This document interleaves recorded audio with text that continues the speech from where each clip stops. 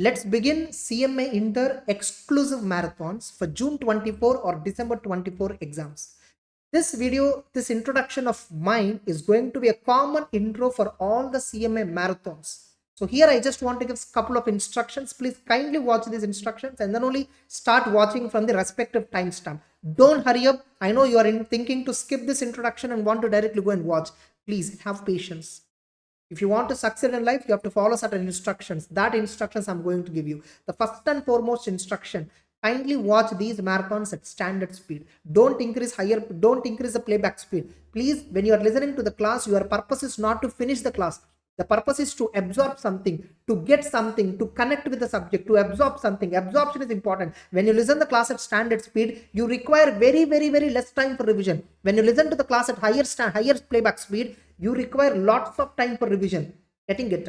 And when you listen the class at higher standards, higher playback speed, generally you will not get that command on the subject. Getting it? That's it. Now we are going to upload for all the CMA Inter, all the 8 subjects related marathons. So we will be uploading it from 11th of May onwards. Will be uploading for June exams. Even for December students also can absolutely use these marathons. So until May end, we will be keep on uploading whenever one marathon is completed, we'll be keep on regularly uploading. So P5, our faculty Subramaniam sir will take this marathon, law, and Radhika Gelot from Pune. So she'll be handling industrial and commercial laws. Company law and ethics, Subramaniam sir will handle. And P6, financial accounting will be by Sai Babu sir. By the way, you can just open our YouTube channel, caramharsha. Inside that playlist you open, you see the playlist, first playlist, CMA Inter June 24 marathons or strategies. So CMA Inter playlist you will find like this. So inside this preparation strategies, 3/4 preparation strategies. What is 3/4? Very simple. A student need not study 100% of the entire syllabus to qualify. In order to get 50-55 plus, if you are very good at 3/4 of the syllabus, that's more than enough. So for every subject, the faculty has given guidance on which 3/4 syllabus you must be very strong at. So you watch that, you will understand. So, and coming to, by the way, in this marathon, we have used materials, right? These materials that we used in this marathon can be downloaded from Open Srestha CMA website. Inside the CMA Inter, you open PDF resources. Just click on the PDF resources, open CMA Inter. So below group 1, you just see here. So law, taxation related, accounts related, tax related, and cost accounting, everything, even marathon notes and all also. If at all we have a marathon notes, that also we will insert here. You will find it here. Getting it? So there you can download the materials. Financial accounting by Sai Babu sir, direct taxes by Bhaskar sir, IDT by Pavan sir, cost accounting by Ganesh Bharadwaj sir, and the same Ganesh Bharadwaj sir will handle management accounting as well. Paper 11 part A, financial management by Funny sir, analytics by Mahmood sir, P10 auditing by Mahmood sir, corporate accounting by Sai Babu sir of our Srestha faculty, and operational management by Subramaniam sir, who is actually handling corporate law, and strategic management by Harish Krishnan sir. We will be uploading all these marathons as and when completed, and we try our level best to upload all these marathons, within this May month itself. Getting it? So make use of it. And even RTP videos also we will be uploading very soon for each subject. So just make use of these resources and do well in the exams. And while you're listening, just post your appreciation, whatever. After watching the marathon, please post your appreciation, whatever, as a comments, and like this video, especially importantly, because it will recommend to other CMS students as well. All the very best. Thank you. Continue watching, by the way. Hello CMA students. In this lecture, I will revise paper 5 business laws and ethics. In paper 5, we are having 4 sections. Section A, commercial laws with weightage 30 marks. Section B, industrial laws with weightage 15 marks. Section C, corporate laws with weightage 40 marks. And section D, business ethics with weightage 15 marks. First, I will start revision with corporate laws as it is having the highest weightage in the entire paper. Coming to the corporate laws, the syllabus is section 1 to section 122 and directors, accounts, auditors, topics, basics. So total we are having 9 chapters under corporate laws. The word corporate and company both are not same. Corporate includes company. Corporate includes company, a limited liability partnership, companies incorporated outside India, foreign companies, foreign LLP, etc. So that's why corporate is wider than company. Coming to company, company means company incorporated under Companies Act 2013 or previous company law. Are you all getting my point, students? Next one, law is different, act is different. Law is different, act is different. Law includes act, rules, judgments, circulars, notifications. You all know how act comes into the picture. Once a bill is approved by both the houses of the parliament and president, then it becomes act. During implementation of act, central government is empowered to frame rules from time to time. And during implementation of act, any practical difficulties, interpretation related problems will be referred to court, and court will give judgments by resolving the interpretation issues. Now act approved by the parliament and president, rules framed by the central government, judgments given by the court, all these put together we call it as law. Even when you are reading the law, you will read not only sections, you will also read rules, and you will also read case laws. Clear? Now coming to our Act, Companies Act 2013, it is total 29 chapters, 470 sections and 7 schedules. And next one, definition of the company. Company means company incorporated under Companies Act 2013. Companies Act 2013 or previous company law. All the companies which are getting incorporated under Companies Act 2013, I call them as new companies. And companies incorporated under previous company laws, I call them as existing companies. Clear? So this act, Companies Act, is applicable not only to the new companies but also to the existing companies which were incorporated before 2013. Understood? Next one, section 1. Section 1 will give answers to the 3 questions. One is title of the act, Companies Act 2013. Extent, it is applicable to whole of India. That means Companies Act 2013 is applicable to all the companies which were incorporated in India. Next one, applicability. Companies Act is applicable to all new companies, existing companies, banking companies, insurance companies, generation and distribution of electricity companies, except inconsistent provisions. State Bank of India, it is a banking company, moreover it is a company. So to the State Bank of India, our Companies Act is applicable. To what extent our Companies Act is applicable, sir? To the extent of consistent provisions. If there is any inconsistency between Banking Regulation Act and Companies Act, then follow Banking Regulation Act. Next one, statutory companies, body corporates as may be notified from time to time. Next one, classes of companies, various kinds of companies. So this classification is based on various aspects. First aspect, members. On the basis of members, companies are classified into 2 types. Actually 2 types. So don't tell that 3 types. Only 2 types are there. One is public company and next one is private company. Sir, what is a public company? A company which is not a private company and which is having a paid up share capital as may be prescribed. So public company means it is a company other than private company with a paid up share capital minimum as may be prescribed. Central government will prescribe. So far, central government didn't prescribe any amount for public companies as well as private companies as minimum paid up share capital. Next one, any company which is subsidiary to public company, it is also a public company. In public company, we are having 2 points. One is a company which is not a private company and having a minimum paid up share capital as may be prescribed. It is a public company. Next one, any company, if it is a subsidiary to public company, then also it is a public company. For example, C Private Limited is there. In this, more than 50% of paid up share capital was held by A Limited. A Limited is a public company. A Limited is a public company. It is holding more than half of the paid up share capital of C Private Limited.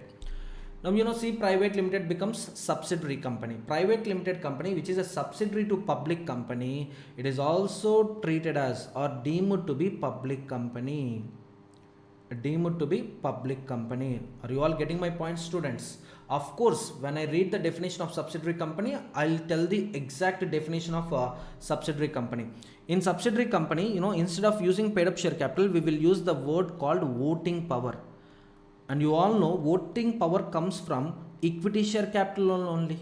Yes or no? So that's why I used the word more than half of the paid up equity share capital. Understood? Next one, private company. So private company must have a share capital, minimum paid up share capital as may be prescribed, and its articles must contain three conditions. Three conditions. Sir, what are those three conditions? First one, restriction on transfer of shares.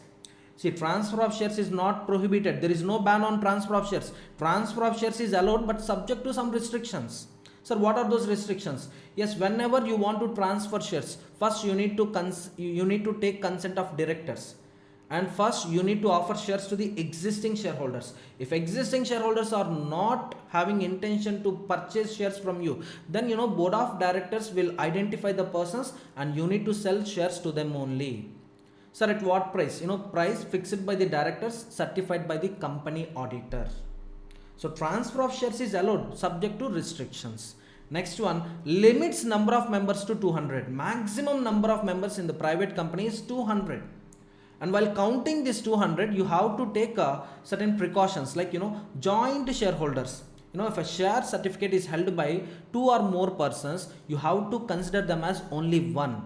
In register of members, there may be 10 members or 20 members. But if these 10 or 20 members are holding share certificate jointly, then all these 10 or 20 members shall be counted as one. Next one, employees who became members during employment period shall be excluded. There may be present employees or past employees who became members during the employment period shall be excluded. And last condition is prohibition on invitation to public to offer securities. See, the word private company, privacy. So don't go with public. Don't go with public. If you want to offer securities to the existing members or offer securities to the identified persons. But don't go to public. Don't invite them to subscribe your securities. So if articles of association of a company is having these three conditions, then it is a private company.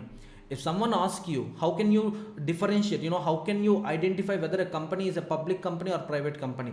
The answer is very simple. Open articles of association. In the articles of association, if you are able to find restricts, limits, prohibits, then it is a private company. If you can't find these three conditions, then it is a public company. Understood? Now, one more point already discussed with you. Sometimes a private company is also a public company. When, if a private company is a subsidiary to public company, then it is deemed to be public company. Understood? Next one, on the basis of control, companies are classified into three types. One is holding company, subsidiary company, and the last one is associate company. I forgot to tell you. So many students, what they think is, on the basis of members, companies are classified into three types: public, private, OPC. See, OPC is not a separate category company. It is not a separate category. It is a part of private company. Generally, private companies must have minimum 2 members. But to that rule, there is one exception. That exception is one-person company. I hope I gave clarity to you. Next one, on the basis of control, companies classified into three categories: holding company, subsidiary company, associate company.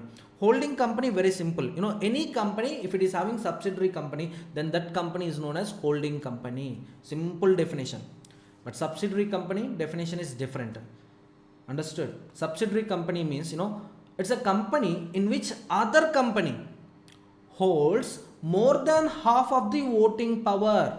How much? More than half of the voting power. Suppose two companies are there, A Limited, B Limited. B Limited is having a equity share capital of 1 lakh rupees. 1 lakh rupee. 10,000 shares into 10 rupees face value each. Okay.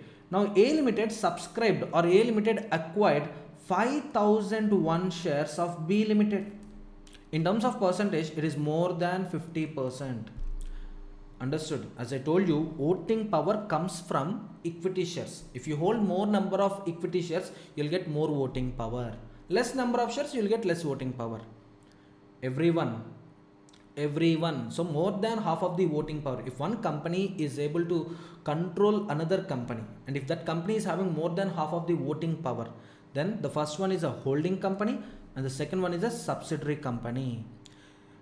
And this relationship, subsidiary relationship, will get not only through voting power but also in another way. That another way is control over composition of board of directors. Suppose B Limited is having a total 7 directors. How many? 7 directors.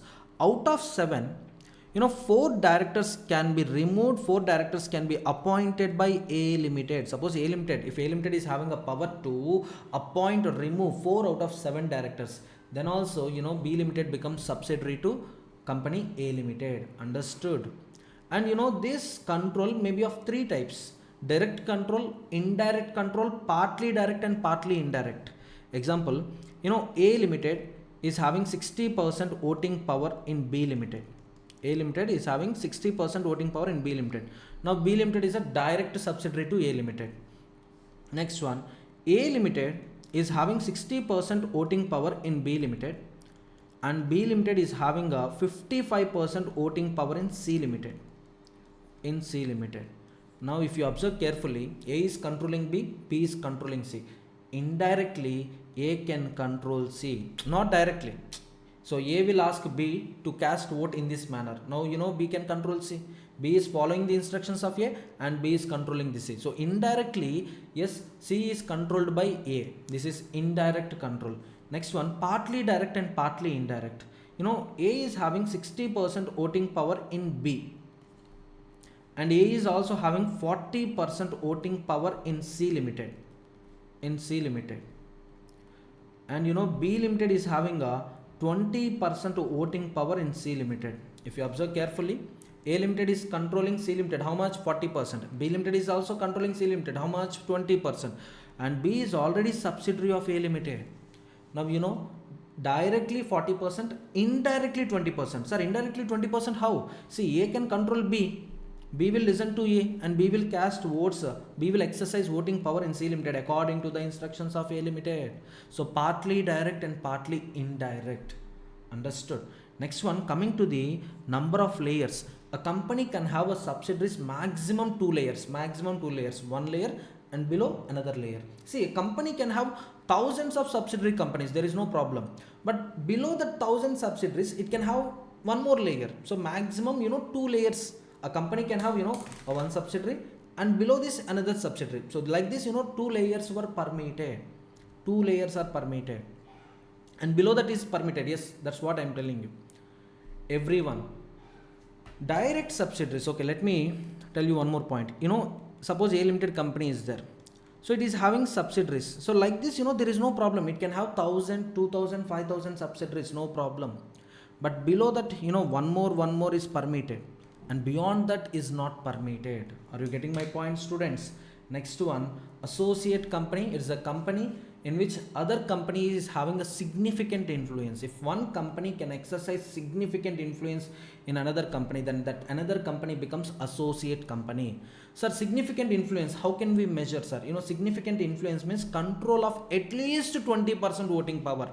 Control of at least 20% voting power. Suppose in this example, if A Limited is holding 2,000 shares, how many shares? 2,000 shares in B Limited, then B Limited becomes associate. B Limited becomes associate.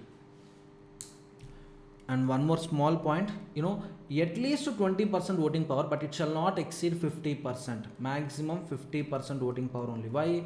If it exceeds 50% voting power, voting power, then it becomes subsidiary. It is not an associate. Significant influence means control of at least 20% voting power and maximum 50% voting power. Joint ventures are also comes under the definition of associate company. Clear? Next one, small company. So small company means it's a private company with paid up share capital maximum 4 crores and with a turnover maximum 40 crores. As per your institute material, the monetary limits are paid up share capital 2 crores, turnover is 20 crores. But recent limits are paid up share capital maximum 4 crores, turnover maximum 40 crores. Now coming to the category of company, holding company, subsidiary company, section 8 company, statutory company. All these 4 companies are excluded from the definition of small company. holding company, suppose a private company is a holding company of another company, and it is having a paid up share capital of 1 crore, turnover of 1 crore. Now can we call that holding private limited as a small company? No, no, no, no. These holding companies, subsidiary companies, section 8 companies, statutory companies, even though they satisfy these limits, they are not considered as small company. Small company means it's a private company with paid up share capital up to 4 crores and turnover up to 40 crores in the preceding financial year. Understood? And once if a small company, if a private limited company lost small company status, don't think that it will be lost forever. These limits you need to check every year. For example, 2023-24. For 2023-24, you need to check paid up share capital as on 31st March 2023 and turnover for the financial year 2022-23. Suppose at this point of time the turnover is 10 crores and paid up share capital is 1 crore. Now for 2023-24, this company is a small company. Next one, as on 31st March 2024, if you observe the financial position and financial performance of the company, the turnover is 50 crores, paid up share capital is 2 crores. Now for financial year 24-25, this is not a small company. Why? In the immediately preceding financial year, the turnover exceeded the limits. Next one, suppose on 31st March 2025, the position is turnover 25 crores, paid up share capital 2 crores. Now again, the immediately next year, the turnover came within the limits, turnover is fallen within the limits, and paid up share capital 2 crores. Now if you observe carefully, for the next financial year, that is 2025-26, this is a small company. That means, whether it is a small company or not, you need to check every year. If status is lost, don't think that it will be lost forever. You need to check status each and every year. Understood, everyone? And the next one is foreign company. It is a company incorporated outside India and having a place of business in India. So incorporation should happen outside India. Suppose if incorporation happens within the India, that means the company gets incorporated under Companies Act 2013. If a company is incorporated under Companies Act 2013, it is a domestic company, it is an Indian company, it is a company. So here foreign company means company incorporated outside India and having a place of business in India. Now coming to mode of business, they can carry business operations either in physical mode by establishing a branch office in India or through electronic mode. For example, Alibaba is a e-website, electronic website, online website where you can order products, you can purchase products, you can sell the products. Understood? So they are not having any physical place of business in India and they are carrying business operations in electronic mode in India. Now it is a foreign company. See, foreign company, domestic company, how they are different, sir? Domestic company, incorporation in India, place of business in India. Foreign company incorporated outside India, whereas place of business in India. Understood? And our Companies Act is also applicable to foreign companies. Not complete Companies Act, but there is a separate chapter that governs foreign company. Beginning itself I told you here, in this law we are not only reading the provisions related to company. Here we will also read provisions related to body corporates, foreign companies. Next one. So with this, important topics of preliminary chapter completed. Important topics. I'm not revising all the topics. All the topics are not important for examination. If you have gone through a previous examination paper, 4 questions are getting tested in the corporate law. 4 questions are coming from corporate law. Each question 7 marks. So total how many marks? 28 marks. And in multiple choice questions, you can find some 10 questions, around 8 to 10 questions. Each question carried 2 marks. So some 16 to 20 marks, multiple choice questions. So with this, weightage will be 40, including choice, 48 marks. Including choice, total corporate law is having a weightage of 48 marks. Understood? So first one, meaning of company, definition of company, I told you. Characteristics, not that much important, and you all know. Even if question is asked on characteristics of company, just write headings and explain each and every point. Next one, Classes of companies: private company, I discussed with you. Public company, yes. One person company, I'll discuss with you one person company in the incorporation chapter, don't worry. Next one, small company, I discussed with you. As per your institute material, right now, turnover limit, 20 crores, paid up share capital limit is 2 crores. But as of now, the limits has been revised. So paid up share capital 4 crores, turnover 40 crores.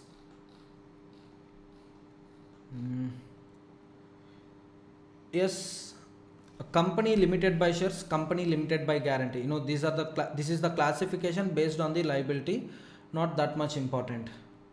Next one, associate company, subsidiary company. Yes, chances of getting multiple choice question is there. That's why I revised this small concepts. Right, as I told you, 8 to 10 multiple choice questions comes from this corporate laws, and 4 questions. Each question 7 marks. I hope you have gone through the previous examination paper. The question paper pattern as per December 2023 examination is 100 marks. Out of 100, 30 marks objective, 15 multiple choice questions. Each multiple choice question carries 2 marks. Next one, 70 marks descriptive. So here you will be given 7 questions. Out of 7, you need to attempt 5 questions. Each question carries 14 marks. So total how much? 14 into 5, 70 marks. In each and every question, you will find 2 sub questions. In each and every question, you will find 2 sub questions, and each and every question may be asked from 5 to 9 marks. The combination will be like this: 5 plus 9, 6 plus 8, 7 plus 7, 10 plus 4, like that. Okay. So from company law, only 4 questions were asked in the previous examination paper. In the previous examination paper, only 4 questions were asked. Each question 7 marks. So associate company, I discussed with you. In subsidiary company, yes, we are left with one point. In subsidiary company, shares held by a company in another company in a fiduciary capacity. See, fiduciary capacity means not legal capacity, not with a beneficial interest, but just as a legal representative. I'll tell you one example. See, company A limited is there and company B limited is there. So B limited is having a 10,000 equity shares. Out of this, A limited is holding 4,900 shares. So in terms of percentage, it is 49%. With 49% voting power, B limited becomes associate company to A limited. Understood? B limited becomes associate company to A limited. Next one. In A limited, managing director, out of his personal funds, out of his savings, he purchased 200 shares of B limited. How many shares? 200 shares of B limited.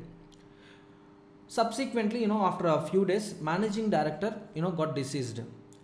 Before his death, he appointed A limited as a legal representative in taking care of his son, who is a 16 years old person. 16 years old, that means he's a minor. So until son gets age of majority, A limited, please act as a legal, please act as a guardian to my son. And you will be the legal representative. You will hold all the properties of my son until he attains the age of majority. Now, what happened? As a result, A limited, in addition to 4,900 shares, is also holding 200 shares of MD. But these 200 shares, they are holding not in personal capacity or not with beneficial interest. These 200 shares, A limited is holding on behalf of son of managing director. Yes or no? So that means, A limited is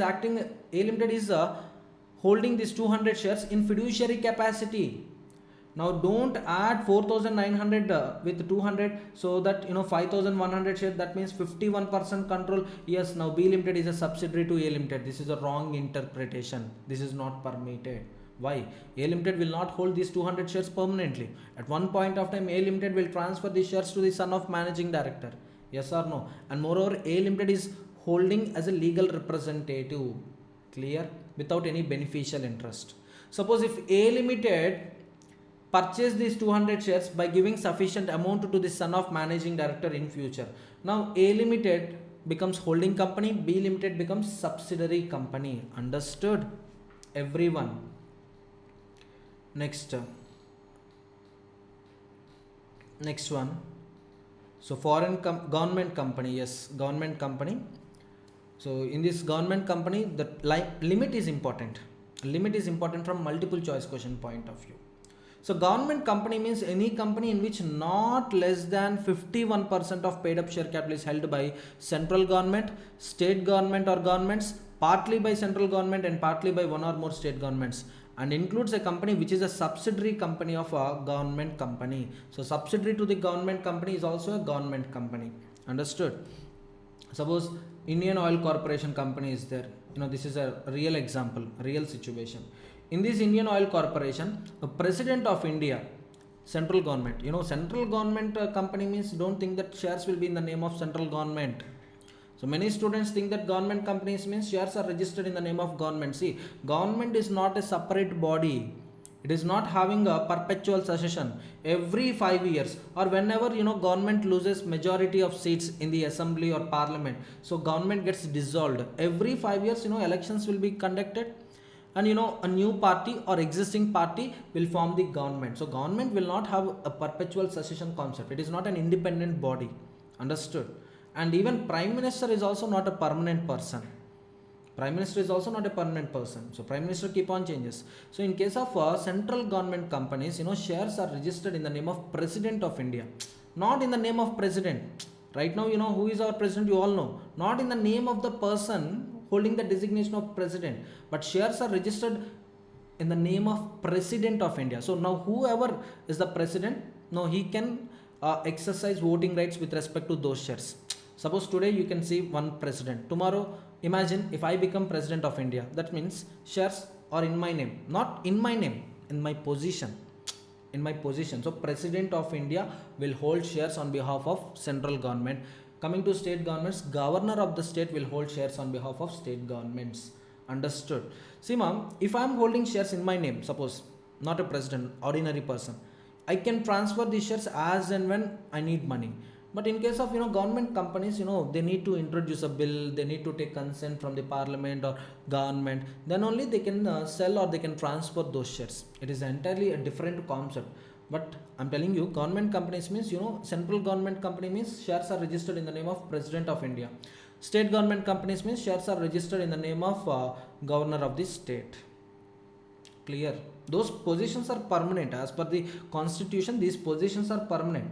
People may change, people may keep on changing, but the point is governor in case of state government company, president in case of a central government company will hold shares. See, in IOCL, Indian Oil Corporation, 51.5% of paid up share capital was held by central government. Now IOC is a government company. And IOC, it is having a subsidiary. C Limited is a subsidiary to IOC. Now C Limited will also be treated as government company. C Limited is also treated as government company. Understood? Foreign company I discussed with you. So foreign company, I told you chapter 22, section 380, 81, 82, section 379. So section 379 to 392 provisions. These sections are applicable to foreign companies, man. All these are special points. Just give one time reading. That's it. Enough. So next chapter is incorporation of company. Incorporation of company. Section 3 to section 22. In the beginning itself, I forgot to give a disclaimer. See, these revision lectures are not meant for first time readers. The students who have already completed one revision. Students who have already completed one revision, for them this revision lecture is useful. Suppose you didn't read corporate law before and you started listening my revision class. Trust me, you will get nothing. Trust me, you will get nothing. At least you have completed one time revision before watching this revision lecture. So this is just, a revision of the facts which is already known to you. You already read these chapters and it's just a confirmation. Yes, what is there in the section, what is there in the provision. That's it. Revision lecture is simply a confirmation of facts which you already studied. So detailed lectures, yes, I made a detailed lectures of all these 9 chapters, almost 60 hours. But coming to the revision, it will be around 7 to 8 hours. So just reading this, listening to these revision lectures, you won't get any conceptual clarity. It is just a confirmation of the provisions which you already read. Understood? Okay, fine. So initially, at the beginning itself, I should give this disclaimer, but I forgot it. No problem. So our next chapter is incorporation of company. Section 3 to section 22. Preliminary chapter, you will find two sections, section 1 and section 2. Coming to the incorporation of company, you will find total 20 sections. In that first one is formation of company, section 3. Once you get an idea about formation of company, you will be given three options. First, if you want to incorporate a company, you will be given three options. What type of company you want? OPC, private company, public company. In OPC, minimum number of members is 1, maximum number of members is also 1. Private company, minimum 2, maximum 200. And I told you, while counting 200, joint shareholders. If 2 or more persons holding a share certificate jointly, those persons are counted as 1. And the employees who became members during employment period shall be excluded while counting 200. Clear? So private company minimum 2, maximum 200. Public company minimum 7, maximum unlimited. Next, coming to the directors. In case of OPC, minimum 1 director. Private companies, minimum 2 directors. Public company, minimum 3 directors. Maximum number of directors in all these companies is 15. So once you select one option, suppose you selected private company, then you will be given another 3 options, whether you want limited by shares or limited by guarantee or unlimited company. Limited by shares, the liability is limited to the extent of unpaid value. Unpaid value. In share, you will find face value. Face value minus paid up value is nothing but unpaid value. Unpaid value multiplied by number of shares held by you. This is your liability, limited liability. No joint and several liability. Joint and several liability means what? In case of winding up or in case of liquidation, if company assets are not in a position to meet its liabilities, then liquidator will call money. Liquidators will call money from all the members. If one member fails to pay money, and if liquidator is asking me to pay that money also, then my liability is joint and several liability. Joint and several liability you will find in partnership. One partner is liable not only for his share of loss, but also for the share of other partners' loss if they are unable to contribute money. Yes or no? So there is no concept of joint and several liability in company limited by shares, in company limited by guarantee. Understood? So in limited by guarantee, the liability is limited to the extent of guarantee. Yes, at the time of incorporation, each and every subscriber to the MOE, each and every member will fix a guarantee amount in the event of liquidation. If company assets are not sufficient, if company assets are not in a position to discharge the liabilities of the company, then we will contribute this much amount. So that is company limited by guarantee. Unlimited company, the liability of members is unlimited. That means if assets are not sufficient, if company assets are not sufficient to discharge company liabilities, then members have to bring money from their personal assets, and with that money liabilities will be discharged. Clear, everyone? So that is section 3. Next one, section 3A, members liability jointly and severally. Sir, just now you told there is no concept of joint and several liability. Now you are telling there is a joint and several liability. Yes, there is a joint and several liability when you make violation of company act, when you violate section 3. See what section 3 is telling. Private company at any point of time it should have 2 members. Public company it must have minimum 7 members at any point of time. See this condition, 2 members, 7 members, this condition should be satisfied not only at the time of incorporation but also subsequent to incorporation. Subsequent to incorporation you need to satisfy this condition. Suppose if this condition is violated, example, A limited company is there with 7 members. At one point of time what happened, out of 7, 2 members got deceased. Now how many active members are there or how many alive members are there? 5. So what section 3 is telling? Public company must have minimum 7 members. Now A limited is having only how many members? 5 members. So in this situation, lawmaker is giving you time of 6 months. 6 months I am giving you. Within 6 months, increase that 5 to 7. That means, make a fresh allotment of securities or make allotment of securities in the name of 2 new persons. So once the limit is increased within 6 months, there is no problem. Then there is no problem. Your liability is limited to the extent of unpaid value or limited to the extent of guarantee amount. Suppose company failed to increase the number to 7, statutory limit. In that case, whatever debts or whatever transactions contracted by the company after 6 months from the date of reduction. Suppose yes, this is the date of reduction. This is the event. From here onwards, I'm giving you time period of 6 months to increase the limit.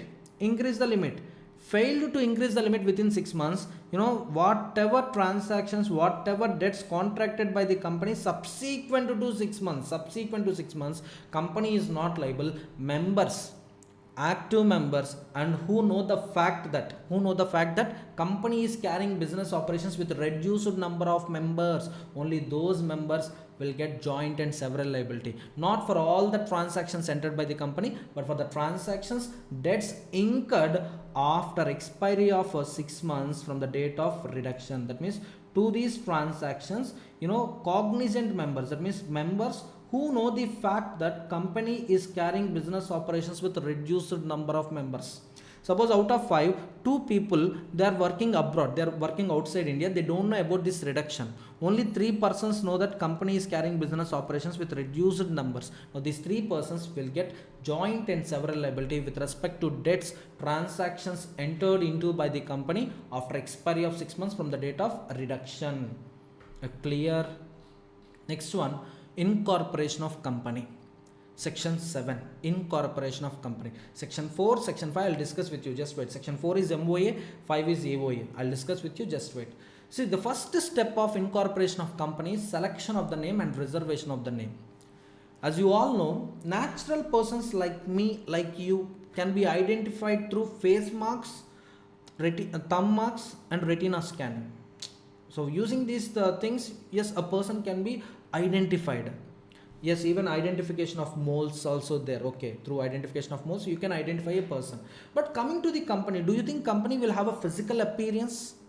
Can you find company with a physical appearance? No. Company is an artificial person. It comes into the existence through operation of law. A registrar of companies is empowered to issue certificate of incorporation if he receives any application for incorporation of the company. Are you all getting my point, students? Everyone. So the name of the company should be unique. So company will be identified only through its name. So that's why the name should be unique. It should not be undesirable. That means it should not be identical with, or it should not be similar with the name of existing body corporates. Understood? And it should not contain the words which are undesirable in the opinion of central government. Suppose, can I incorporate a company with King Smugglers Private Limited, King's Al Qaeda Private Limited, promotion of smuggling activities and terrorism activities? No, these names are undesirable. Okay, so first you need to select the name and you need to reserve the name. Once name is reserved, then you need to prepare these documents and you need to file all these documents with ROC. First one, signed MOA and AOA. Memorandum of Association, Articles of Association. If a person is literate, he can sign it. If a person is illiterate, then he will affix a thumb mark. Along with that, a literate person must read all the contents of the document, and he must make illiterate person to understand the contents of the document. Along with that, illiterate person, along with illiterate thumb mark, you should find a literate person signature who has read the terms and conditions, who had made this illiterate person to understand the terms and conditions. Of course, practically right now this is not happening. Right now, signature is happening only by way of digital means. So the subscribers, directors will be given a digital certificate. They should apply for a digital signature certificate. This digital signature certificate, by fixing to the CPU or laptop, you can sign these documents. Practically different, bookish it is different. You need to read book, you need to write the same answer in the examination, and then only you will get marks. Understood? Everyone. Suppose, if the subscriber is a body corporate, if the subscriber of the company is a body corporate, then authorized representative, a person authorized by the board of directors to act on behalf, authorized director, can sign MOA, AOA. Suppose company A Limited wants to incorporate B Limited, and A Limited will hold 90% of shares in B Limited. Now on behalf of A Limited, the authorized director will sign MOA of B Limited. So signed MOA, AOA. Next one, declaration of compliance. The company incorporation is as per the Companies Act 2013 and rules made there under. Like that, a professional and a director or manager or secretary involved in the incorporation must give a declaration. Actually, it is the duty of ROC to check whether documents are correct, whether the incorporation is happening as per the provisions of Companies Act or not. But the point is, every month or on daily basis, hundreds of companies are getting incorporated. Now it is practically not possible for ROC to verify all the documents, to verify the genuinity of the documents, to verify whether incorporation is happening according to the provisions of Companies Act or not. That's why what ROC is doing, a delegated power to the professional, a CA in practice or CMA in practice or CS in practice or advocate in practice. You go through the incorporation, whether it is happening as per the provisions of Companies Act or not. You just give the declaration. Once this declaration is received by ROC will be satisfied. Next one, declaration of no default. Directors subscribers must give a declaration. Declaration with respect to what? No offense was committed by me in promotion or management of the company previously, or no breach of trust in any previous companies. So I was a director in another company, but I didn't commit any I didn't have any trust issues, I didn't committed any breach of trust, no guilty of fraud. And whatever I'm incorporating now, whatever company I'm incorporating now, so the documents for such incorporation are complete and correct. Along with the declaration, you need to furnish address for temporary correspondence address. If ROC want to send a notice, to which address he can send a notice. Then details of the subscribers, name, father name, surname, and then address, qualification, occupation, and then educational qualification, and then occupation. So number of shares subscribed by each and every subscriber. So those details you need to furnish. Next one, directors details. Here also same, name, father name. Next one, qualification, occupation, DIN, director identification number. And next one, written consent of the directors. Yes, I had no objection to act as a director in this company. Like that, written consent of the directors. Along with that, directors have to furnish interest in other body corporates. So whether if a director is having any interest in other companies or other body corporates, has to furnish those details also. Now all these documents, promoters have to file all these documents with ROC. ROC then grants certificate of incorporation. This certificate of incorporation will have a corporate identity number, a SIN. See, natural persons, we are having Aadhaar number. Companies will have SIN. And all the documents which you prepared for incorporating company shall be preserved at registered office till the liquidation of the company.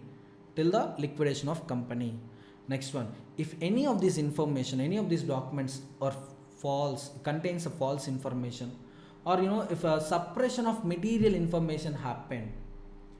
So whatever documents you file with ROC, those documents contain false information, or those documents, in those documents some material information was hidden, suppression of material information is there. In that case, if ROC comes to know about this fact of false information or suppression of material information, and company is not yet incorporated. If company is not yet incorporated, then the applicant, whoever furnished false information or whoever suppressed material information, will get a punishment under section 447. Section 447 I will discuss with you in prospectus chapter, just wait. So applicant, whoever furnished false information, will get a punishment under section 447. Suppose company is incorporated, then directors, promoters and persons signed the declaration will get a punishment under section 447.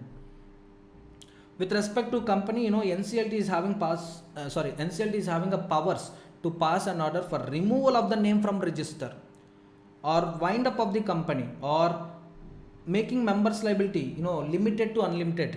So converting limited liability into unlimited liability, this is unlimited liability. And next one, alter memorandum of association or articles of association. Finally, such other orders as may be prescribed. For example, applicant incorporated one public company. In that 7 subscribers are there. Out of 7, 5 members are minors. Minors had no contractual capacity to enter into contract, yes or no? Minors had no contractual capacity to become members of the company, to become subscribers of the company initially. They cannot act as a subscriber of the company. But what these two fellows did, they made a forgery. They tampered Aadhaar card of these five persons. They tampered, a birth certificate of these five persons. Imagine. And accordingly, these two persons, furnished information with ROC. So showing that, all these five persons are major persons. Later, these five persons' parents came into the picture. They filed an application with NCLT. Sir, that company was incorporated with false information, sir. Now, you know what NCLT can do? NCLT is having power to remove the name from register, or winding up of the company, liquidate the company, or making these two persons liability, limited to unlimited, or change MOA AOA. Okay, eliminate these five people. You come on, change the subscription clause of MOA AOA. Or such other orders, NCLT is empowered to pass. Understood? So this is all about incorporation procedure. Section 7 is completed. Clear? Everyone? And the next one is commencement of business, section 10A. So once incorporation is completed, company cannot start business immediately. Company is prohibited from commencement of business until it finished two things. One is, it has to file INC 22 with ROC within 30 days of incorporation. That is verification of registered office. Every company shall have registered office. Every company shall open registered office within 30 days of incorporation. And same shall be communicated with the registrar of companies within same 30 days of incorporation. And next one, a company with share capital which is incorporated on or after 2nd November 2018 has to file a declaration with respect to paid up value in form INC 20A within 180 days of incorporation. In Memorandum of Association, the subscribers to the memorandum promised that they will deposit this much amount upon incorporation. In association clause, you will see subscribers, against subscribers, you will see number of shares they are going to subscribe upon incorporation. Now the number of shares into face value, that much amount they need to deposit immediately upon incorporation. Understood? So in the application you will find face value, paid up value also. So that paid up value, whether they paid that amount or not. So directors have to file this declaration. And what is the time limit for filing this declaration? 180 days of incorporation. So declaration regarding paid up value. So what is all about this declaration? The directors of the company have to make a declaration. Yes, the subscribers to the memorandum has deposited sufficient paid up value which was promised by them before incorporation. Non-compliance of the second point leads to penalty. Company 50,000 rupees, defaulting officer 1,000 per day, maximum 1 lakh rupee. In case of delay, company will get a penalty of 50,000. Defaulting officer, each day delay 1,000 rupees, maximum 1 lakh rupee. And still, if you are not complying with this provision, suppose company was incorporated, 2 years completed, but still company is not filing INC 20A with ROC. Now ROC is having power to remove name from register. That means company never came into existence. First ROC will verify whether company is carrying any business operations or not, whether company is having any affairs or not. That means whether company had entered into any contracts or not. So ROC will make a reasonable inquiry. In that inquiry, if ROC comes to know that company is not carrying any business operations, not carrying any operations, then ROC will remove name from the register. It's almost like closure only, or it's like that company never came into existence. So this is all about commencement of business, section 10A. Next comes one person company, single member company. See, this is a private limited company with minimum and maximum one person. Now even one person can enjoy the benefit of limited liability. In the absence of this concept, what a business person is required to do for getting the benefit of limited liability, he should bring another person into the picture. Whether he had interest or not, whether he like him or not, but he should bring another person. Only with two persons he can form a private company, then only he can enjoy the benefit of limited liability. But because of this concept, a single person can start a company one person company. But there are some conditions on the company as well as member and nominee. So who is this nominee, sir? Who is this nominee? In the death of the member, in the event of death of the member, in the event of disqualification of member, nominee becomes member of the company. Nominee becomes member of the company. So what are the conditions a member or nominee should satisfy? Three conditions these two persons should satisfy. One is natural person, Indian citizen. Next one, period of stay at least 120 days in the preceding financial year. If these three conditions are satisfied, then he can form OPC. He can become nominee of OPC. He can become member of OPC. And that OPC after incorporation is prohibited from carrying three activities. One is OPC is for profit oriented companies only. OPC, one person company, is meant for profit objects only. So OPC can't be formed for charitable activities. OPC can't be formed with charitable activities, Section 8 activities. OPC cannot carry NBFC, non-banking financial company activities. OPC cannot make investment in other body corporates. These three activities are prohibited. Next one, benefits of OPC. One member can form company and he can have a limited liability benefit. And one director is sufficient in OPC. Annual returns generally signed by company secretaries coming to OPC, signed by director is sufficient. No need to no need to go to company secretary. Just director signing annual return. That annual return is valid. Next one, AGM not required. Why? AGM means what? Meeting, general meeting.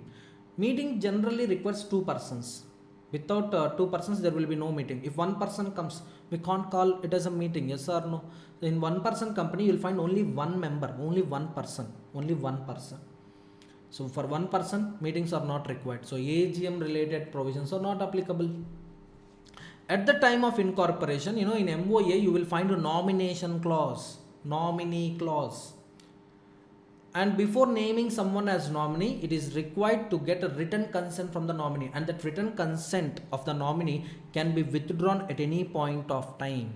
Or member who named someone as nominee is having a power to remove the nominee. And suppose member got deceased, nominee became member. In all these three situations, there arises vacancy in nominee position, and the member when there is a vacancy in nominee position, it is the duty of member to appoint a new person as a nominee within 15 days of vacancy, and within 30 days of the event, the same shall be communicated with ROC about appointment of new nominee. Understood? So this is all about a one person company. Next one, conversion. Private company or public company, if it wants to convert into OPC, or OPC wants to convert into private company or public company, then it has to file an application with ROC. Along with application, some attachments, some documents should be attached. One is altered MOA, resolution copies, members list, directors list, no objection certificate from creditors, debenture holders. Are you getting my point? So you should get NOC from them, and then you need to furnish audited balance sheet, audited profit and loss account. Going through these documents, ROC will grant a certificate subsequent to conversion. Clear? Next one, Section 8 company. Section 8 company is a company with charitable activities. See, our Companies Act is giving a way not only to profit oriented companies but also to the charity oriented companies. Don't think that everyone will do operation only for achieving profit, only for becoming rich. There are some people whose main intention is serving the society. So for them, trust society option is already there. Society trust concept is already there, but the point is, in case of societies, in case of trust, central government will not have direct access over them. Central government will have only direct access on the companies. So to encourage them, come on, we are also having one option, that is a company with charitable objects, Section 8 company, come and register under us. Now central government will have direct access. See, central government, how it can regulate the company, from time to time it will frame rules and regulations. From time to time, Section 8 companies are required to file annual returns with central government. Central government will go through all these annual returns and it will come to a conclusion whether company is doing well or not, whether company is following provisions or not, whether company is following conditions prescribed in the license or not. So central government can regulate Section 8 companies directly. Understood? So this is an option given to the association which wants to serve society. Now conditions of section 8 company, in order to incorporate section 8 company, first condition, open memorandum of association. In that first one, object clause must contain objects related to charity, a religion purpose only. So here if you see this word SERC, S stands for sports, art, education, environment protection, religion, C for culture, commerce, science, okay, everything, the main theme of these objects is simply charitable and religious, that's it. Next one, any surplus amount arised due to carrying of these operations. Suppose we promised in a village that we will construct a school. Accordingly, we received donations from the rich people. So total donation amount we received 10 lakhs. Construction total amount is 9 lakhs. Now if you observe carefully, from that activity we had a surplus of 1 lakh. Now sir, can I pay this 1 lakh rupees in the form of dividends to the members? No. Why? You received these amounts without any efforts, without any work. You didn't carry any business operations. You received these amounts voluntarily. Yes or no? So this money you received only for welfare of the society. Now this amount should be spent only for the purpose of welfare of the society only. You should invest all these amounts in promoting other objects of the company. The declaration and payment of dividends is strictly prohibited. Are you all getting my point, students? So section 8 company, 3 major conditions. One is object clause contains so charitable activities or religious activities. Dividends, strict prohibition. Surplus, invest in promoting other objects of section 8 company. Now the next one is, once these conditions are satisfied, the next step is file an application with central government for getting a license. For that you need to attach some documents. Those documents are draft MOA, draft AOA. Declaration of compliance by a professional. Professional will give a declaration. Yes sir, this section 8 company incorporation is as per the provisions of Companies Act only. Next, 3 years estimated income and expenditures, annual income and expenditure. So how much, how you will receive donations and how you will spend these donation amounts. Estimations, not actuals, estimations. Next one, declaration by the applicant. So file all these documents with central government, you will be given a license. Now file that license with ROC. ROC shall register the same and will issue a certificate. From that date onwards, you will be a section 8 company. You are not required to use words limited, private, limited in your name clause. So this is an advantage. You are not required to use the words limited, private, limited. Generally, private limited company names always ends with word private limited. Public company names always ends with limited. For section 8 company, private limited not applicable. Not applicable means there is no mandate on them to use those words. They were relaxed from using those words. Now next one, benefits of section 8 company. Even a partnership firm which is not having a separate legal entity character can even become member of section 8 company. Section 8 company. Next one, in case of general meetings, generally notice must be given at least 21 clear days before the meeting. So the length of the notice is 21 clear days. What is the length of the notice? 21 clear days. That means 21 days before general meeting you have to give notice. For section 8 company, 14 days is sufficient. So delay in decision making will be reduced.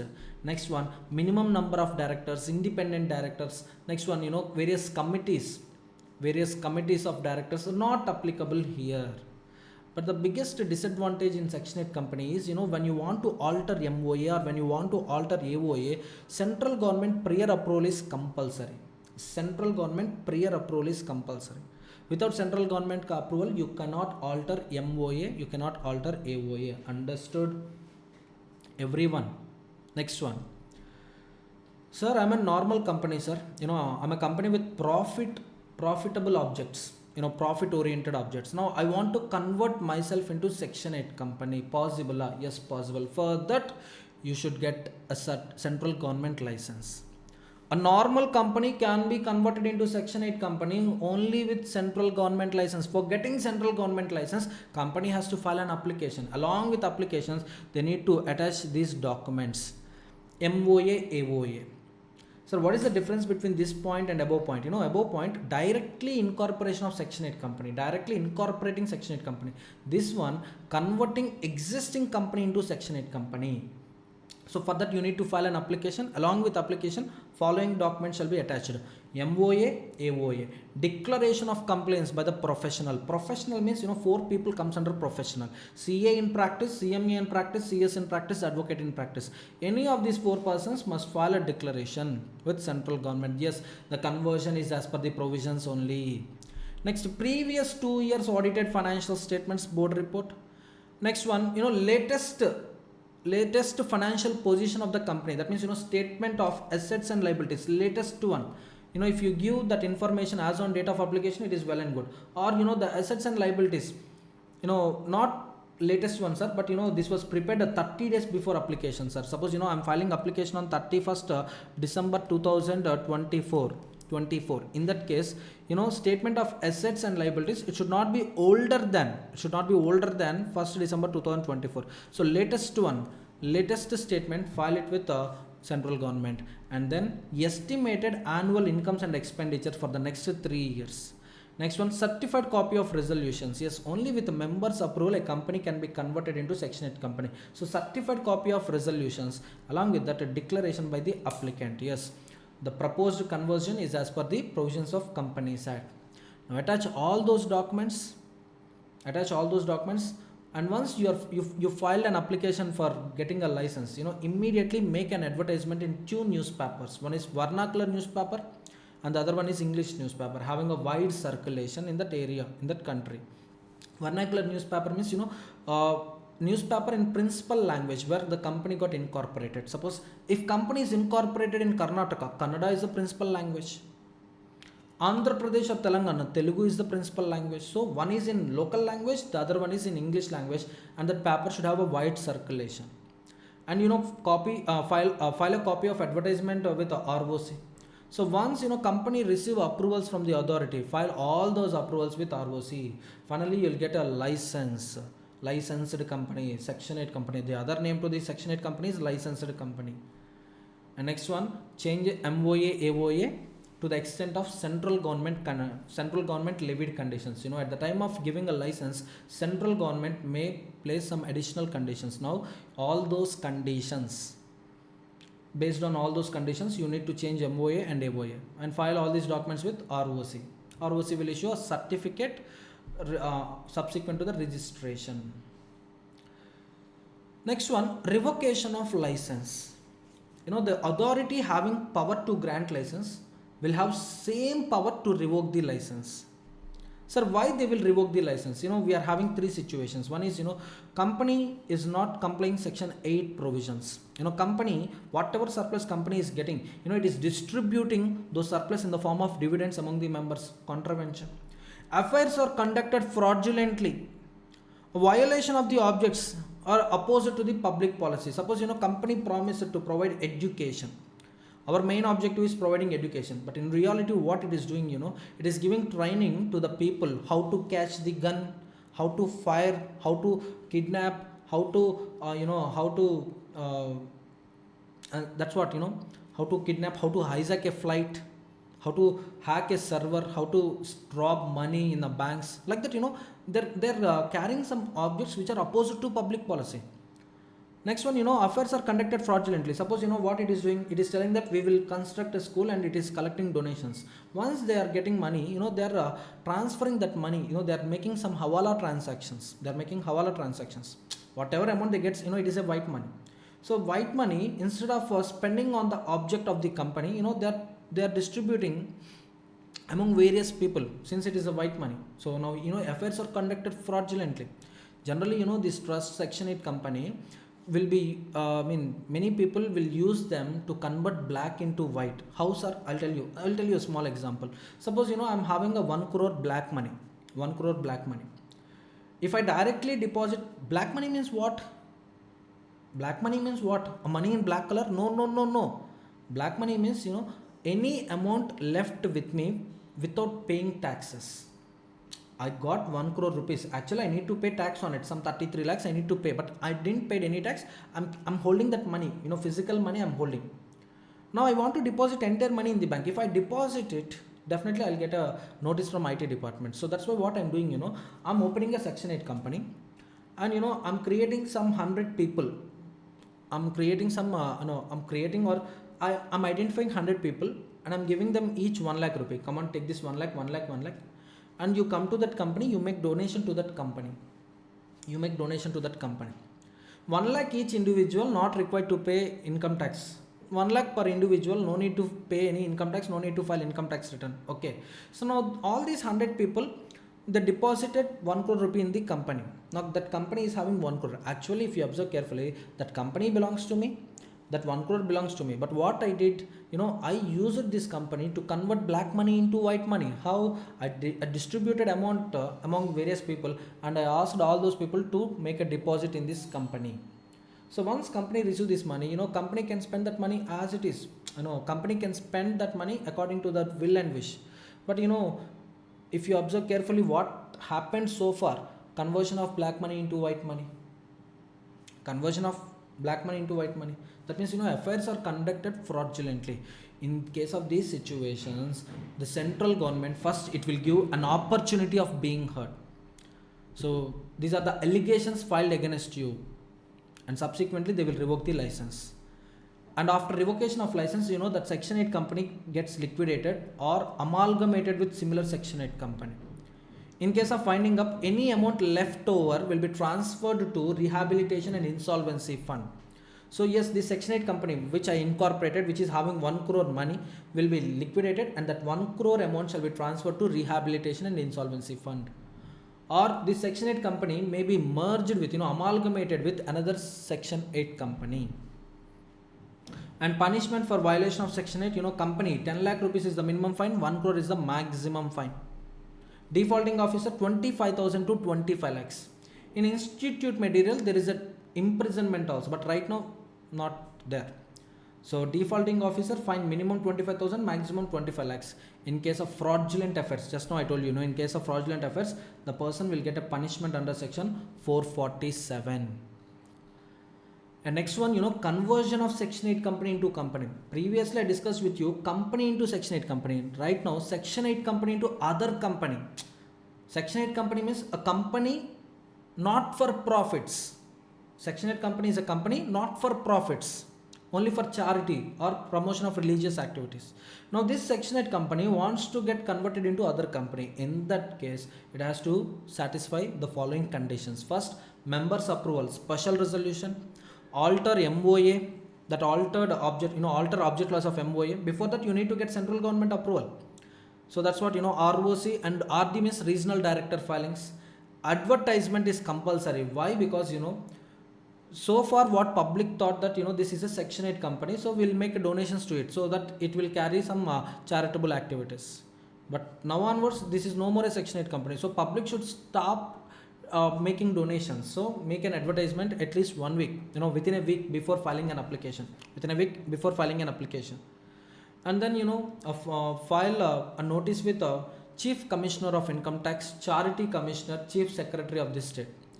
And 60 days time period is given to these people for making any objections. If no objections were received from these people, then central government will give a approval for conversion. Next one, declaration by board of directors that no portion of incomes or assets is paid in the form of dividends or bonus. So far, we received donations, but no portion of these donations, no portion of these incomes or assets is paid in the form of dividends or bonus. Next one, NOC from authorities. So previously, being a Section 8 company, I received benefits or I received some special status from the authorities. From those authorities, again you need to get NOC certificate, no objection for conversion. And finally, a professional, practicing professional has to prepare and file a declaration stating that conversion is as per the provisions of Companies Act only. Now finally, regional director, what he will do first, he will take up the special status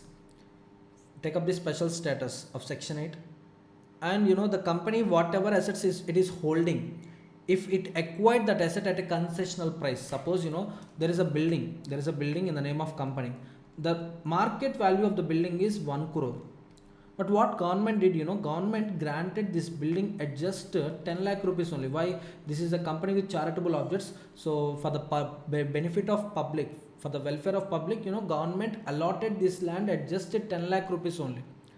Now at the time of conversion, what company has to do, company is required to pay this difference amount. 1 crore is the market value, cost is 10 lakhs, so 90 lakhs it has to pay that amount, or it has to give back those assets.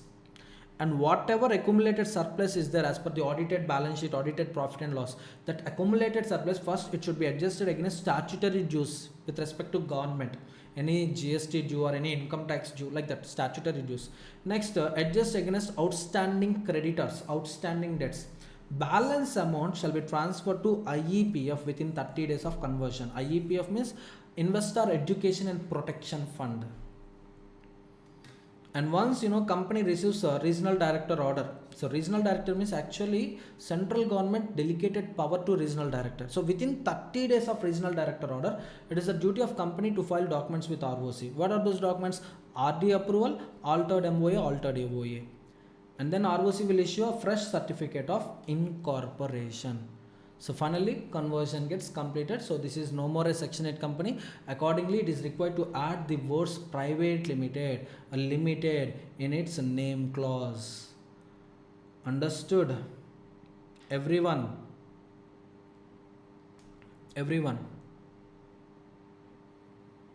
Next one. Memorandum of Association. Section 4. Memorandum of Association, generally it will have 4 clauses: name, situation, object, capital, liability, subscription. In case of one person company, there is additional clause of nomination clause. There is one more clause called nomination clause. In name clause, you will find name of the company. Private company name always ends with private limited. Public company name always ends with limited. Section 8 company, those restrictions are not applicable, those conditions are not applicable. Government company, even though it is a private company, the name of government company shall always ends with word limited. Next, situation clause. In situation clause, you will find the name of state in which the company was incorporated. Object clause, you will find main objects, incidental objects. For what purpose company came into existence, what is the main object of incorporation. Infosys, tech business. Wipro, tech business. Reliance, oil refineries. Reliance Industries Limited. So main objects. Incidental objects that are required for carrying main objects. Suppose imagine rest private limited company is there, which is providing education, which is engaged in providing education. Now the main object is providing education. Incidental objects, what comes under incidental objects? This purchase of infrastructure, ACs, fans, tables, systems, laptops, mic, everything. All these are not our main objects, but why we are making all these purchases, why we are entering into these contracts? The only reason is for promotion of main objects. Next one, capital clause. In capital clause, you will find authorize the share capital of the company. To what extent it can issue shares. So number of shares multiplied by face value. So this is the only requirement. No need to classify share capital into equity preference. If you want, you can classify, but there is no restriction in the company side. So what is the authorized share capital? Number of shares, face value, how much. Next one, liability clause. Liability limited by members, limited by guarantee, unlimited. Just now I discussed with you. Next, a subscription clause. You will find the details of the subscribers and witness. Next one, to this object clause, we had one doctrine. Doctrine means principle. Doctrine of ultra vires. Ultra vires means what? Beyond the powers of MOA. Company will get powers from object clause of MOA. So what a company can do, what a company cannot do, everything is prescribed in the object clause of MOA. Infosys company can do only tech business. Infosys company cannot engage in real estate business, cannot engage in food business. So what a company can do, what a company cannot do, everything is stated in Memorandum of Association object clause. If company acts beyond the powers of MOA, then we call it as ultra vires as to the MOA. Sir, what is the effect of ultra vires act? Void ab initio. Void from the beginning. If something is void from the beginning, ratification is not allowed. And since these acts are void ab initio, company cannot show, company can't be sued by third parties. Then who is liable to the third parties, sir? Directors. Defaulting directors are personally liable to the third parties. And this doctrine protects the stakeholders funds. Stakeholders funds will be utilized only for the purpose stated in the memorandum of association. See, company cannot go beyond the powers of MOA. If company go beyond the powers of MOA, if company loses any money, director has to compensate company. In this way, company funds, shareholder funds, stakeholders interest is protected. Stakeholder is different, shareholder is different. Stakeholder is a person having interest in the company. He may be employee, creditor, debtor, and he may also be a shareholder. Coming to the shareholder, he is a person who holds shares of the company. Stakeholder includes shareholder. Next one, articles of association. This is for internal governance. See, company being an artificial person, it can't do its acts on its own. Definitely it requires management, it requires human agency. Now the powers of the management, powers of the directors, power duties of the directors, so all these points, all these rules were notified in a separate document called Articles of Association. Memorandum explains about company to the public. Articles explains the duties and powers of directors internally. Understood? So table F contains model articles. You can copy those model articles or you can alter those articles. It's up to you. Next one, entrenchment. Entrenchment means, you know what? Placing additional conditions, placing additional restrictions. Generally, to amend AOA, to alter AOA, special resolution is required. What type of resolution? Special resolution. Special resolution means votes in favor greater than or equal to 3 times of votes against. That means 75% favor. If 25% is against, then 75% voting power should be in favor of alteration. AOA can be amended only through special resolution. Only through special resolution. Now, you know, if you are making a point like this, a particular item of AOA can be altered only with 100% approval. 100% of members should approve for a particular alteration of AOA. Then we call it as entrenchment. Entrenchment means placing additional or, you know, more and more restrictions in order to protect minority shareholders, minority interest. This entrenchment you can have at the time of formation of the company or subsequent to formation of company. But subsequent to formation of company, if you want to entrench your articles, if you want to include entrenchment provisions, then consent of all members is required in case of private company. A special resolution is required in case of public company. Once you include entrenchment provisions in AOA, you have to give a notice to the ROC.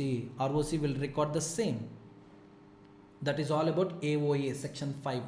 Next to section 6, Act overrides MOA, AOA.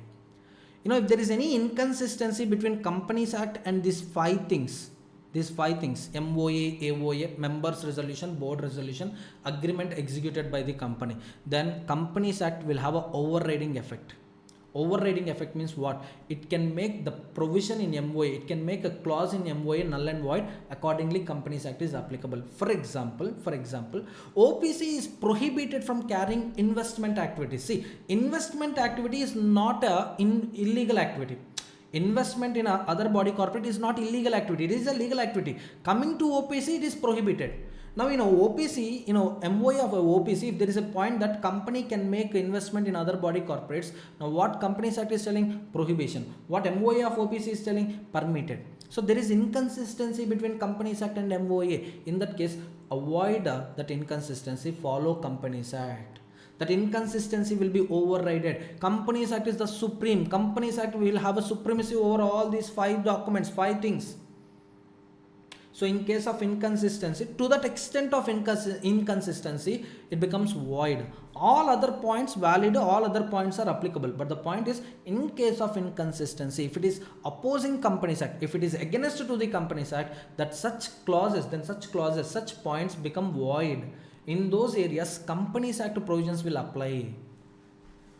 That's what Act overrides MOA, AOA. So this is a great symbol. Companies Act is having a supremacy over all these 5 things. Next one, alteration of MOA requires special resolution of members except capital clause. For alteration of capital clause, ordinary resolution is sufficient. That thing I'll discuss with you in share capital chapter. So alteration of MOA, in that first one is change of name. Change of name. See, change of name happens because of two reasons. One is voluntary change of name, the other one is rectification of name. The other one is rectification of name. One is voluntary, the other one is rectification. See, voluntary change of name, that means company, one second, voluntary change of name means company wants to change its name voluntarily.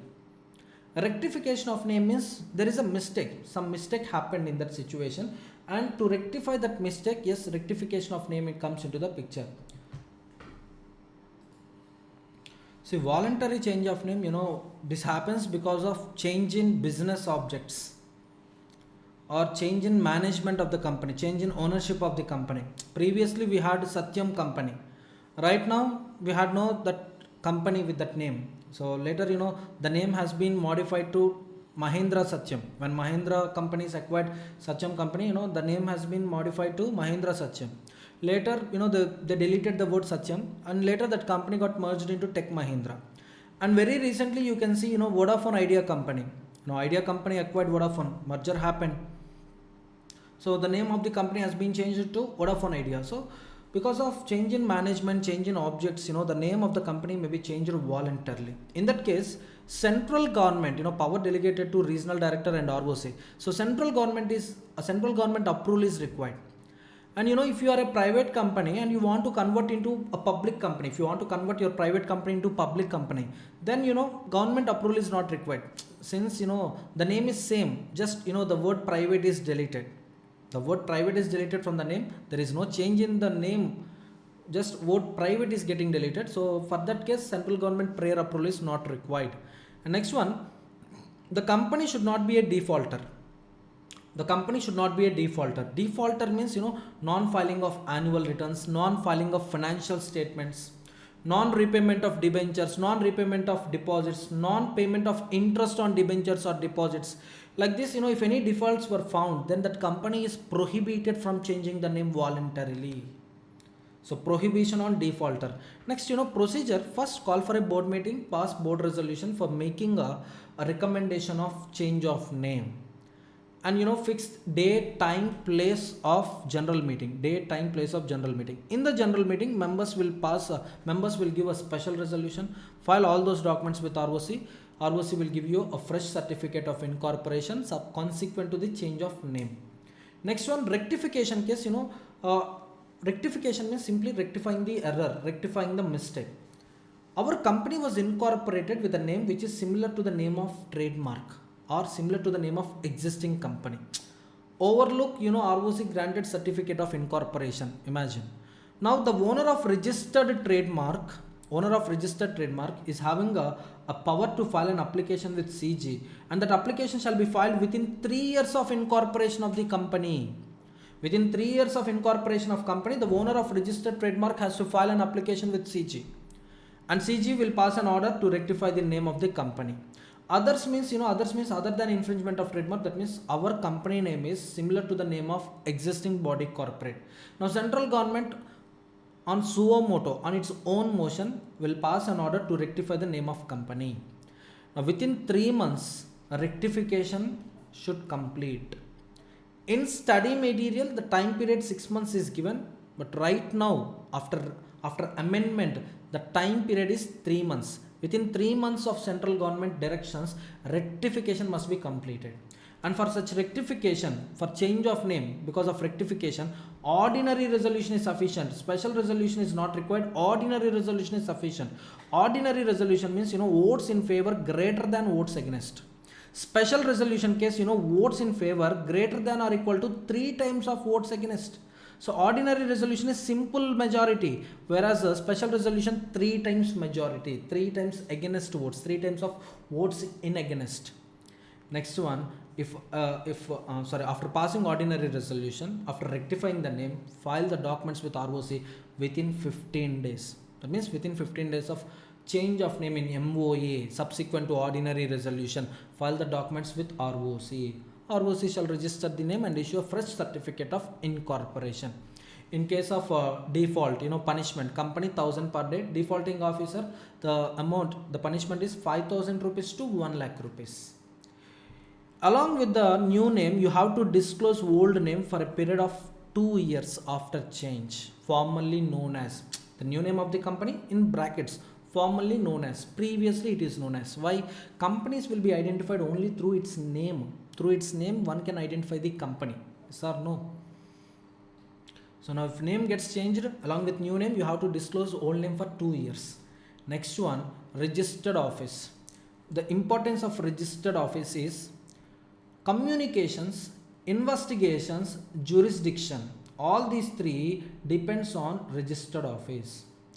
Someone want to communicate with company, if income tax department want to give notice to the company, then that address, then that letter is addressed to registered office address. Investigation, inspection activities are carried out at registered office. Now if someone want to file case on the company, they can't file case in a court outside the jurisdiction of company. If someone want to file case on the company, then they can file case only in the court which is within the jurisdiction of company's registered office.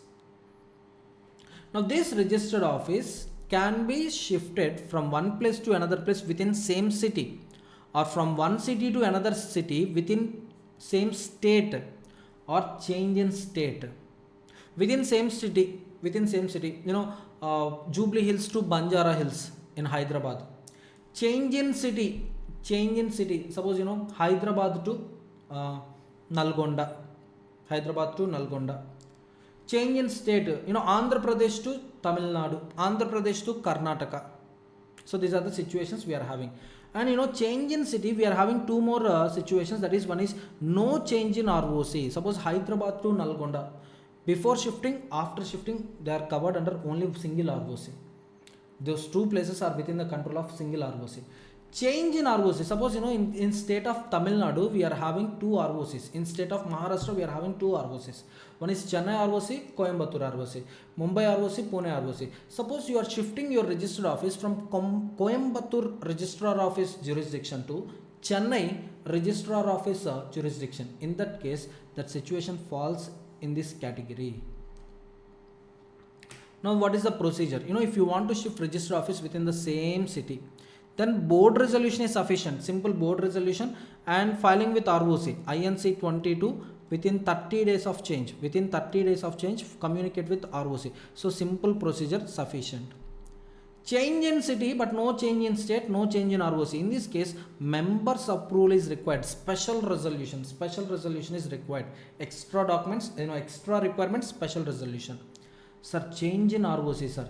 Along with board approval, members approval, get approval from a regional director. So here approval from regional director is required. First, yes, company has to file an application with regional director. A regional director is a person a level above ROC. The hierarchy will be like this: Ministry of Corporate Affairs on behalf of central government. Central government, in central government you will see various ministries: finance, home, railways, irrigation, agriculture, next urban development, like that. Various ministries you will find. One among such ministries is Ministry of Corporate Affairs. Under Ministry of Corporate Affairs you can see regional director. Under regional director you can see ROC. So when you are shifting your registered office from one ROC to another ROC, file an application with regional director. Regional director, within 30 days of application, he will pass an order whether approving the change or rejecting the change.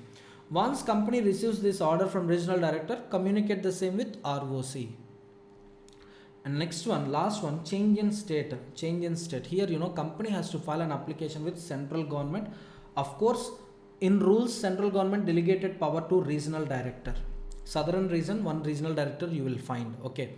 Now along with application, you need to file these attachments. Altered MOA. In above three cases, you won't find altered MOA. The reason is, in MOA you will find only the name of state in which company was incorporated. You will find only the name of state in which company is incorporated. Understood? So in above three cases, there is no change in state. Change in state is coming only in this situation. So altered MOA comes into the picture here itself. Copy of minutes where members, next board of directors gave approval. Minutes means It's a document containing summary of proceedings happened in that meeting. Summary of proceedings happened in that meeting. So copy of minutes, board resolution copy, special resolution copy, list of creditors, debenture holders, latest list. As on today, who are the creditors? As on today, who are the debenture holders? And this list should not be older than 30 days. Latest copy you have to file. Along with that, you need to submit a declaration signed by managing director, director, and company secretary. If company is having company secretary, stating that we have verified all the affairs of the company, and these people are the creditors, complete list, and we owe to them. So these are the dues. Next one, advertisement. Advertisement in 2 newspapers is compulsory, and file a copy of advertisement. So you have to attach all these documents. You need to file all these documents with central government, regional director, power delegated to regional director. Now if central government didn't receive any objections from the creditors, debenture holders, then central government within 60 days of application passes an order either confirming the shifting or rejecting the shifting. It may confirm or it may reject. So whatever central government, whatever order passed by the central government, it is the duty of company to file that order with ROC. Within 30 days of CG order, file a copy with the registrar of companies. So registrar of companies shall register the same and issue a fresh certificate of incorporation in case shifting is permitted. In case shifting is permitted. Next concept, subsidiary company not to hold shares in holding company. General rule, a subsidiary company cannot hold shares in holding company. See, on the basis of control, one is controlling company. Holding company is a controlling company. It is a controlling company. Whereas subsidiary company is a controlled company. It's a controlled company. Now, which one is controlling? Holding company is controlling. And which was controlled? Subsidiary company was controlled. Imagine A Limited is having 52% voting power in B Limited. Now B Limited is also having some 55% voting power in A Limited. Now can you tell me which one is controlling which one? Is A controlling B or B controlling A? Yes or no? So to avoid this situation, subsidiary cannot hold shares in holding company. The general rule is holding company shall not make any allotment, shall not register any transfer of shares in the name of subsidiary company. If it makes any allotment or if it makes any transfer of shares in the name of subsidiary company, then such allotment transfer is void. And to this general rule, we are having 3 exceptions. One is, legal representative. As a legal representative, subsidiary company can hold shares of holding company. As a trustee, subsidiary company can hold shares of holding company. Just 30-40 minutes back, I gave you one example. Company holding shares in a fiduciary capacity.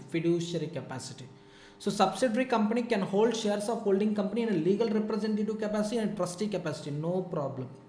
And before becoming subsidiary, suppose A Limited, B Limited. B Limited on 2nd November 2020, it acquired shares of A Limited. How much? 10% of equity share capital. Now there is no relationship between A Limited and B Limited. Actually, there is no relationship between A Limited and B Limited as on 2nd November 2020. Subsequently, after 6 months, A Limited acquired 60% of equity share capital of B Limited. This happened 2nd May 2021. At the time of becoming subsidiary, B Limited, it is already holding some shares of A Limited. Now, there is no problem with respect to such holding. Subsidiary company can continue to hold those shares. Why? Subsidiary company acquired those shares before becoming subsidiary, not after becoming subsidiary, before becoming subsidiary. So any allotment or transfer after becoming subsidiary becomes null and void. Out of these 3 exceptions, in first 2 exceptions, voting is allowed. Subsidiary company can vote in holding company annual general meetings. Last case, no voting is permitted. Understood? In the first 2 cases, subsidiary company is holding shares not for its benefits. It is holding shares on behalf of someone as a legal representative or as a trustee. So there is no problem with respect to first 2 cases. That's why voting is allowed. Whenever a holding company H Limited calls for a general meeting, in that general meeting, subsidiary company can come and can exercise voting power if it is holding shares in a legal representative capacity or a trustee capacity. But subsidiary company, if it is holding shares for its own benefit purpose, not as a legal representative, not as a trustee, in that case S limited cannot exercise voting rights with respect to those shares. Next one, last point, signing of documents. Sir, who can sign documents on behalf of company? Who can sign documents on behalf of company? The answer is KMP, key managerial personnel, managing director, manager, CEO, CFO, whole time director, secretary, all these people comes under KMP definition. Or any officer or employee authorized by board can sign the documents on behalf of the company. Next one, sir, who can sign bills, promissory notes, hundis, checks on behalf of company? Sir, any person who was authorized under a common seal. If no common seal, then who was authorized to sign the checks? Such authorization can be given under common seal. If there is no common seal, then two directors or one director and one company secretary. See, company C limited is there. It is having branches in all 28 states. Now, in a particular state, Andhra Pradesh, Mr.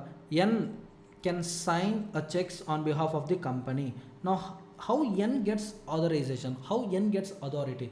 The answer is N gets authorization either under common seal of the company. If company is having common seal, then fix the common seal. Along with the common seal, these people have to sign, either two directors or one director plus one secretary have to sign that letter of authorization. In case of no common seal, then two directors or one director and one company secretary has to sign the authorization letter. Then only N gets authority to sign the documents. Documents means bills, promissory notes, hundis, checks. So with this, incorporation of company also completed. Let's see the material ones. Section 3, minimum number of members, I discussed with you. Breach of minimum number of members. So what will be the consequence? Several liability, joint and several liability, I told you. Procedure for incorporation of company, I discussed with you in detail. Furnishing false or incorrect information. Yes, this concept also I revised. Order of the tribunal, changes in MOA, unlimited liability, removal of name, winding up, any other order. Yes, next one, commencement of business, over, effect of registration not required. OPC, I discussed with you in detail. So conditions on OPC, conditions on member, conditions on nominee. And important point, minor shall become member or nominee of OPC. True or false? False. No minor shall become member or nominee of OPC. Understood, everyone? So next one, annual returns, I told you. So annual returns, it is sufficient only if annual return is signed by the director of the company. See, actually OPC, annual return of OPC shall be signed by a company secretary. If there is no company secretary, then director of the company. So company secretary provisions are not applicable simply. Next one, conversion into OPC, I discussed with you. Section 8 company, I revised. Conversion of company into Section 8 company as well as Section 8 company into normal companies. Two things I covered in the revision lecture.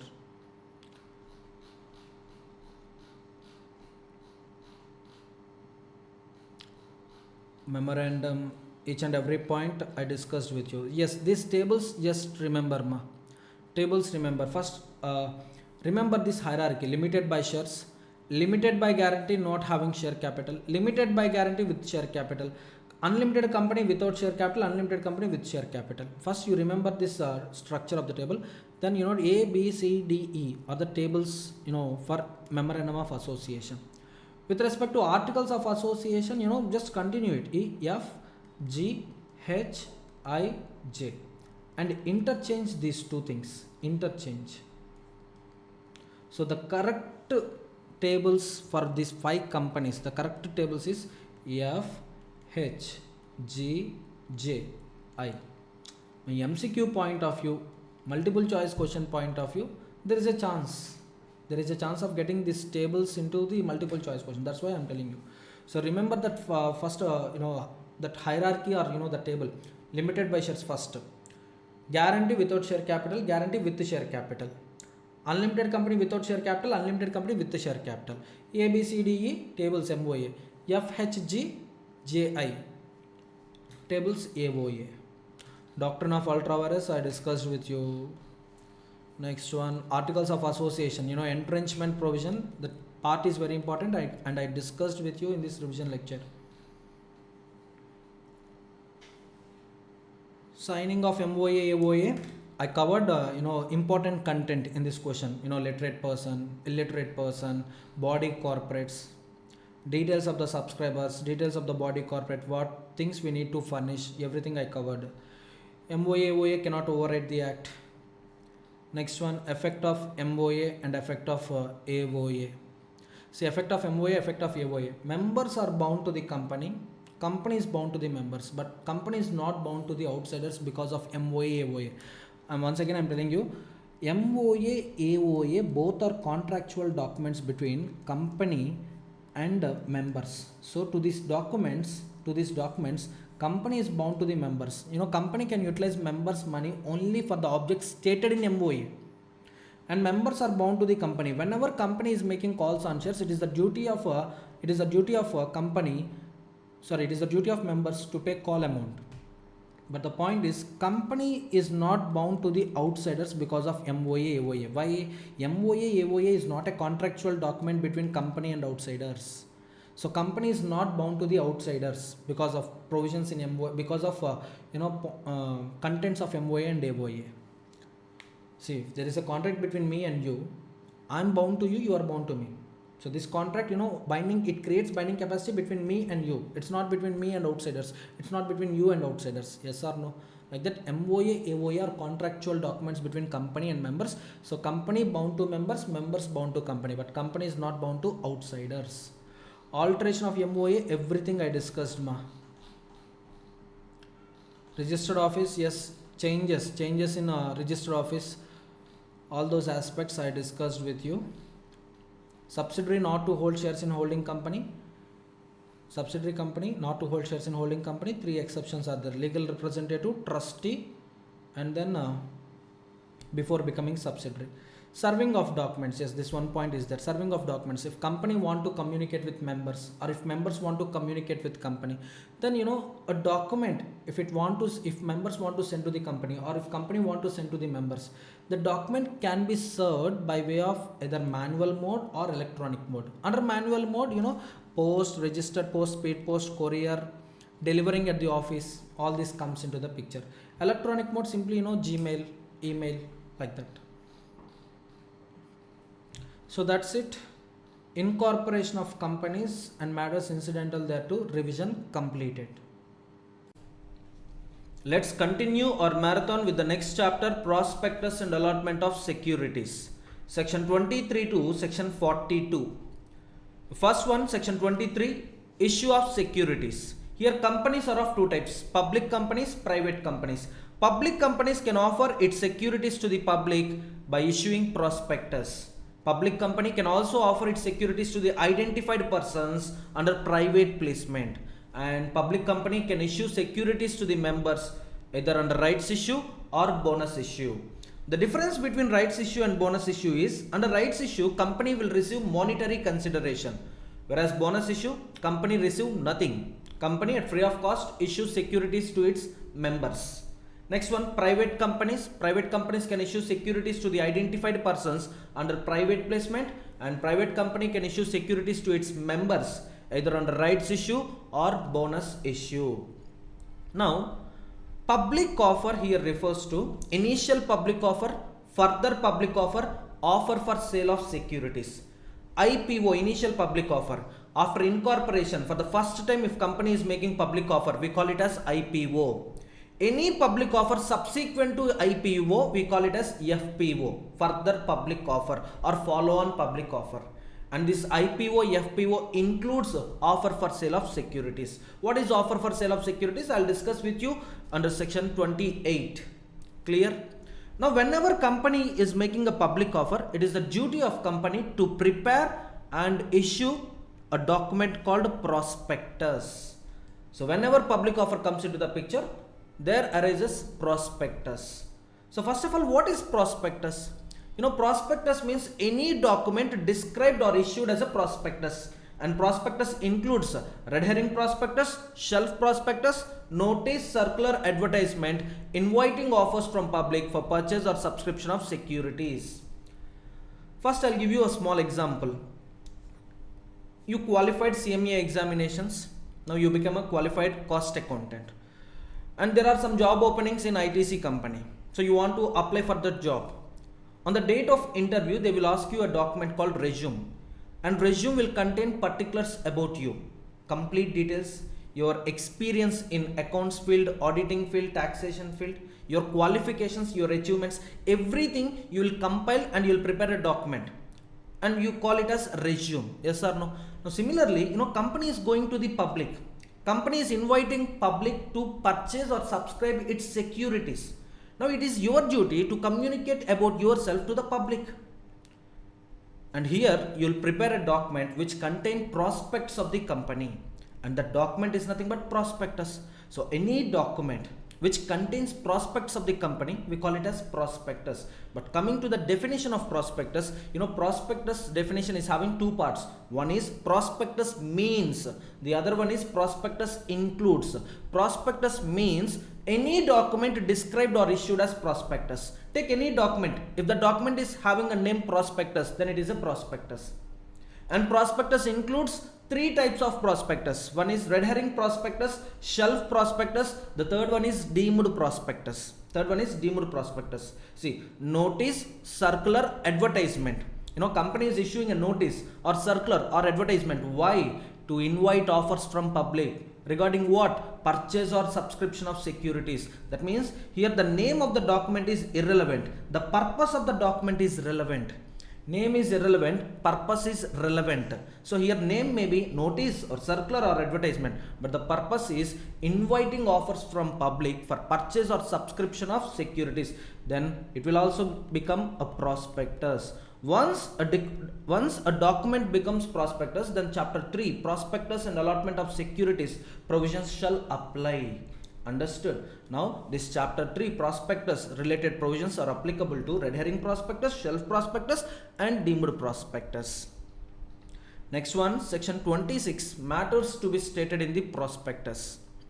So what are the matters we need to compile and we need to furnish in the document called prospectus? The answer is information and reports on financial information as may be specified by SEBI after consulting central government.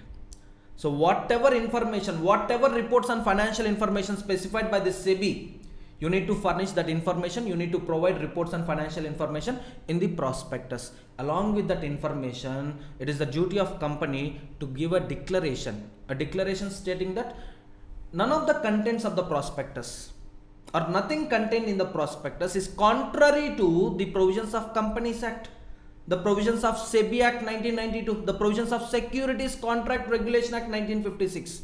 That means the contents of prospectus, the things we furnished in the prospectus is following the provisions of Companies Act, is following the provisions of SEBI Act, is following the provisions of SCRA 1956. Nothing is contrary to these three statutes. Being a company, I need to follow Companies Act. And I am offering securities to the public, I need to follow SEBI Act 1992. And securities were involved. The subject matter is securities, so I need to comply Securities Contract Regulation Act 1956 too.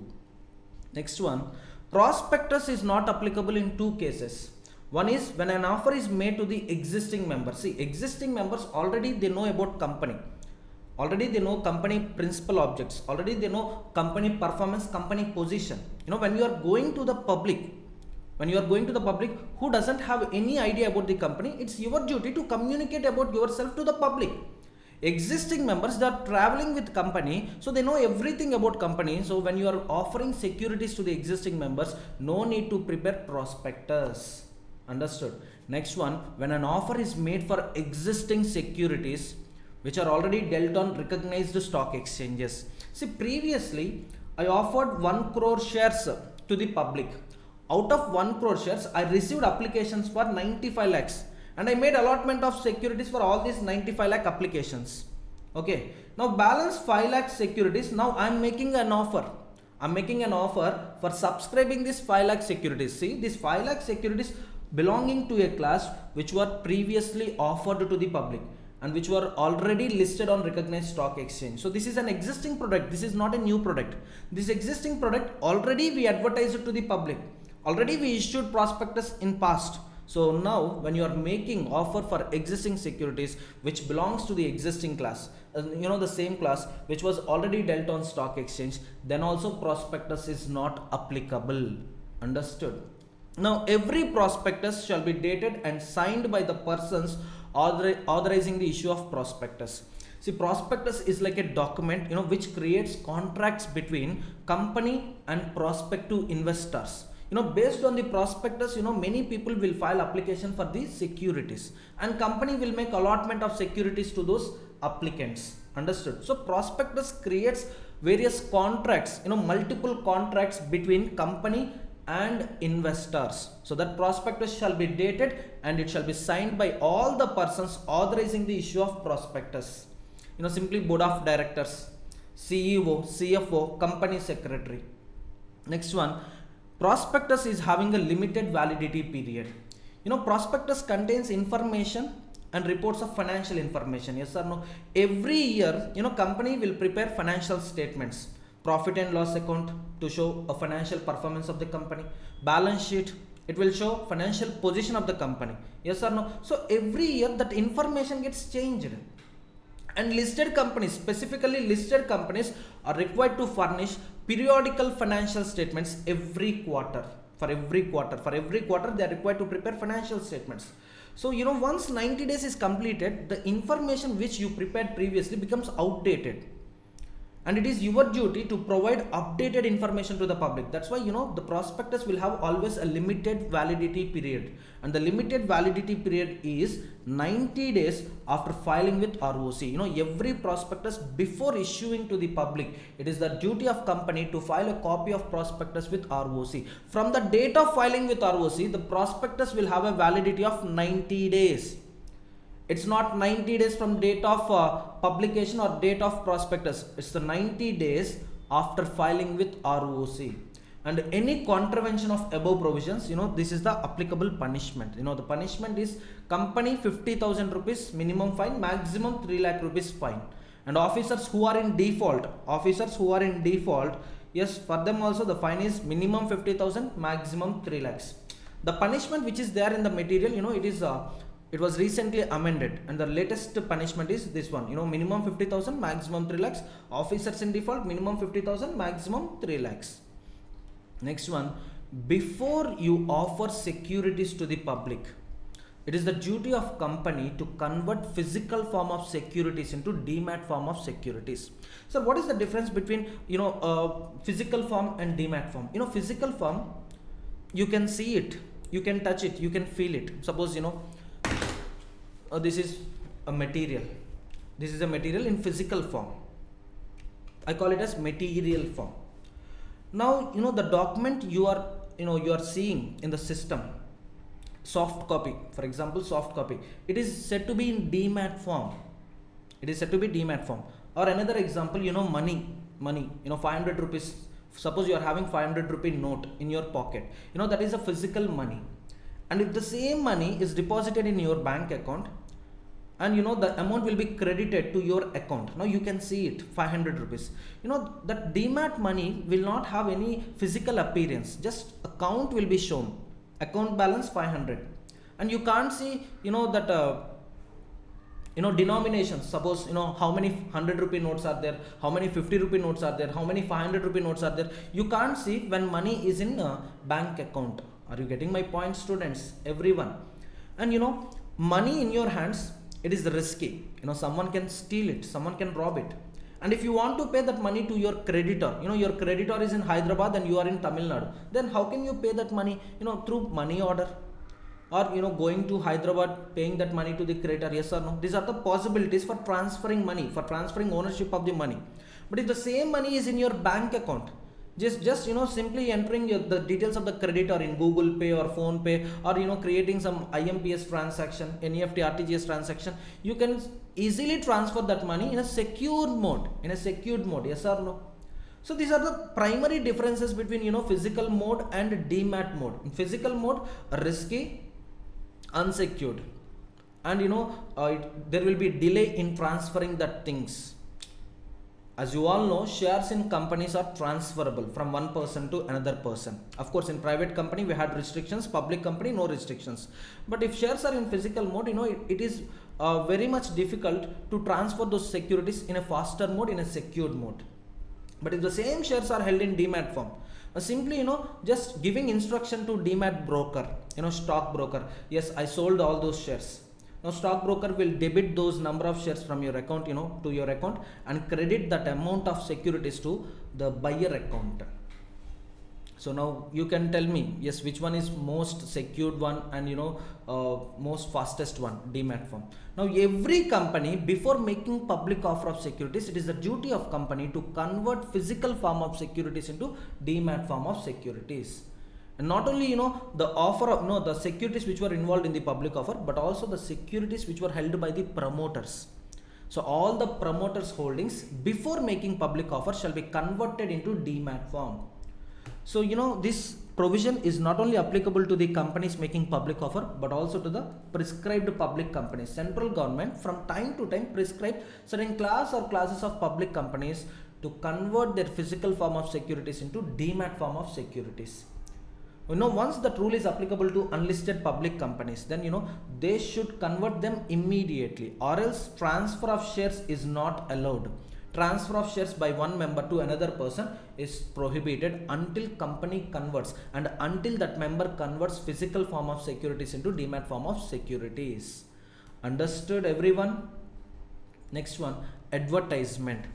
There is no condition or there is no restriction on the company to make advertisement of prospectus.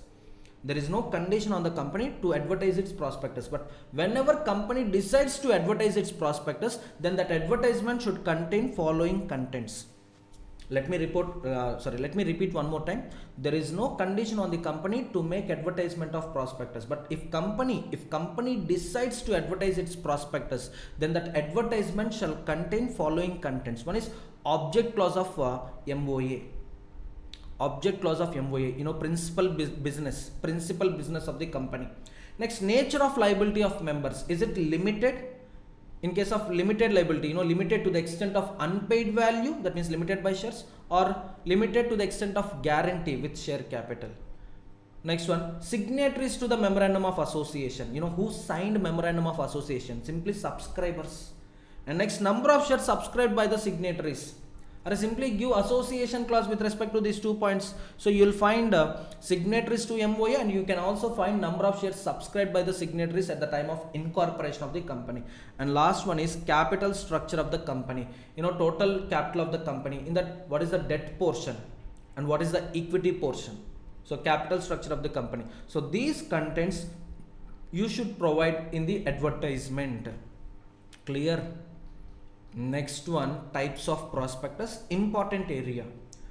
Any two types can be tested for 7 to 8 marks. Understood? So total we are having 5 types of prospectus. 5 types: shelf prospectus, red herring prospectus, abridged prospectus, deemed prospectus, and finally offer for sale of securities. Offer for sale of securities. Total 5 types we are having. So first one, shelf prospectus. Generally prospectus will have a limited validity period. How many days prospectus is valid? 90 days after filing with ROC, yes or no? But this shelf prospectus will have a validity period of 1 year. 1 year from the date of first offer of securities. Why? Suppose I need 1000 crores money to complete a project, but I don't want 1000 crores at a time. I need 250 crores in first quarter, 250 crores in second quarter, 250 in third quarter, and 250 in fourth quarter. So I want money, each quarter 250 crores. Suppose if I collect entire 1000 crores on day 1, I can't utilize all 1000 crores on day 1. I can utilize only 250 crores, balance 750 idle. But the opportunity cost, having funds idle is very high. Shareholders' expectations, they will expect more and more returns, yes or no? But right now I don't want 750 crores. So what I will do? So I will make public offer 4 times in a year. How many times? 4 times in a year. But the point is, whenever you are making public offer, whether it is IPO or FPO, every public offer requires prospectus. Making prospectus is not a simple task. It is of some 500-600 pages document. Every time I need to recruit expert, every time I need to file it with ROC, every time filing with SEBI, lot of complaints cost, lot of burden on the company. Moreover, my company key managerial person should allot their valuable time in preparation of prospectus. Yes or no? So if a prospectus is having a validity period of 90 days and one public offer, one prospectus, in that case I can't prepare 4 times prospectus for collecting money from the public, and I don't want complete money on day one. So in that situation, the best alternative to me is shelf prospectus. So here what I'll do, first I'll issue shelf prospectus, and I'll open I'll make a public offer.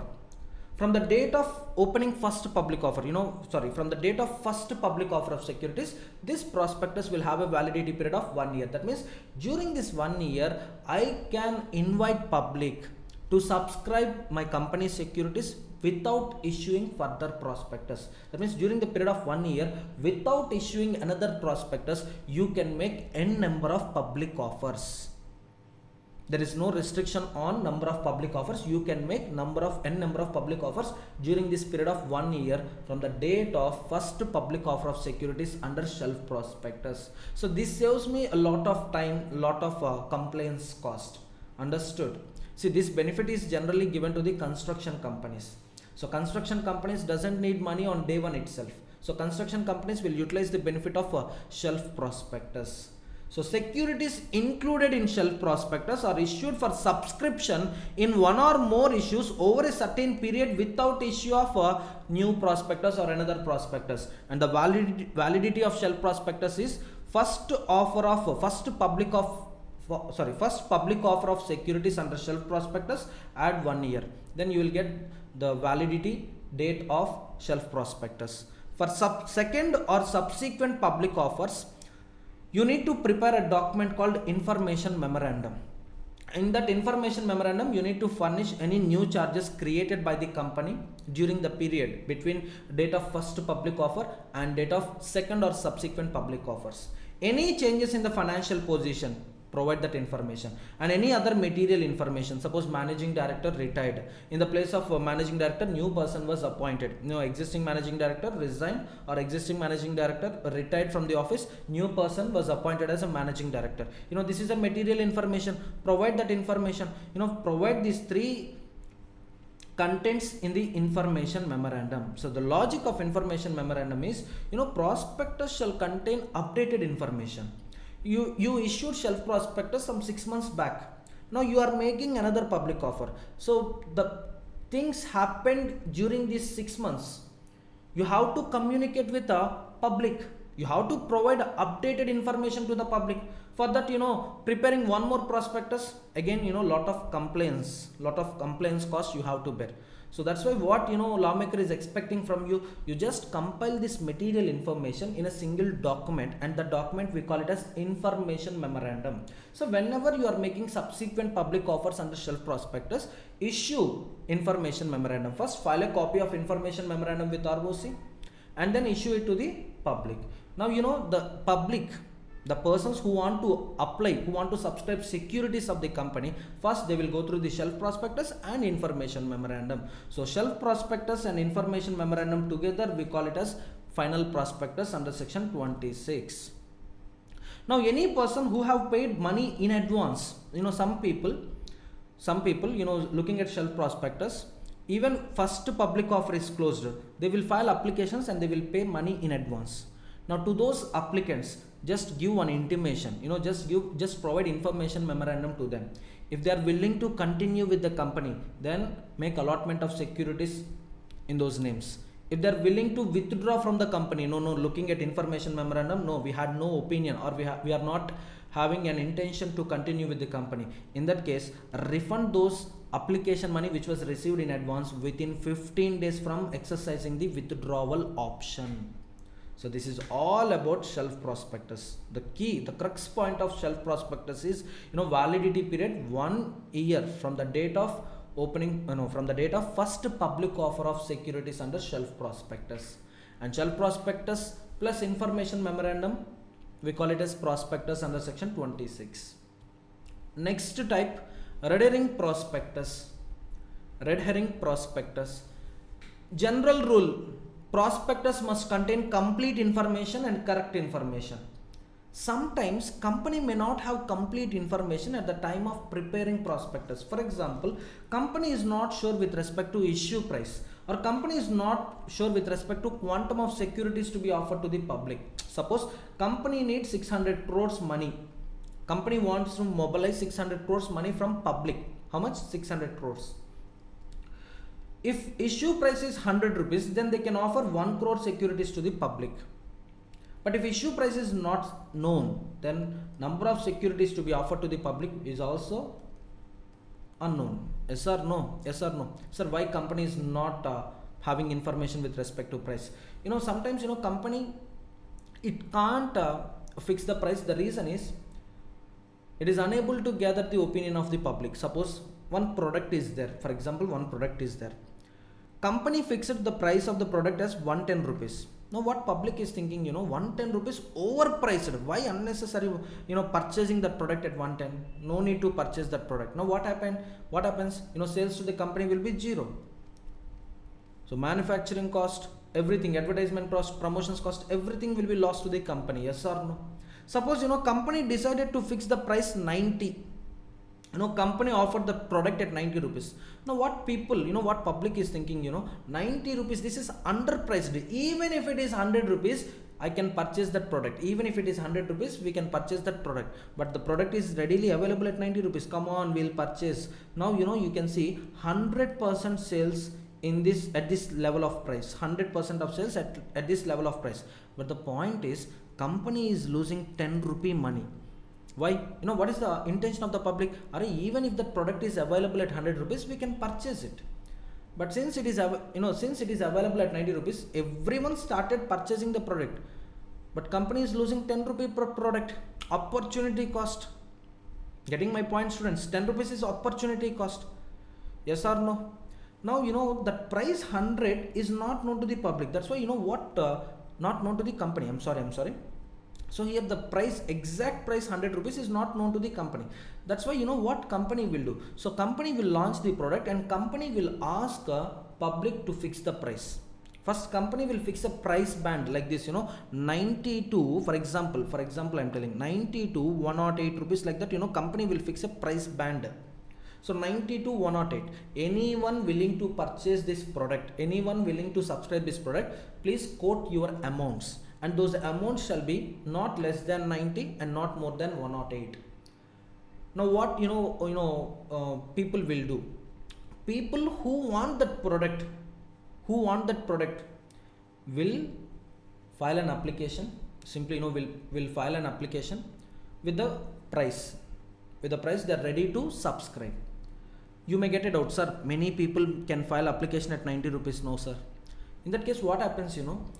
If some people file application at 90 and if some people file application at 100, company will give priority to whom? Company will give priority to the applications which were quoted with price of 100 rupees. Yes or no? Now company will make allotment to the applicants who filed an application with 100 rupees. Yes or no? That means, people whoever filed application with 90 rupees, there is a chance of rejection. Yes or no? That's why, people who want those products, damn sure they will file application with best price. This entire process is known as book building process. When company is not sure with respect to price of the securities, when company is not sure with respect to quantum of securities to be offered to the public, since issue price is unknown, then company will ask market forces, demand and supply forces to fix the price. At what price, company received maximum number of applications, at what price the frequency is very high, company will finalize that price and company will fix that price. Understood? Now, before issuing final prospectus, here company will issue a prospectus with incomplete particulars, and that prospectus is known as red herring prospectus. So company will issue red herring prospectus prior to issue a final prospectus. And that red herring prospectus, before you open public offer, before you open subscription dates, it is the duty of company to file a copy of red herring prospectus at least 3 days before it.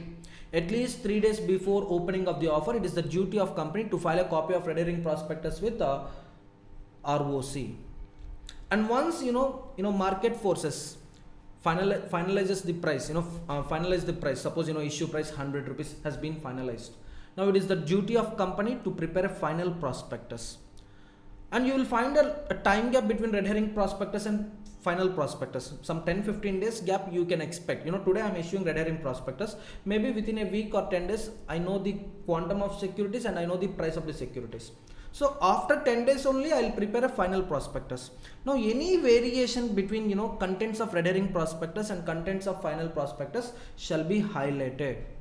Variation shall be highlighted.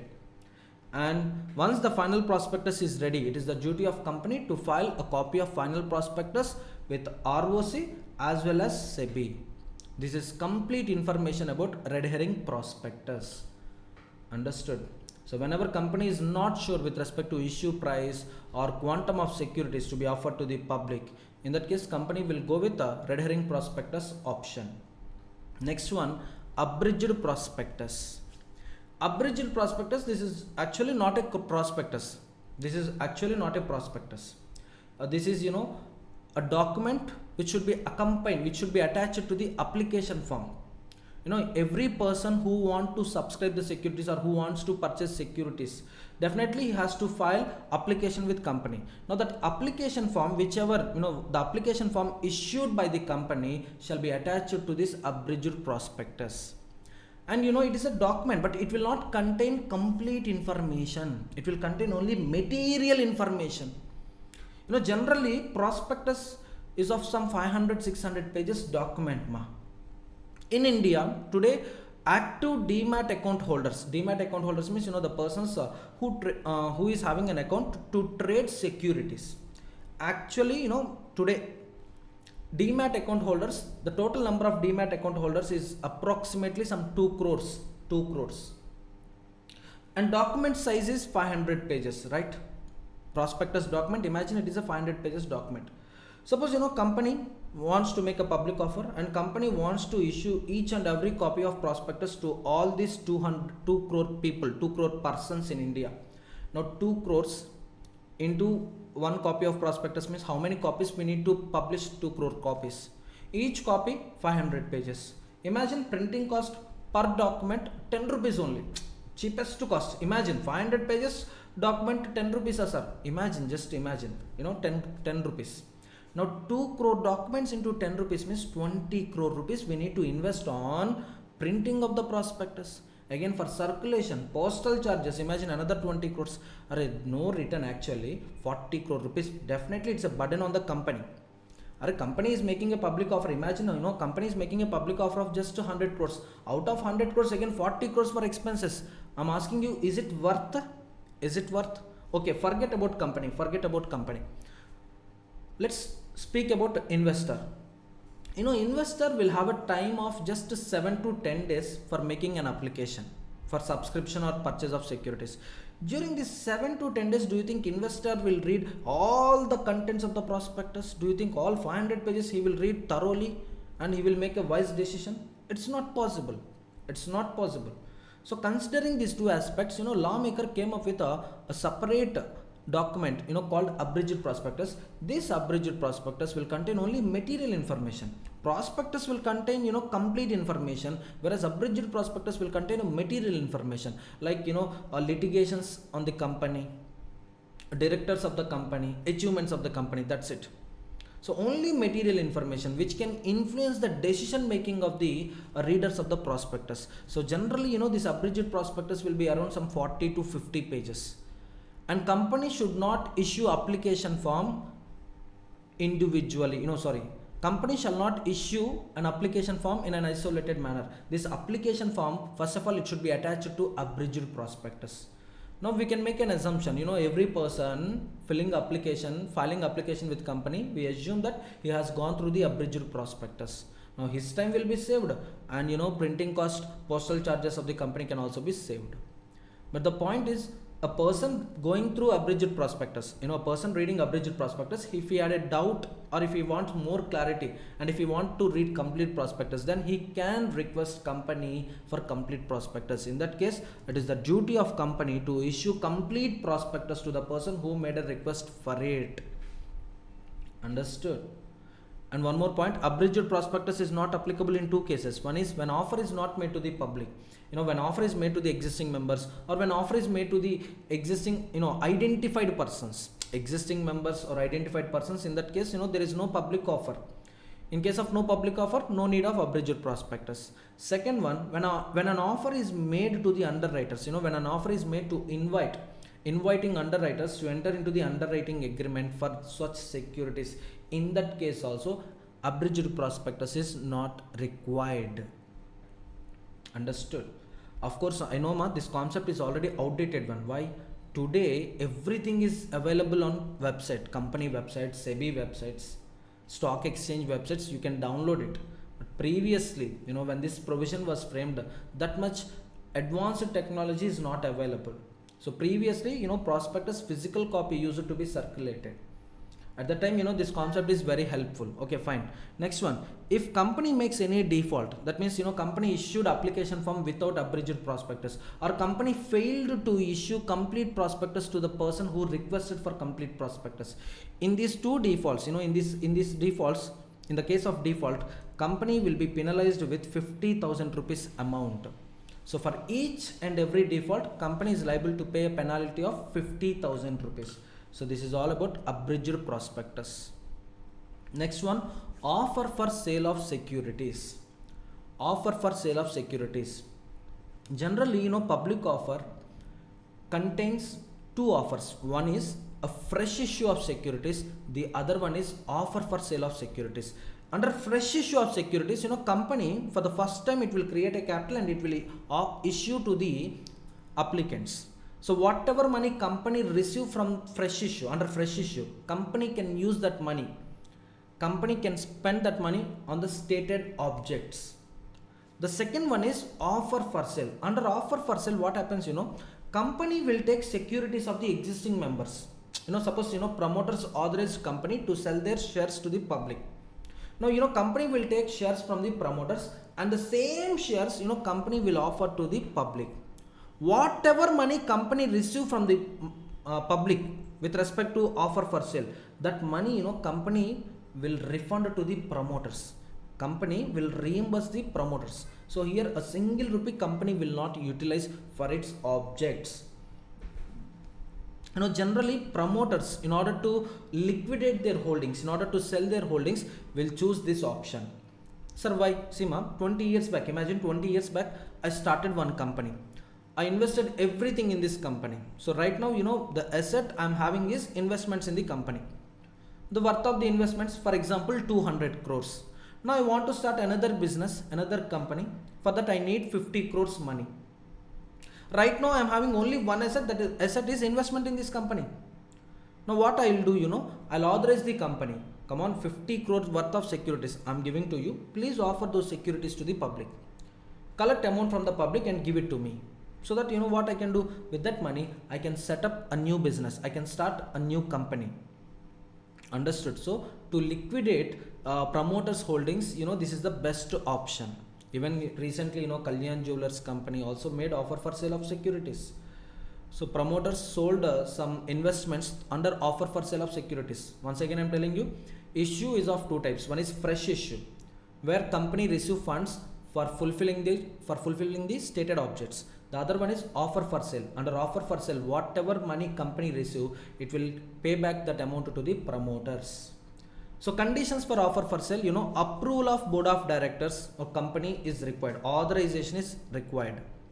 Next one, whatever offer company is making to the public, offer of sale of securities to the public, it is deemed to be prospectus and it is required to comply section 26 provisions. And next one, approval of the company is required, obviously. Next one, reimbursement of expenses. Making the prospectus, filing with ROC, filing with SEBI, recruiting experts in preparation of the prospectus, everything, company has to spend money. And these expenses, company will not charge its profit and loss account. Company will get reimbursement from the members who authorized company to sell their holdings. Understood? That means, company will get this amount from the promoters who authorized company to sell their holdings. So reimbursement of expenses. Suppose 50 crores offered to the public, and total expenses incurred by the company for making this offer is some 75 lakhs. So out of 50 crores it collected from the public, it will deduct 75 lakhs. Balance amount will be given to the promoters. Next one, all the provisions of this chapter are applicable to this offer for sale of securities except these four things. One is minimum subscription. Why? This is not a subscription, this is a sale. This is not a sale. Sorry, this is not a subscription case, this is a sale case. Company is not offering a fresh securities. It is offering existing securities which were already held by the promoters. So there arises no concept of allotment. Allotment will not come into the picture. Just what company is doing, company will take shares of the promoters and company will give it to the public. So here allotment related conditions like minimum subscription, minimum application value are not applicable. Next one, board of directors statement in respect of utilization of money. How you are going to utilize this money. So to what extent you utilize this amount. So these statements are not required. Why? Whatever amount company collects from the public, everything will be given to the promoters. And any other prescribed provisions are also not applicable to offer for sale of securities. Next one, disclosure. So you have to disclose the person who is bearing this cost of making offer of sale. Simply promoter name. Why? Company is offering securities of the promoter. Promoter wants to decrease his holdings. Promoter name you will find in the disclosures. Next one, variation of terms in objects of prospectus. For one purpose you collected money from public. You told that I will set up an automobile manufacturing unit and I want some 1000 crores. So showing that reason you collected 1000 crores money. 900 crores you spent on fulfillment of the object. Additional 100 crores, balance 100 crores remain idle. You thought 1000 crores is required for fulfillment of the object and you asked public subscribed all those securities. Public gave 1000 crores. Out of 1000 crores, yes, 900 crores is sufficient for fulfillment of the object. Balance 100 crores remain idle. Now, company wants to utilize this balance amount for another purpose. For using that balance money for another purpose, it is required to comply these provisions. Why? You told one object, automobile, but you want to utilize money for another object. So for that variation, it is very important to get a prior approval from the members. So call for a general meeting. Ask members to pass a special resolution. If members pass special resolution, then you can change the terms in the objects. You can change the terms or objects of the prospectus. See, prospectus creates contract between company and applicants. Yes or no? Company and investors. If you want to modify the terms of the contract, mutual consent of the parties is required. Yes or no? Novation. New contract in the place of old contract. It requires mutual consent of the parties. So company should ask investors whether I can use balance amount for another object. So it is required to take approval from the members. So special resolution is compulsory. And for calling that meeting, you have to give notice of meeting. In that notice, you have to specify the following contents. What is the original purpose? Why you raised money? How much amount you raised? How much money you utilized? And extent of achievement of the object. 100% achieved, sir. What is the unutilized amount? And what is the proposed variation? Why you want that new object? Why you want that new object only? Reasons or justifications. And what is the proposed time limit for achievement of new objects? And what are the risk factors associated with the new objects and any other relevant information. So if you provide this information, then investors will make a sound decision, a reasonable decision. Along with the notice of general meeting, you need to advertise the same thing in two newspapers. One is vernacular newspaper and the other one is English newspaper, and publish a copy of notice on the website of the company. Now you can utilize that balance idle funds for any purpose other than speculation activities. Suppose 100 crores funds is there, no sir, stock market, it is rising, sir, it is rising, so let's invest 100 crores in the stock market. Maybe in day one, by maybe in 10 days or 15 days or 1 month, the money will be doubled. the chances of doubling the money, the chances of the money getting increased equal to chances of losing the money. In share market, if you observe, if you take 10 investors, 9 out of 10 investors are at loss only. On an average, each and every investor is losing 50,000 rupees money. I'm telling average basis, 9 out of 10 investors are at loss. Only the one investor who can make a sound decision, who can make a reasonable decision, he is entering at low levels and he is he exit at upper levels and he earn a profit. Now if company use that funds making investments in the stock markets, what happens? So chances of losing money is very, very high. So that money belongs to the public, and how can you keep that funds in risk? That's why prohibition on speculation. You can't utilize balance funds for making investments in stock markets. And last one, give exit offer to the dissenting shareholders. Suppose 95% of the investors casted vote in favor of variation. Only 5% are against to the variation. No, we don't want that variation. Now call them for a meeting. So promoters, you just give them an offer. Promoters must give an offer to the dissenting shareholders. Dissenting shareholders means shareholders who are against to the proposal. So promoters must give an exit offer according to the terms and conditions, according to the provisions of SEBI. So exit offer means what? An option to exit. So okay, dissenting shareholders, you are holding 5% of paid up share capital of the company. The value is around, for example, 5 crores. So take this 5 crore money and surrender your shares. It's like sale transaction, transfer transaction. An important point you have to remember is exit offer is not given by the company. Exit offer is given by the promoters or controlling shareholders. If exit offer is given by the company, we call it as buyback. It's not a buyback, okay? And moreover, if company makes buyback, company idle funds will come down. When idle funds come down, how can it invest in a new object? Logic only, right? So logic. So that's it, ma. So this is all about variation of terms in objects of the prospectus. And next one, listing of securities. So before you make public offer, you have to file an application with one or more recognized stock exchanges, National Stock Exchange, Bombay Stock Exchange, and you need to get approvals regarding listing of securities. Now listing means simply getting a permission to trade company securities on the stock exchange platforms. Disclose the name of stock exchanges in the prospectus and open a separate bank account for depositing all the monies of the applicants. And this application money shall be utilized only for two purposes. One is adjustment against allotment. If you allot securities, you can withdraw that money and you can utilize for company business objects. Unable to make allotment, then refund all those monies. Only for these two purposes company can utilize this money. Separate bank account means a bank account on which company will not have any control.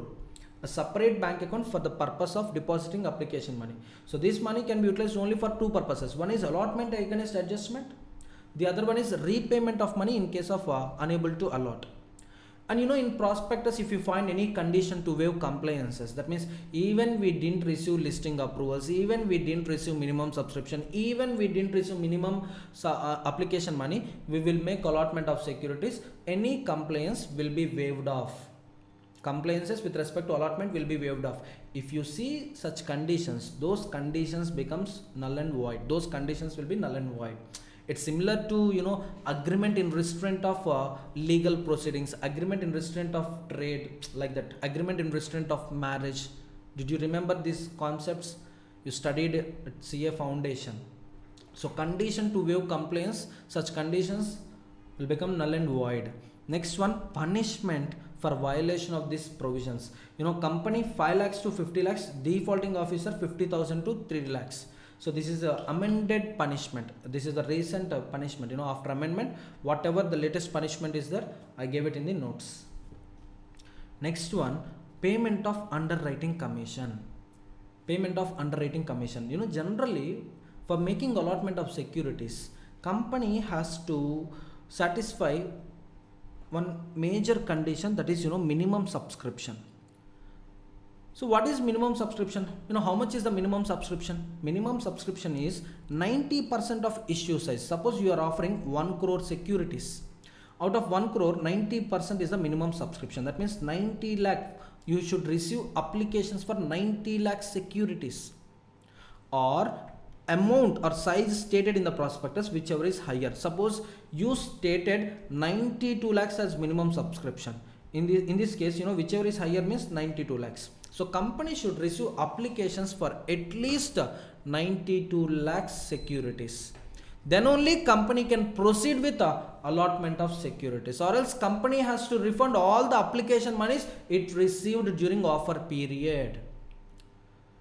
Are you all getting my point? Now that means, for making allotment of securities, there is one risky element, that is minimum subscription. So we don't know whether, public accept company or not, whether public will apply for 92 lakh securities or not. We don't know. To avoid that risk, to mitigate that risk, generally companies will enter into an agreement with underwriters. Underwriters are like, marketing agents. Underwriters, the nature of their business is like marketing agents. So they will go to public, they will go to their customers, clients, and they will motivate them. Sir, you invest money in this company, your money will be safe and you'll get good returns, sir.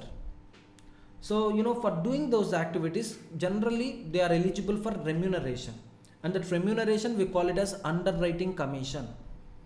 So whenever company wants to pay underwriting commission, the company has to satisfy all these conditions. First, AOA authorization from AOA, and for the payment of underwriting commission, you can utilize the profits of company or issue proceeds of that public offer, or it can utilize both. So sources for payment of underwriting commission is profits of the company, issue proceeds, or both. Next one, rate of underwriting commission. There is a ceiling limit on rate of underwriting commission. With respect to shares, maximum underwriting commission is 5% of issue price. Coming to debentures, 2.5% of issue price, or rate prescribed in AOA, whichever is lower. That means, Companies Act is placing a ceiling limit on underwriting commission. In case of shares, maximum 5% of issue price. In case of debentures, maximum 2.5% of issue price, or rates mentioned in AOA, whichever is lower.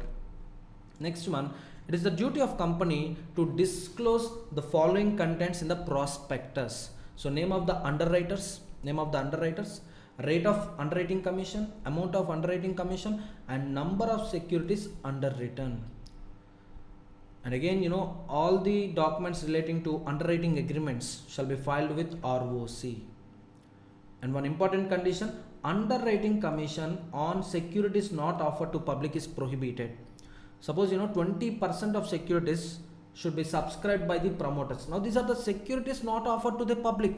If securities are not offered to the public, then company is not allowed to pay underwriting commission on those securities. So these are the conditions for payment of underwriting commission. Next one, allotment of securities. Allotment means what? Appropriation out of unappropriated capital by the board of directors to the applicants of securities. So appropriation out of unappropriated capital, that means, it's a fresh capital. Previously it was not appropriated. It's a fresh capital.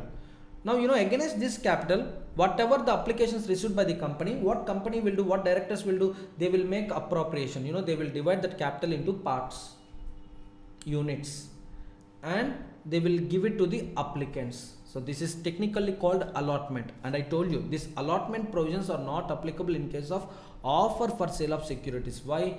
Previously it was already appropriated capital. It was offered to the existing shareholders. It was subscribed by the existing shareholders. Now existing shareholders authorized the company to liquidate their holdings, to sell their holdings. So in that case, allotment provisions will not apply. That's why, minimum subscription, minimum application value provisions will not apply in case of offer for sale of securities, I told you. So for making allotment of securities, company has to satisfy two conditions. One is minimum subscription and the other one is minimum application value. Minimum subscription, just now I discussed with you. Minimum application value, per security, minimum application value is, as per Companies Act, 5% of face value. as per SEBI 25% of issue price. Sir, now which one I should follow? Are listed companies in the process of listing should comply the provisions of SEBI. So accordingly 25% of issue price is the minimum application value. Now it is the duty of company to comply these two conditions within 30 days of date of issue of prospectus. If these two conditions are satisfied, make allotment of securities, file return of allotment with ROC within 30 days of allotment. Sir, one condition not satisfied, sir. Two conditions not satisfied, sir. Then refund within 15 days from the issue closure date, from the offer closure date.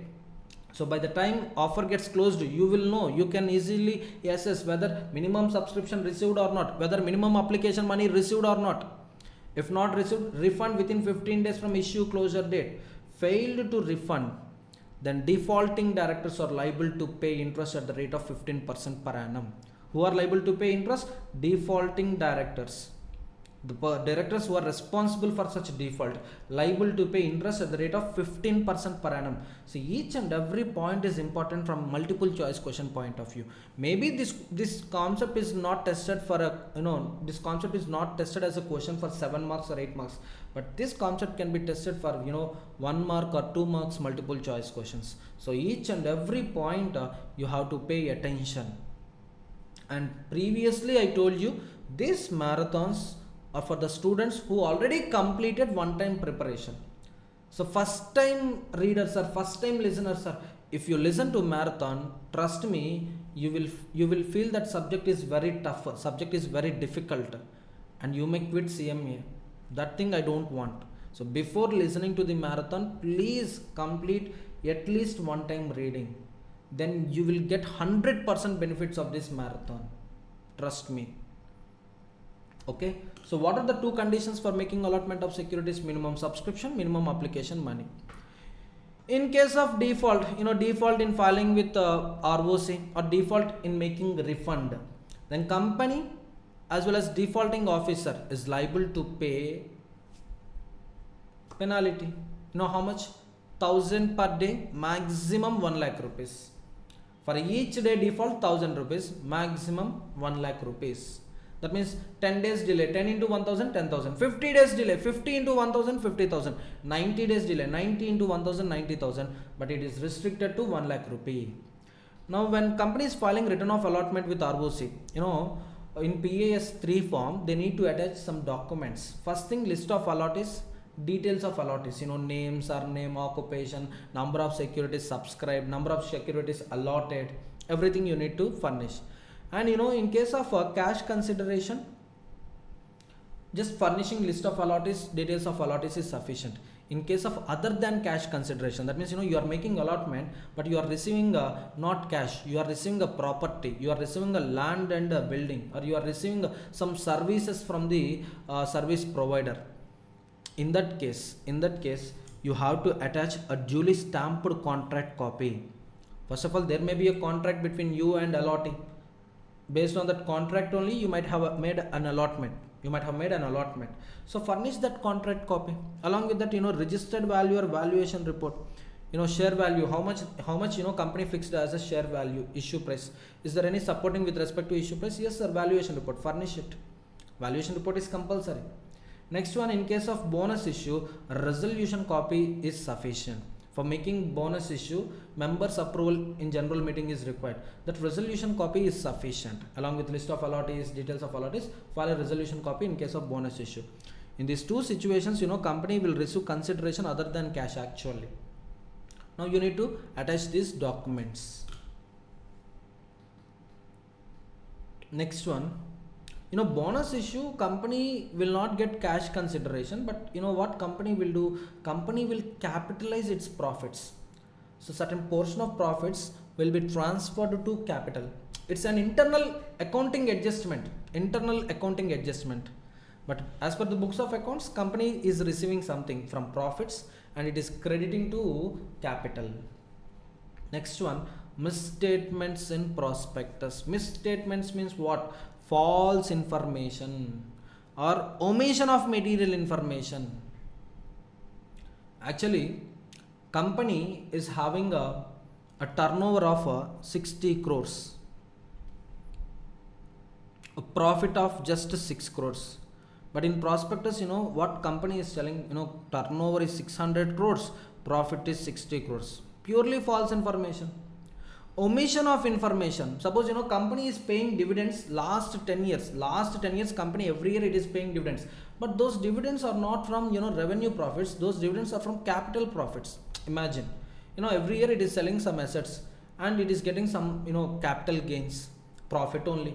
From that profit, company is paying dividends. Understood? What company is telling? Every year company is paying a dividend of 10% for the last 10 years, but those dividends are not from revenue profits. Those dividends are from capital profits. So from capital profits, the word is ignored in the prospectus. What generally public think? Oh, company is paying dividends regularly every year 10%. That means whatever we make investment, within 10 years we will get our investment, and our investment will be an additional benefit to us. So 10 years, each year 10% we are getting, right? So by the end of 10th year, whatever amount I invested, I will get it. And moreover, I am the owner of the company. Like that they will think. But the point is, at one point of time, total assets becomes zero. Now from where they get profit? How they can pay dividends? So omission of material information, either furnishing false information or omission of material information, we call it as misstatement in the prospectus. And the effect of misstatement in the prospectus is, section 34 criminal liability, section 35 civil liability. If section 34 is attracted, then person authorizing issue of prospectus will be punished under section 447, punishment for fraud. What is section 447? Just wait a couple of minutes, I'll discuss with you, I'll revise it with you. But there are two exceptions. If you are able to prove that misstatement is immaterial, sir, I agree with that misstatement, there is a misstatement, but it is immaterial, sir. It's a small amount only, sir.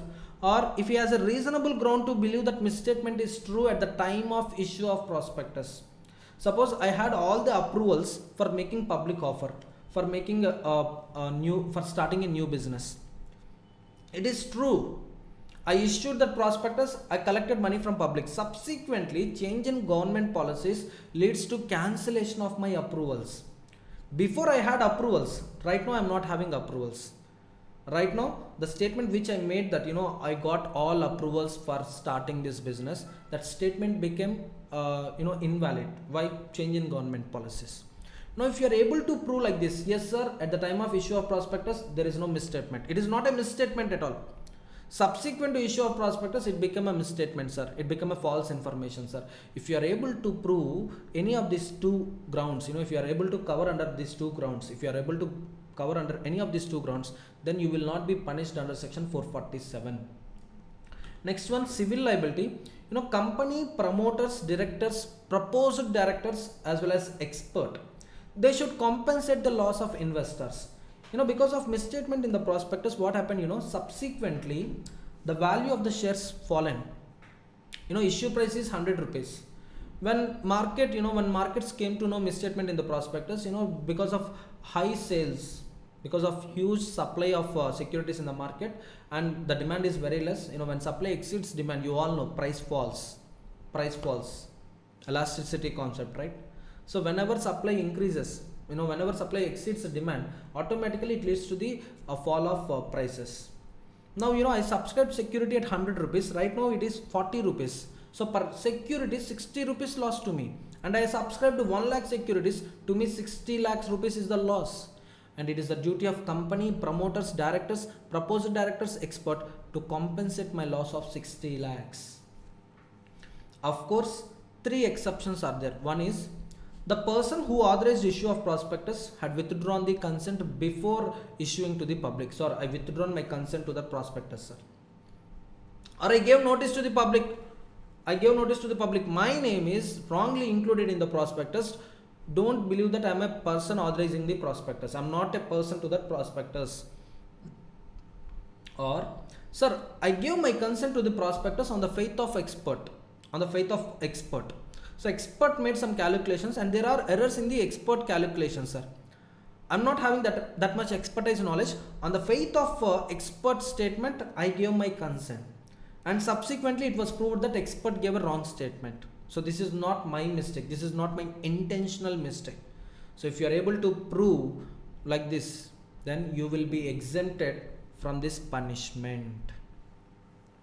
Next one, punishment for fraudulently inducing persons to invest money.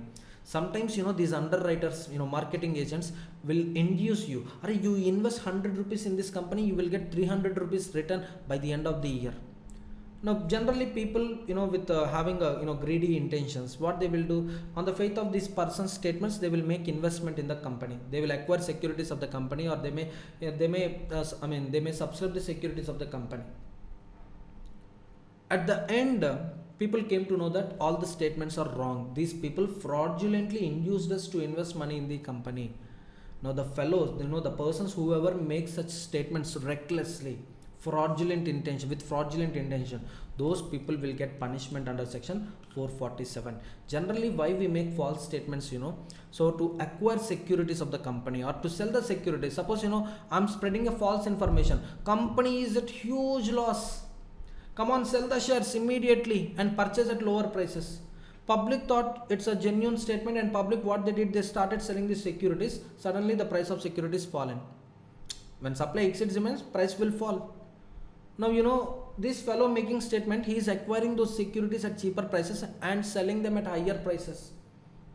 Yes or no? Generally, if a false information is known to the public, they will start selling it. And when they come to know, yes, it's a false statement, it's not a correct one, they will start acquiring the shares. They will sell at lower prices, acquire at higher prices. You can see fluctuations in the value. Yes or no? There are some fluctuations in the value. These fluctuations we are creating artificially in order to secure profits. Or sometimes we may go to banks and we will furnish some false information for getting credit facilities. Now the persons whoever engaged in these cases will get punishment under section 447. What is section 447 punishment? See, if public interest is affected, in that situation, then the punishment is fine, minimum amount involved in the fraud, maximum 3 times of the amount involved in the fraud. Suppose public lost money, example 1 crore rupees, 1 crore rupee public interest was affected, 1 crore rupees, public lost total 1 crore rupees. Now the person responsible for that fraud, minimum he is to pay 1 crore, maximum he is required to pay 3 crores. And minimum imprisonment 3 years, maximum imprisonment 10 years. Sir, no public interest, sir. There is no damage to the public, sir. Public assets, public interest is safe only, sir. Then compare amount of fraud involved with 1% of turnover or 10 lakhs, whichever is lower. If amount of the fraud is greater than or equal to 1% of turnover of the company or 10 lakhs, whichever is lower, then fine is minimum amount involved in the fraud, maximum 3 times of the amount involved in the fraud. Imprisonment minimum 6 months, maximum 10 years. Next one, sir, fraud amount is less than 1% of turnover or 10 lakhs, whichever is less, sir.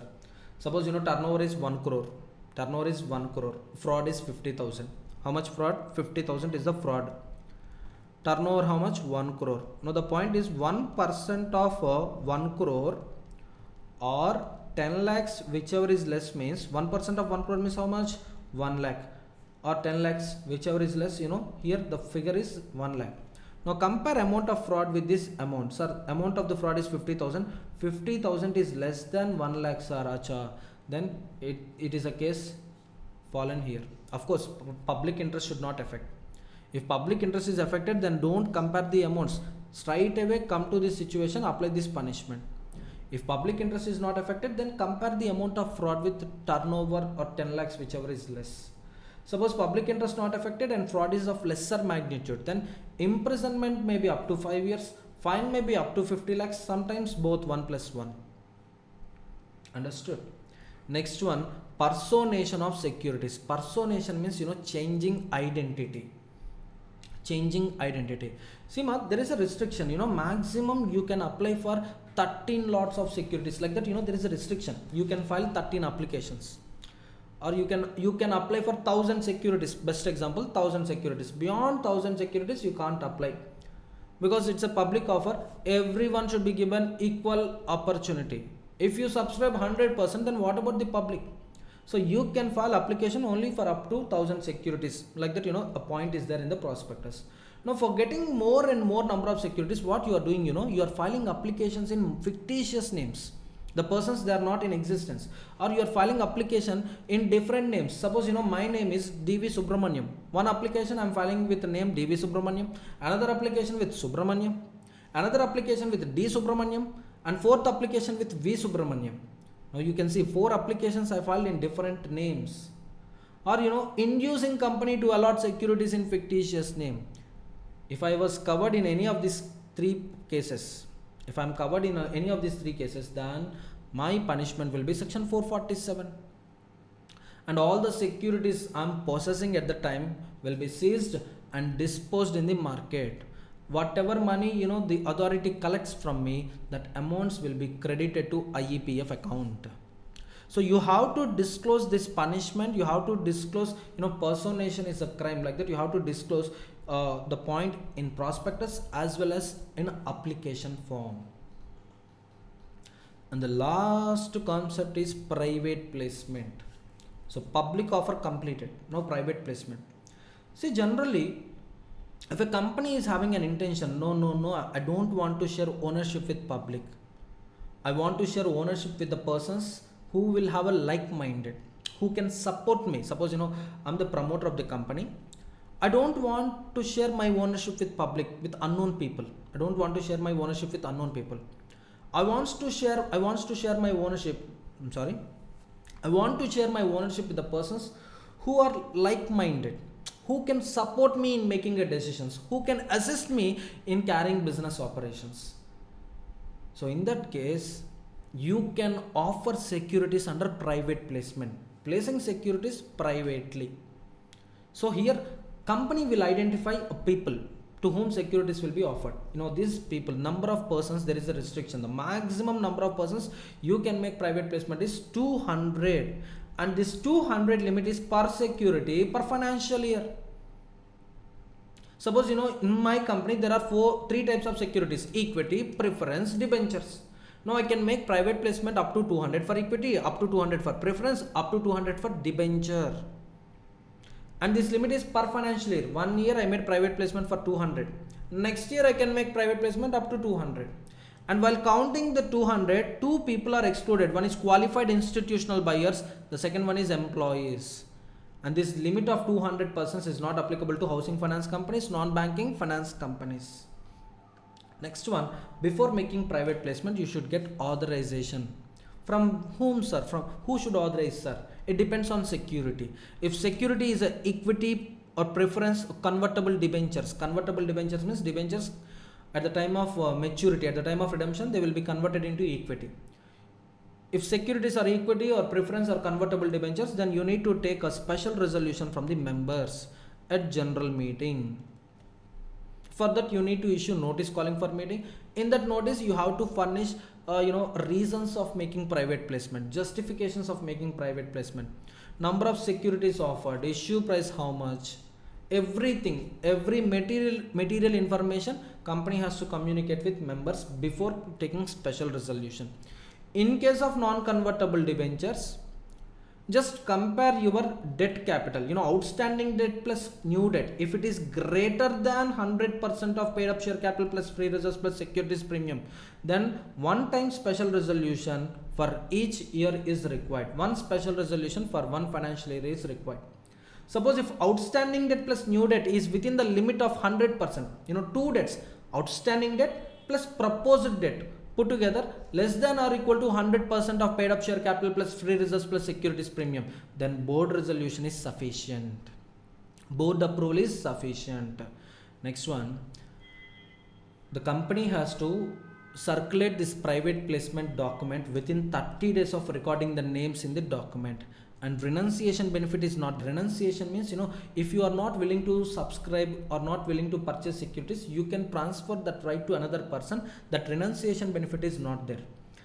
And any interested person who wants to subscribe securities, he has to make payment through banking channel. Cash mode of payment is strictly prohibited.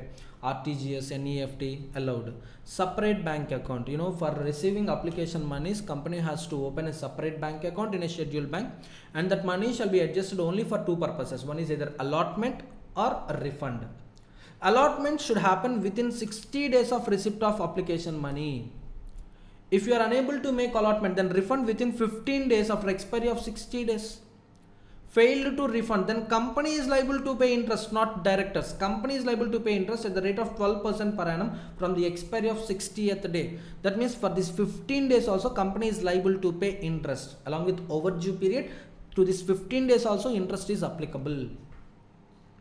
Next, ROC filing. Whenever company makes private placement, before issuing private placement document, file a copy with ROC.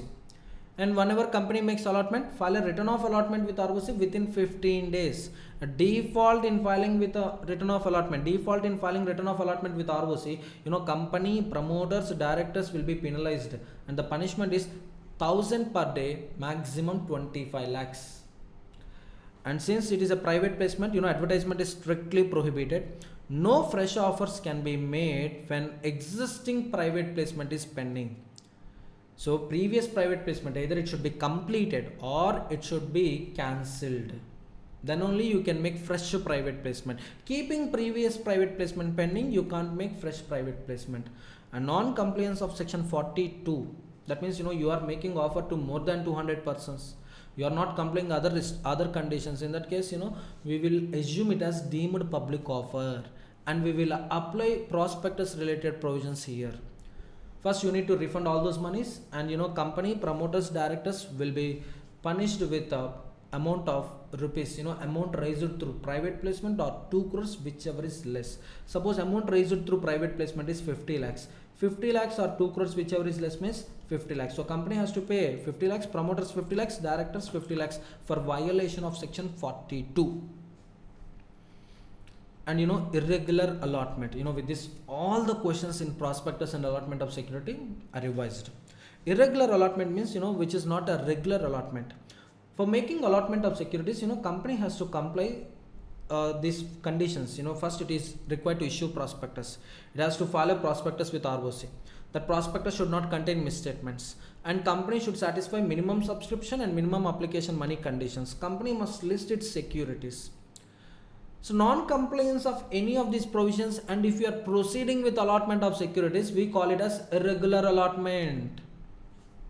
Irregular allotment means allotment without fulfilling these conditions, without issue of prospectus, without filing prospectus with ROC, without prospectus containing misstatements, without minimum subscription, without minimum application money, or without listing of securities. If any allotment happen, then that allotment we call it as irregular allotment. Consequences of irregular allotment, that allotment is invalid, void. Company has to refund all the monies to the applicants, and company has to take back the securities issued in the name of applicants. Understood? So with this prospectus chapter revision marathon completed. See, whatever notes I prepared, I compiled, it is from the study material only. So everything I taken from the study material only. So you can verify, and you can, if you have any doubt, you can ask me. One more point I forgot is, for variation of objects in the prospectus, voting shall be passed, a resolution shall be passed through postal ballot. So what is this postal ballot? I'll discuss with you in management and administration chapter. Some points like voting resolutions through postal ballot, some points are there. I'll discuss it with you in management and administration chapter. So in the same order, I prepared revision notes and I revised all those contents. Is it clear, everyone? And let's continue marathon with the next chapter, acceptance of deposits, section 73 to section 76A. So for this, I already prepared a notes. I'll show you that notes. I'll revise this chapter using notes. Deposit means any receipt of money by way of deposit or loan. Company receiving money in the form of deposit or in the form of loan or in any other form, we call it as deposit. And a deposit excludes certain categories of amounts received by the company. Sir, what are those categories? So total you can see in the material approximately some 18 points are there, 17 points are there, and you need to remember all these points. So these are the exempted deposits. So significance of exempted deposits is The provisions of chapter 5 acceptance of deposits and rules made thereunder are not applicable to these 17 exempted deposits. So first of all, deposit includes any receipt of money by way of deposit or loan or in any other form by the company. So it's a general definition. Any receipt of money in the form of loan, in the form of deposit, in any other form means it is also an incidental to loan or deposit only. Advances, for example, advance. So any amount received by the company in advance or any deposit or loan, we call it as deposit. But this deposit excludes 17 amounts. What are those amounts?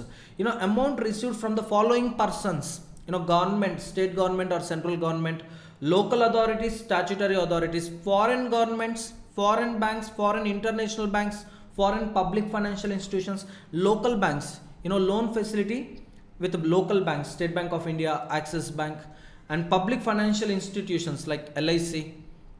Next one, loan from another company, intercorporate borrowings, loan from directors, loan from relatives of directors in case of private limited company. Next one, employees, getting a security deposit from employees.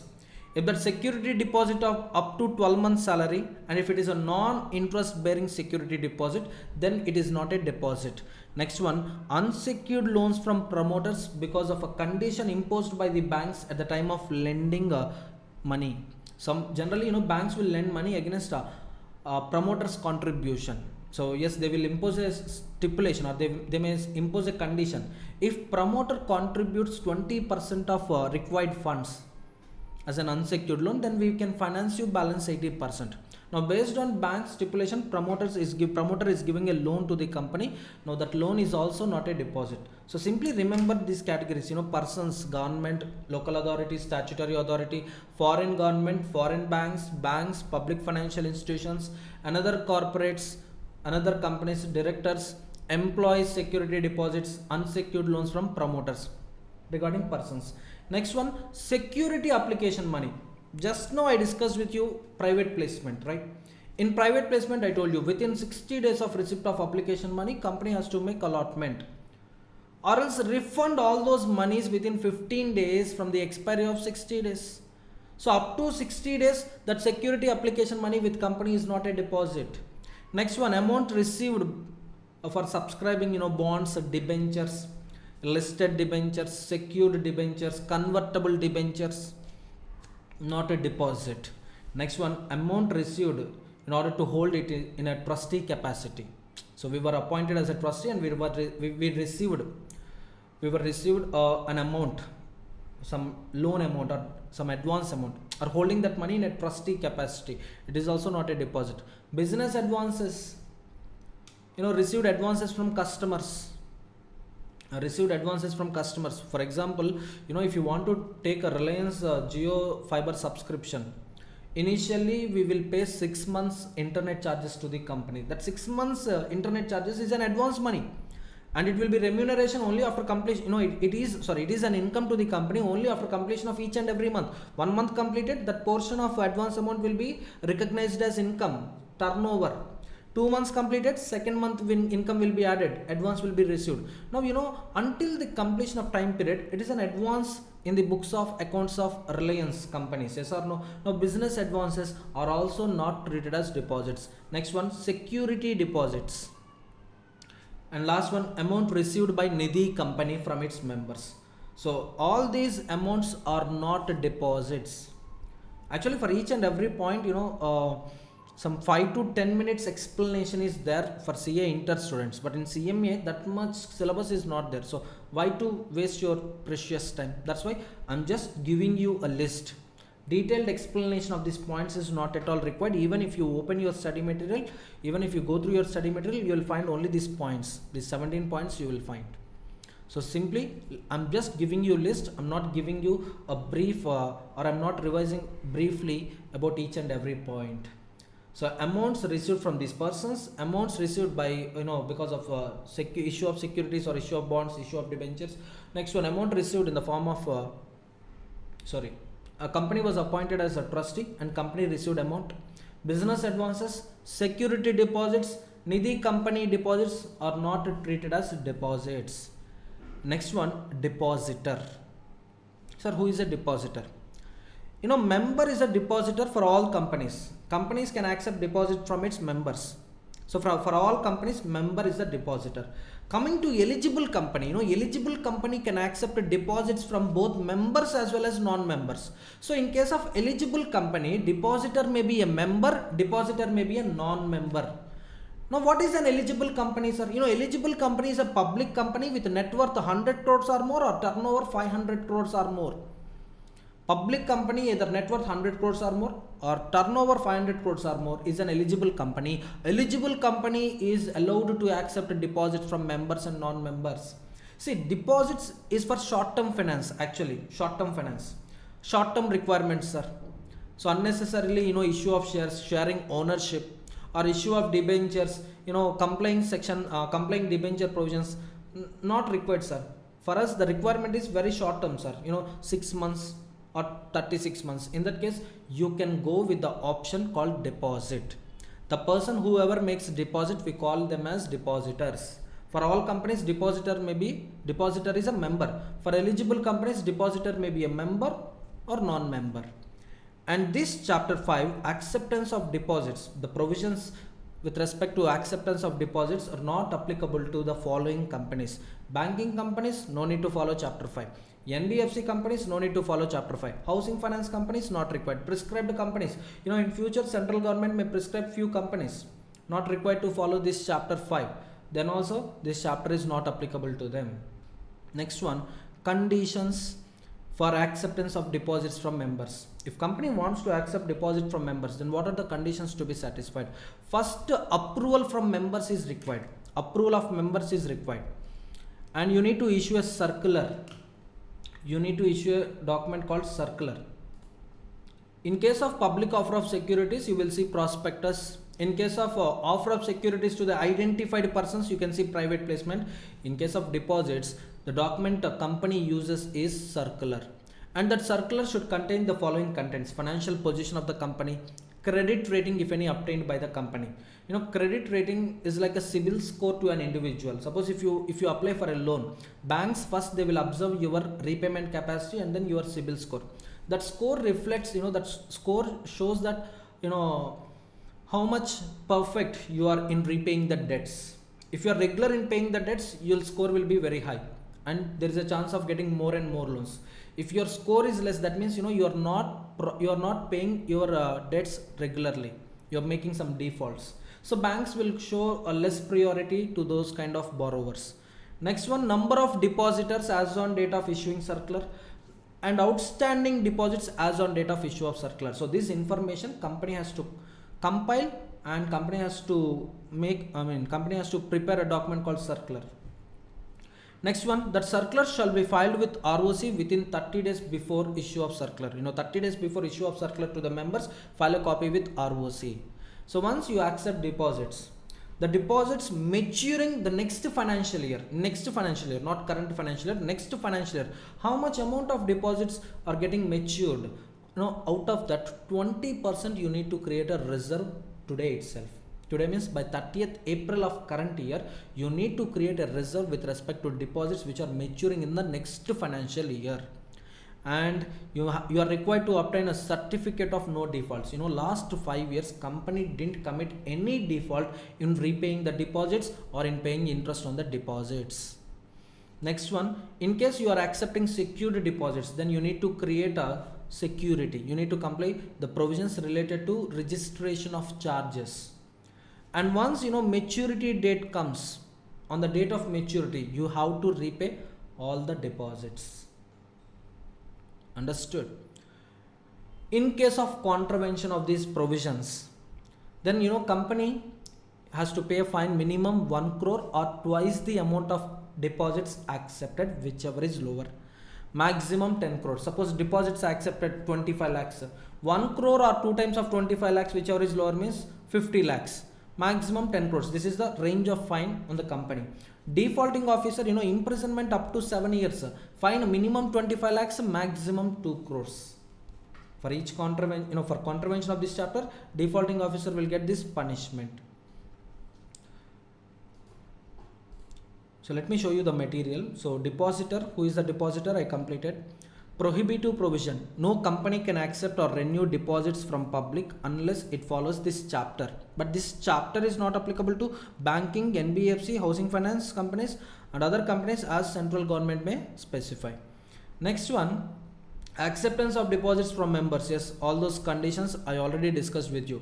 Ordinary resolution, circular, filing of circular with ROC, DRR, deposit repayment reserve, no default in repayment declaration, provision of security, repayment of deposits. Yes, I told you.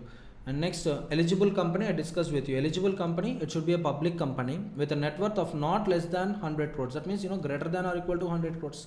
Turnover greater than or equal to 500 crores. Any one condition satisfied. Public company satisfying any one of these two conditions, it is an eligible public company. Next one, it has obtained the prior consent by means of special resolution passed in the general meeting. So eligible company, before accepting deposits, it is required to take a member's approval. What kind of approval? Special resolution. But in one situation, ordinary resolution is sufficient. Sir, what is that situation, sir? Sima, outstanding debts plus proposed deposit. Deposit is also a debt to the company. Once company accept deposits, at one point of time it has to repay those deposits. Yes or no? It is a debt. So proposed deposits put together less than or equal to 100% of paid up share capital plus free reserves plus securities premium. In this situation, ordinary resolution is sufficient within the powers of the company only. So just members' ordinary approval is sufficient. But if it is exceeding this limit, then special resolution is required. 3 times majority is required.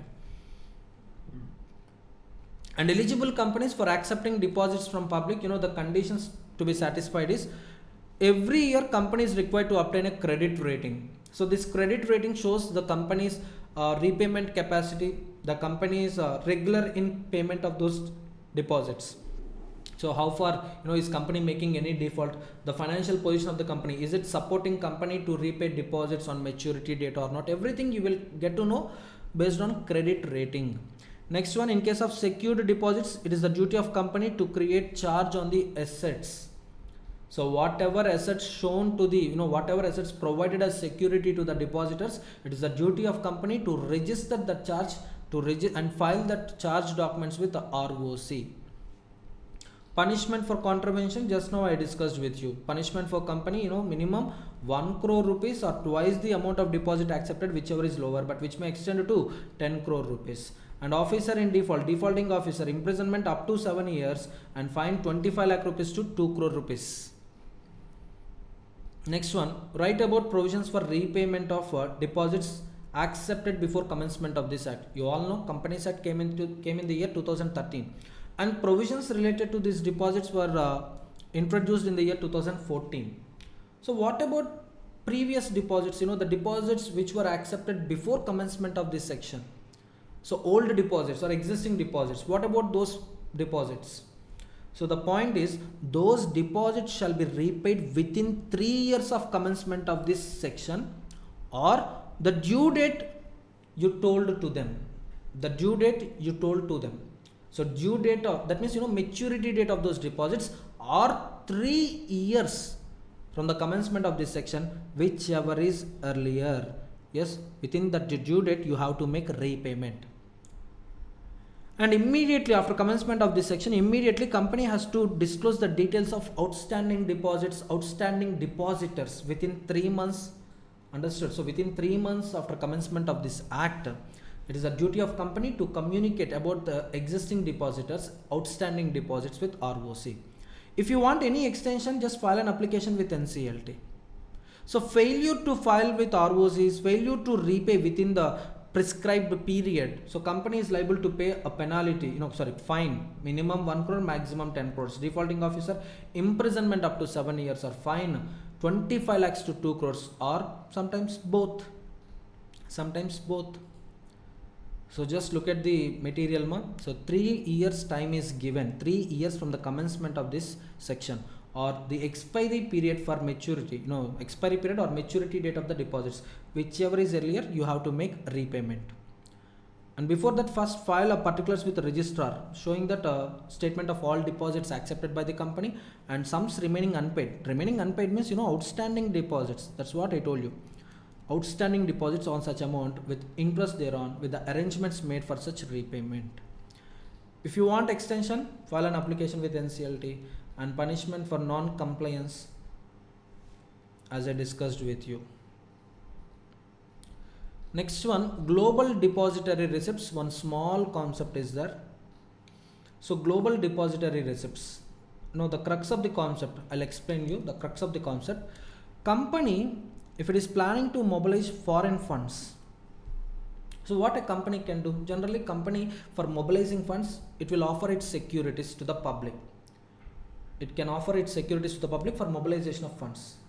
But this company is not known to the public in foreign countries, or previously there is a restriction, company cannot directly offer its securities in the foreign markets. Previously there is a prohibition. Right now, ease of doing business, globalization, liberalization, because of these concepts, slowly these restrictions, these prohibitions are getting eliminated. But the point, previously when company wants to mobilize foreign funds, so what actually company used to do, company, it will enter into an agreement with a global depository, a depository located in situated in foreign country. So company will enter into an agreement with this depository. See, I will issue securities in your name. So based on these securities, you mobilize foreign funds.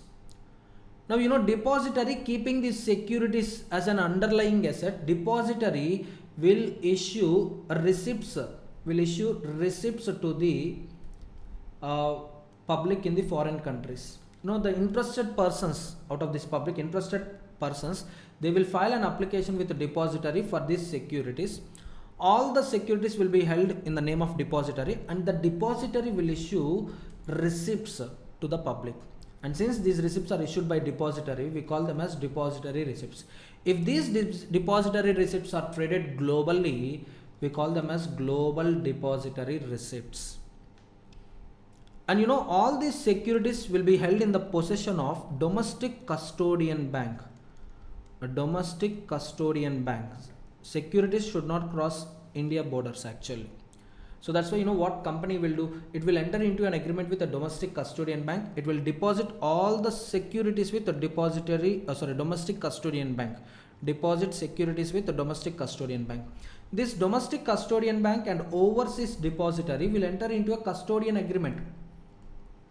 Yes, I'm holding these securities on behalf of you. I'm just acting as an agent for you with respect to these securities. So based on these agreements, what depository will do? Depository will collect money from public, and depository will issue receipts to that public. Those receipts are known as global depository receipts.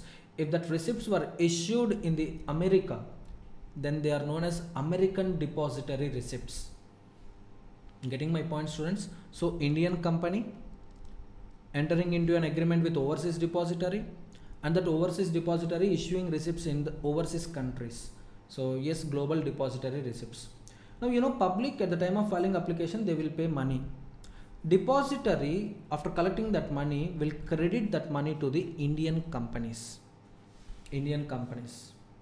So this is how global depository receipts works. Coming to our syllabus, what are the conditions to be satisfied for issue of global depository receipts? Everything is specified in section 41. So section 41 of the Act provides for issue of global depository receipts. A company may issue depository receipts in any foreign currency, dollar, euros, pounds. For this, special resolution is required to be passed in general meeting. So approving authority members, what kind of approval? Special resolution. Next one, eligibility. Rule 3 provides eligibility criteria to issue global depository receipts. A company may issue depository receipts provided it is eligible to do so in terms of scheme and relevant provisions of FEMA, Foreign Exchange Management Act, rules and regulations. The conditions are first board resolution authorizing company to do so. Next, a special resolution from the members. Why? First, it is issuing shares in the name of overseas depository. So here the ownership in the company is shared with outsider. So existing members ownership is getting shared with an outsider. Existing members approval is compulsory. What kind of approval? Special resolution. See, previously company is having 10,000 shares ma. Out of 10,000 shares you are holding 2,000 shares. That means you are having 20% ownership. How much ownership you are having? 20% ownership you are having. Right now, company decided to issue 10,000 shares to an outsider. So now what happens? Total 20,000 shares. Out of 20,000, your holding will be 2,000. In terms of percentage, 10%.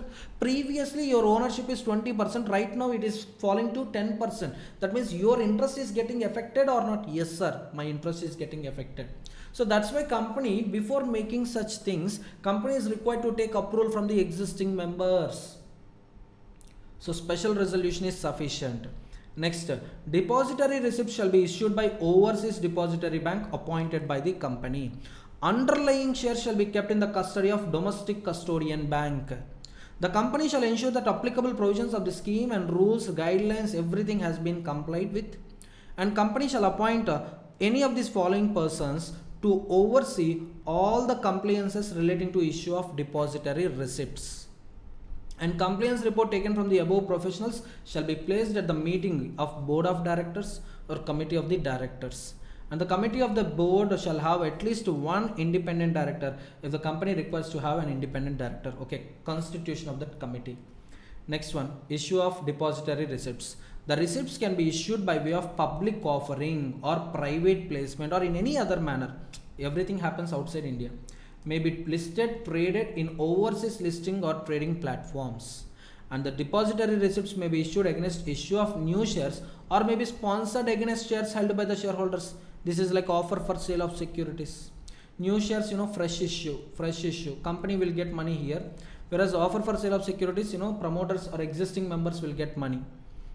The underlying shares shall be allotted in the name of overseas depository bank, and against such shares, receipts shall be issued by overseas depository bank abroad. Now coming to the voting rights, sir, who can exercise voting rights? Depository holders, global depository receipts holders, or overseas depository bank. Who can exercise voting rights? The answer is overseas depository bank. Why? Shares are allotted in the name of overseas depository bank. GDR holders are just beneficiaries. Legal owner is overseas depository bank. So overseas depositories shall be entitled to vote on behalf of depository receipts holders until the conversion of depository receipts to shares is taken place. For this purpose, there would be an agreement entered into between the overseas depository, the holders of depository receipts, and the company. That's what I told you. No, there is an agreement. Just wait. Okay. So there are agreements between company, overseas depository. Next one, company, domestic custodian bank, and overseas depository banks. Understood? Everyone.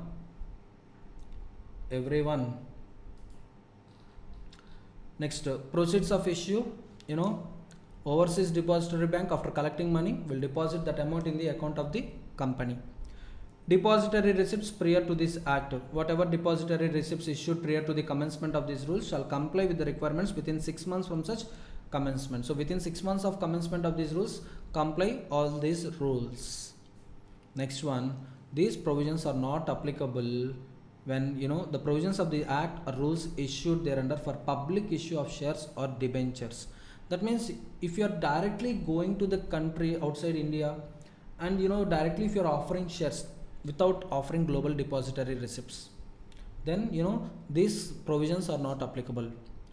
When you are offering shares, when you are offering debentures directly without the support of domestic custodian bank or overseas depository, so then no need to comply these rules and these provisions as applicable to the prospectus or an offer document.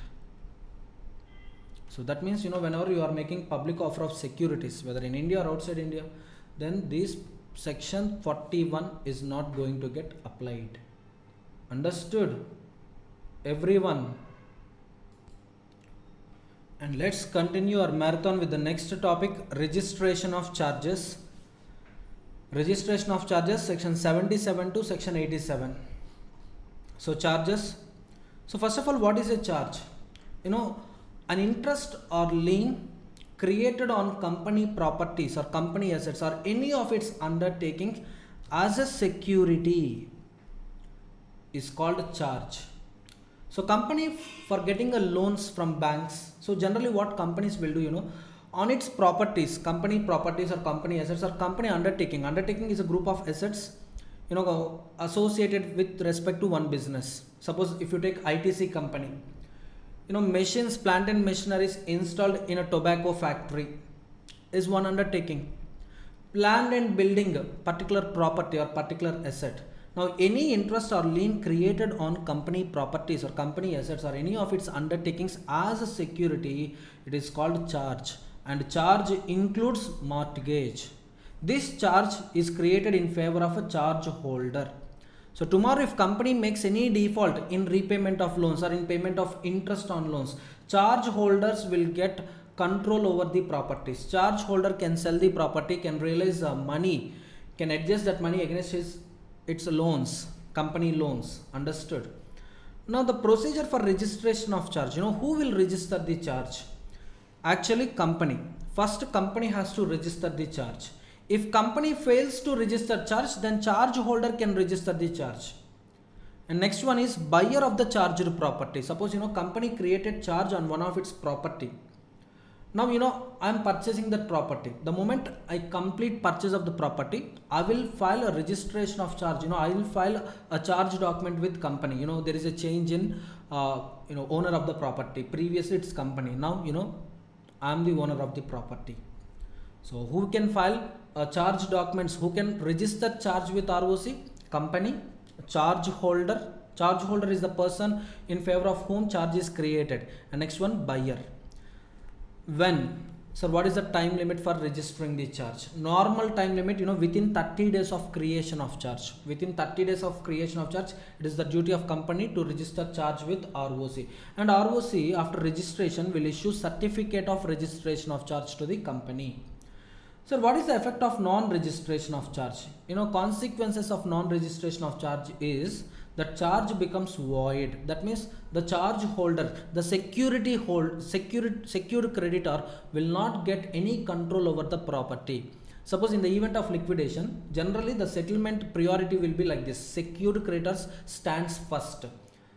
But if charge is not registered, if the charge is not registered, he is not treated as secured creditor, he will be treated as unsecured creditor, and he will be settled after settlement of secured creditors.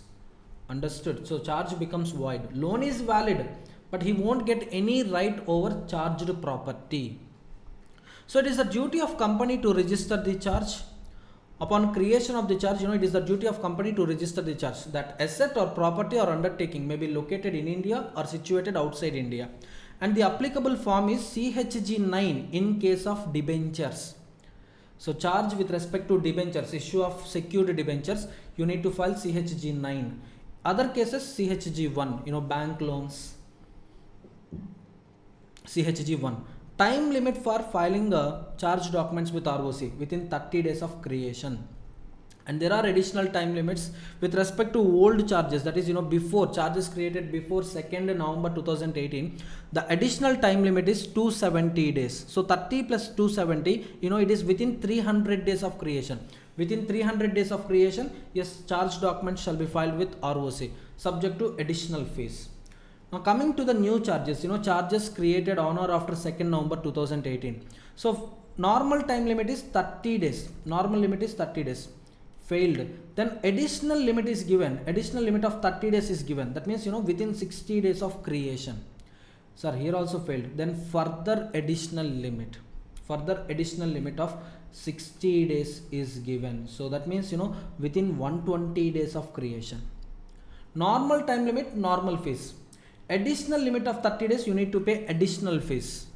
And if this 60 days limit is also violated, then you have to register charge within 120 days of creation. For that you have to pay proportionate fees, ad valorem fees. It will be generally percentage on loan amount like that. 1% of loan amount like that. Ad valorem fees, proportionate fees. So additional time limits for old charges is within 300 days of creation.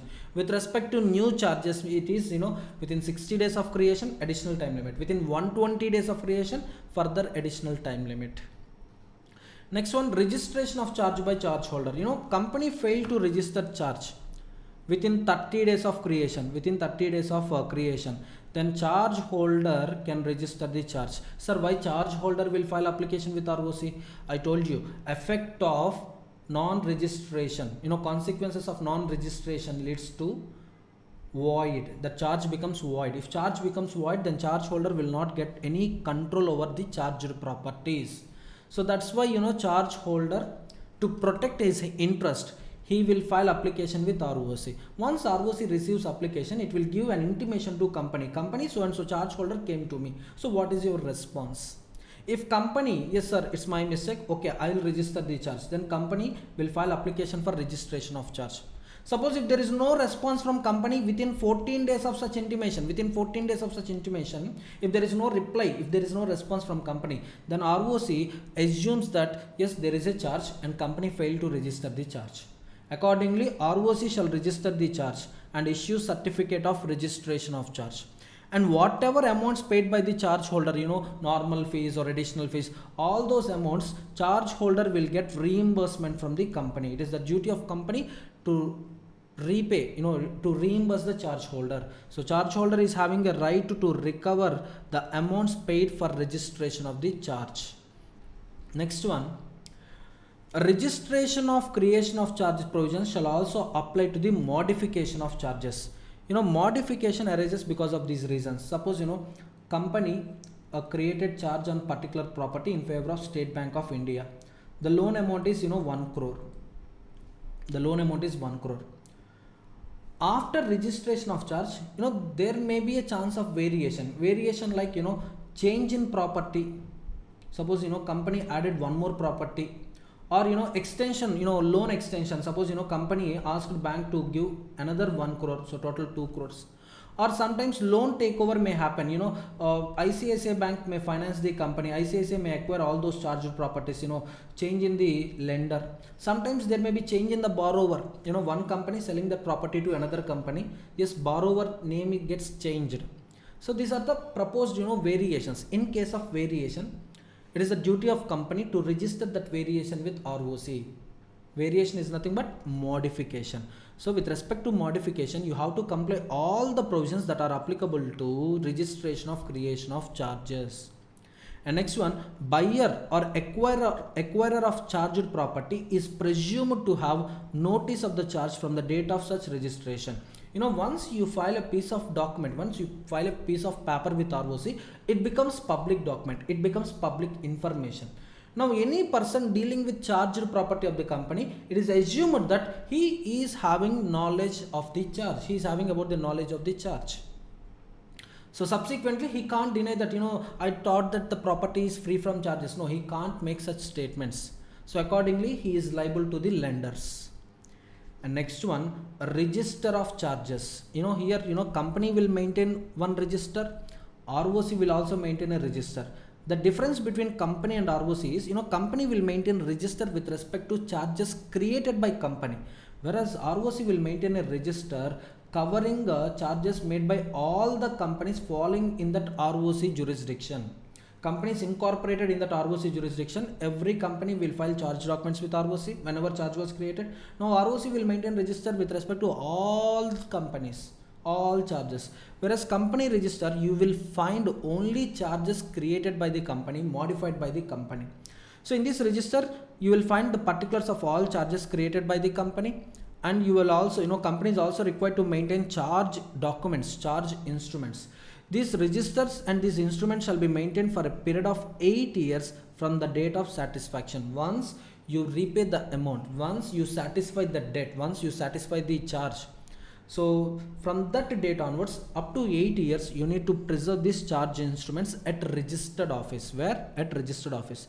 And these charge documents, charge registers are available for inspection. If members or creditors want to inspect, they can inspect without paying any fees, without any cost they can inspect. outsiders, other than members, other than creditors, they can inspect charge registers, they can inspect charge instruments upon payment of prescribed fees. Next one, ROC registers can be inspected by any person on payment of fees. Right now the fees is 100 rupees with respect to inspection of ROC register of charges. Next one, satisfaction of charge. Satisfaction means, for what purpose the charge was created. If that purpose is satisfied, that means you repaid a bank loan or you redeemed debentures, then there arises satisfaction. So in case of satisfaction of charge, it is the duty of company to register satisfaction of charge with ROC. The normal time limit is 30 days. If you fail to register the satisfaction of charge within 30 days, then additional time limit of 270 days is given. That means, up to 300 days of satisfaction. On payment of additional fees, yes, you can register satisfaction of charge with ROC. ROC, after receiving that information, immediately he will send a notice to charge holder. Charge holder, is it true? Did company repaid complete amount? Is it true? Yes, sir.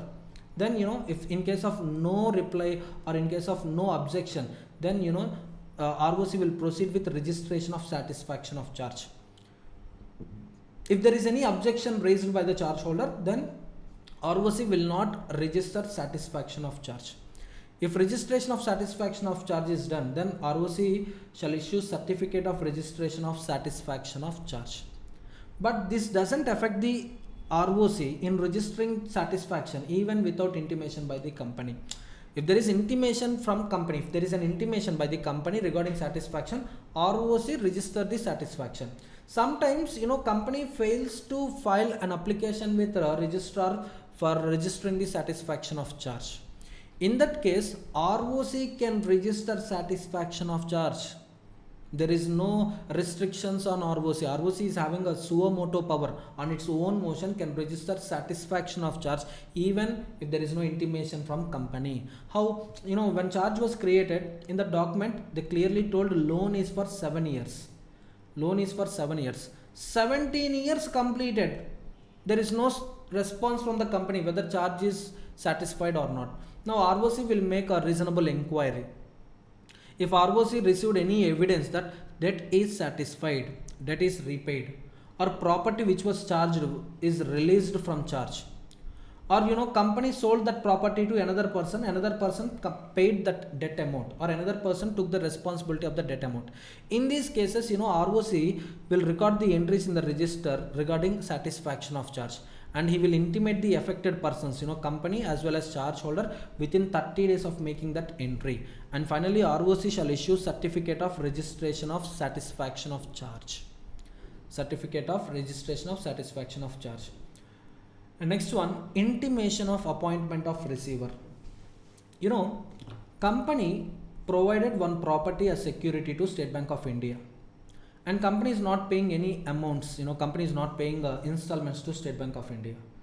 State Bank of India, through this charge instrument, charge document, it got a power to appoint a receiver who can manage the charged property. Suppose from this charged property, monthly 1 lakh rent can be recovered. Now this receiver will come forward and he will collect 1 lakh rupee. Out of this 1 lakh rupee, first he will make adjustment against loan accounts. After adjustment balance left over, that amount, receiver will give it to the company. So whenever such person was appointed as a receiver, so that person has to communicate with company as well as ROC regarding his appointment. So within 30 days of appointment, he has to communicate ROC in form CHG6. Not only appointment, once cessation happens, suppose that receiver responsibility is completed, that receiver is no more a receiver, that person is no more acting as a receiver, then he has to give notice to the same ROC as well as company. Entire chapter, any contravention, the punishment is, company 5 lakh rupees, defaulting officer 50,000 rupees is the punishment. This is our latest punishment, amended punishment. And finally, the last topic is, rectification of register of charges. Sometimes, company may commit mistakes in recording entries in the register or in filings with ROC. They are not intentional mistakes, they are accidental mistakes. They are accidental mistakes, unintentional mistakes. These mistakes, these omissions or misstatements will not have any impact on the creditors. So in those cases, the company can file an application with central government for rectification of such misstatements. And the form is CHG8, time limit, reasonable time limit. Then central government can pass an order allowing company to rectify the registers, allowing the company, to file a satisfaction of charge even after completion of 300 days of satisfaction of charge. 300 days completed, no problem. Yes, central government can allow you to file satisfaction of charge with ROC. Central government can extend the time limit. So this section is all about powers of central government in rectifying the register of charges and the companies which failed to register satisfaction of charge within the time limit of 300 days. So this section is all about powers of central government. Once again, I am telling you powers of central government in rectifying the register of charges and in extending the time limit to register the satisfaction of charge. So if you go through the material, every point I revised. Just go through the material once. So condonation of delay, extension of time limit. Let me check whether any point is pending. Yes, I'll revise here itself.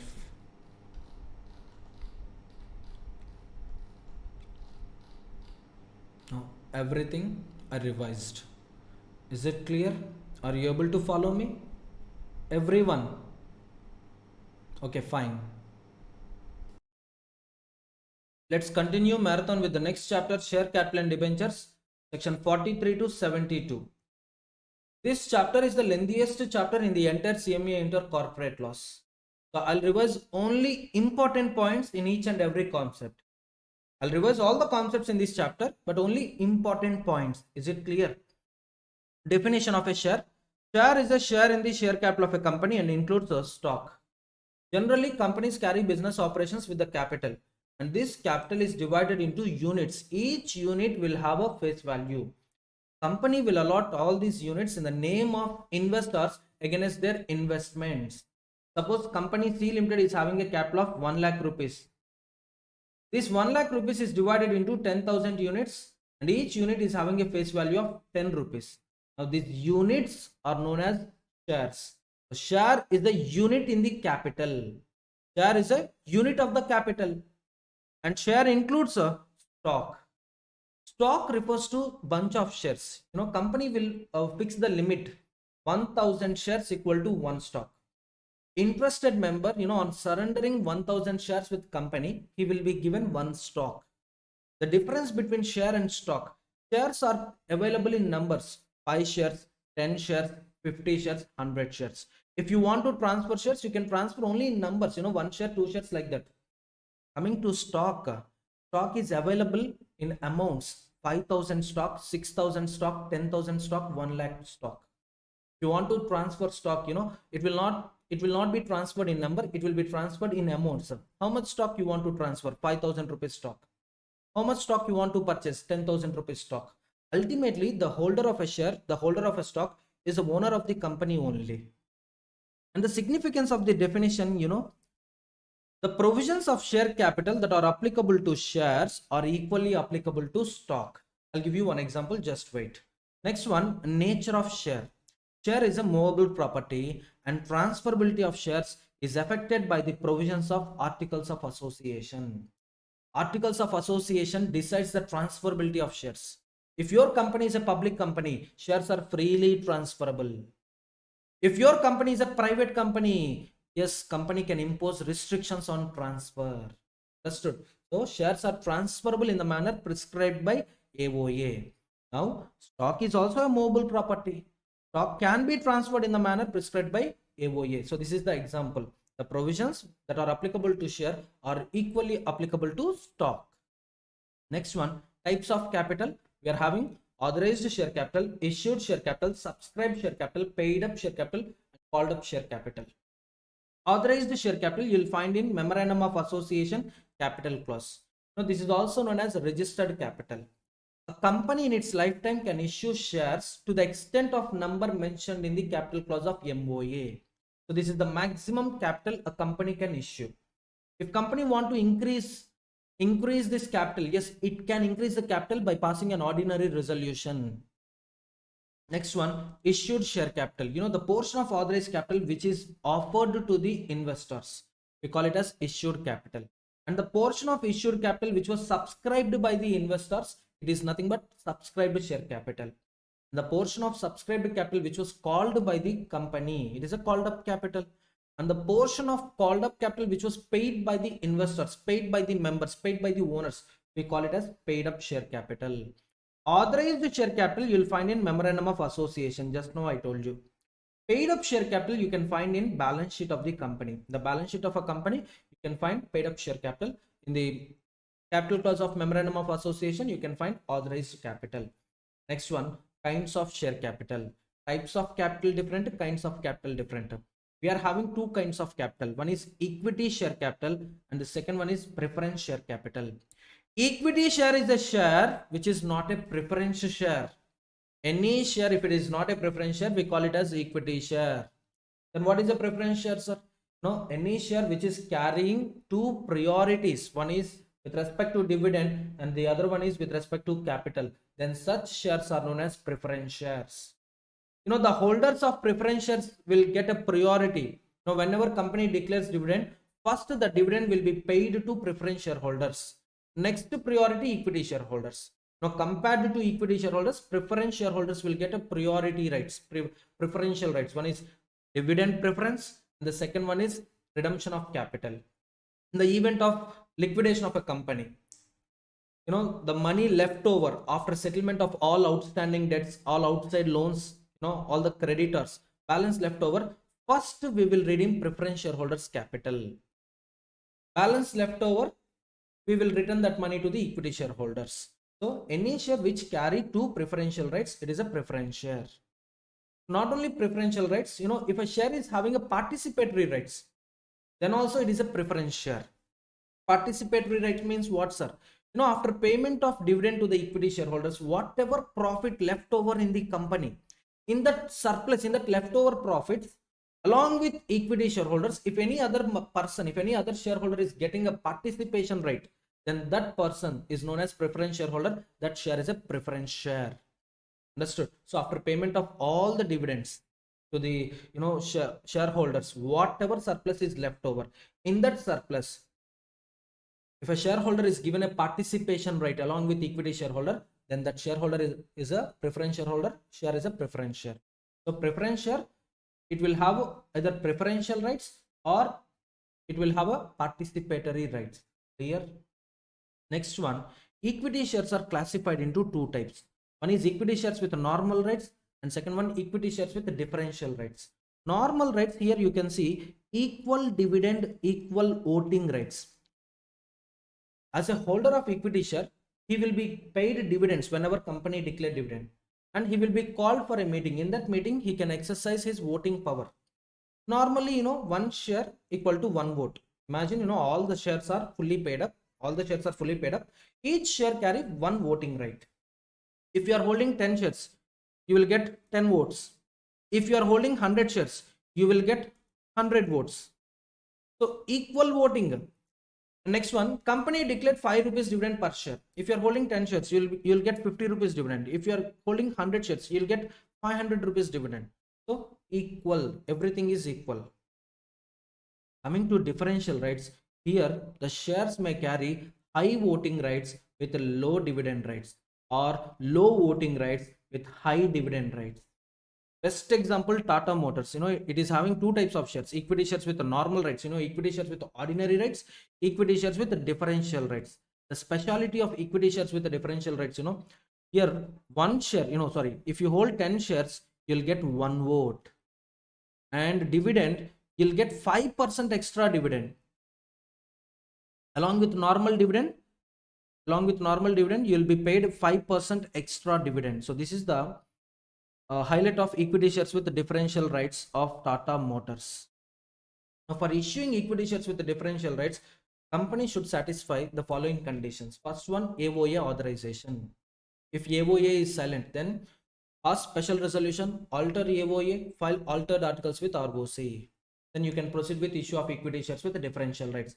Next one, ordinary resolution. Members approval is compulsory. If your company is a listed company, then voting shall be passed through postal ballot. See, we are having 4 types of voting: show of hands, poll, postal ballot, e-voting.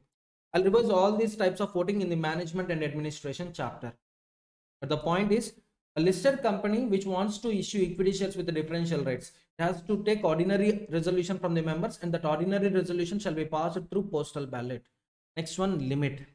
Voting power of differential rights shall not exceed 74% of total voting power of the company. This is as per the latest amendment. Whereas as per study material, as per institute material, the maximum limit is the shares with the differential rights shall not exceed 26% of total post issue paid up share capital.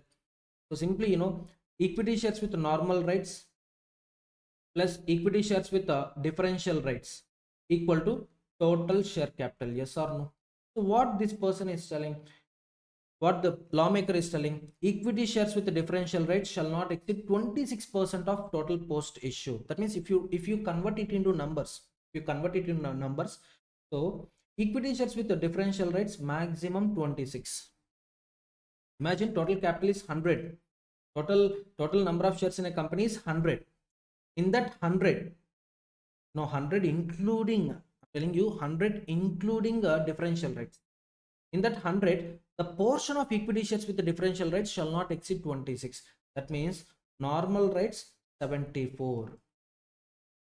Normal rights, how much a company can have? 74. Maximum equity shares with the differential rights shall not exceed 26%. So if a company is issuing equity shares with the differential rights and it utilizes the maximum limit of 26%, then normal rights 74%. You all getting my point, students? Next one, as per the latest amendment, voting power of differential rights shall not exceed 74% of total voting power of the company.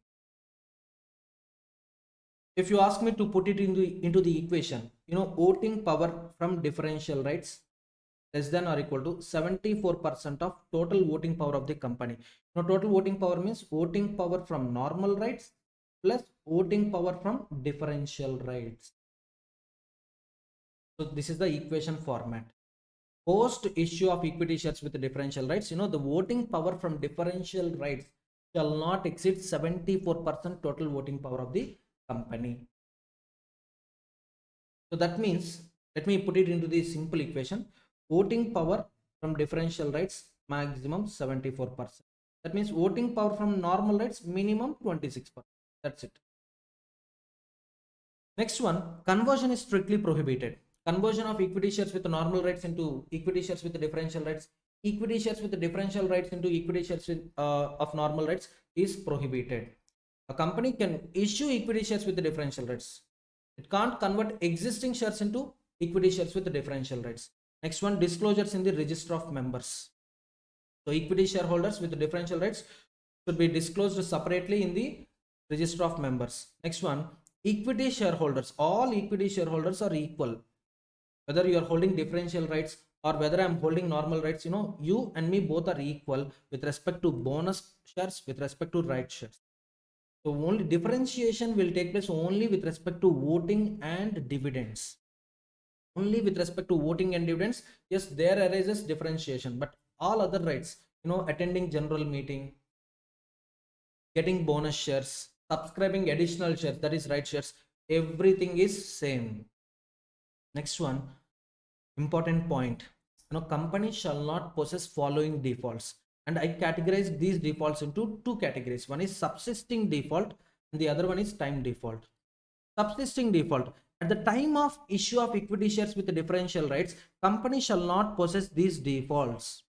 Company should not commit any default in redemption of preference shares, redemption of debentures, interest on debentures, repayment of deposits, payment of interest on deposits, and payment of declared dividend. If company is having these defaults, immediately rectify these defaults. The very next second, company can issue equity shares with the differential rights. Next, time default. In that first classification, first category, no default in last 3 financial years. So last 3 financial years, company should not commit following defaults. So what are those defaults? ROC filings. company should not commit any default in filing annual return and financial statements in the last 3 years. And company should not be penalized by SEBI, Securities Contract Regulation Act, FEMA, RBI. Suppose in any one of the last 3 financial years, if company commits any of these following defaults, then in current financial year, company cannot issue equity shares with the differential rights. You're getting my point? Suppose 2022-23 company committed a default or company was penalized by SEBI. In that case, 23-24 ban, 24-25 ban, 25-26 also ban. 26-27, yes, it can. Why? Last 3 years, no default. Last 3 financial years, there is no default. Understood? Next one, up to 5 years after making default good. That means, if company is having these defaults, first company should rectify those defaults and it should wait for 5 years. 5 years ban period after rectification. So what are those defaults? Failure to pay dividend on preference share capital, failure to pay interest on loans, failure to repay term loans, with respect to public financial institutions, state financial institutions, banks, and failure to transfer funds to IEPF account, Investor Education Protection Fund, and failure to discharge statutory dues. Company is having these defaults. First, rectify these defaults. That means make these defaults good. Suppose you rectified these defaults in this year. So next 5 years, you cannot issue equity shares with the differential rights. After completion of 5 years from the year of rectification, you can issue equity shares with the differential rights. The 3 types of defaults we are having. Subsisting default, that means at present you should not have these defaults. Last 3 years defaults, that means last 3 years you should not have these defaults. Next 5 years defaults, last 5 years you should not commit these defaults, and even if you commit these defaults, immediately rectify them.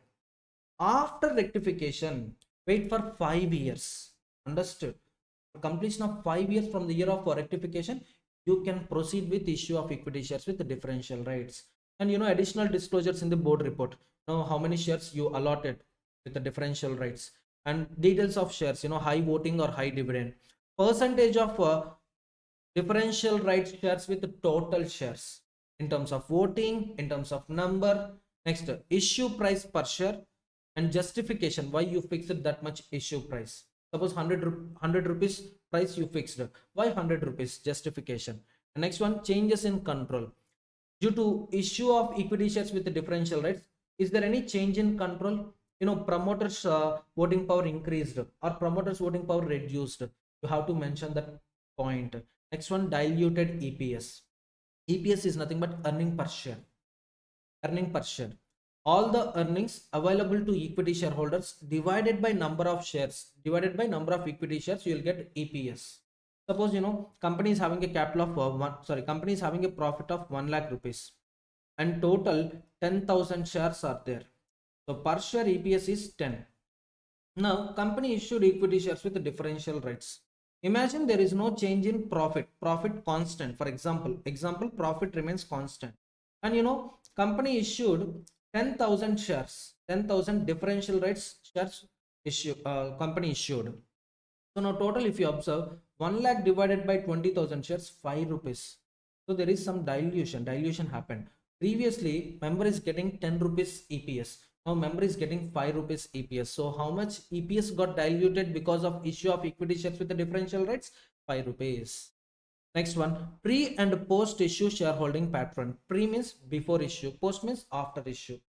So you have to disclose the shareholding pattern before issue and after issue. Next one, in case of private placement of in case of issue of equity shares with differential rights under private placement, then you have to mention the details of the members, to whom these shares were issued, so to the promoters or to the outsider.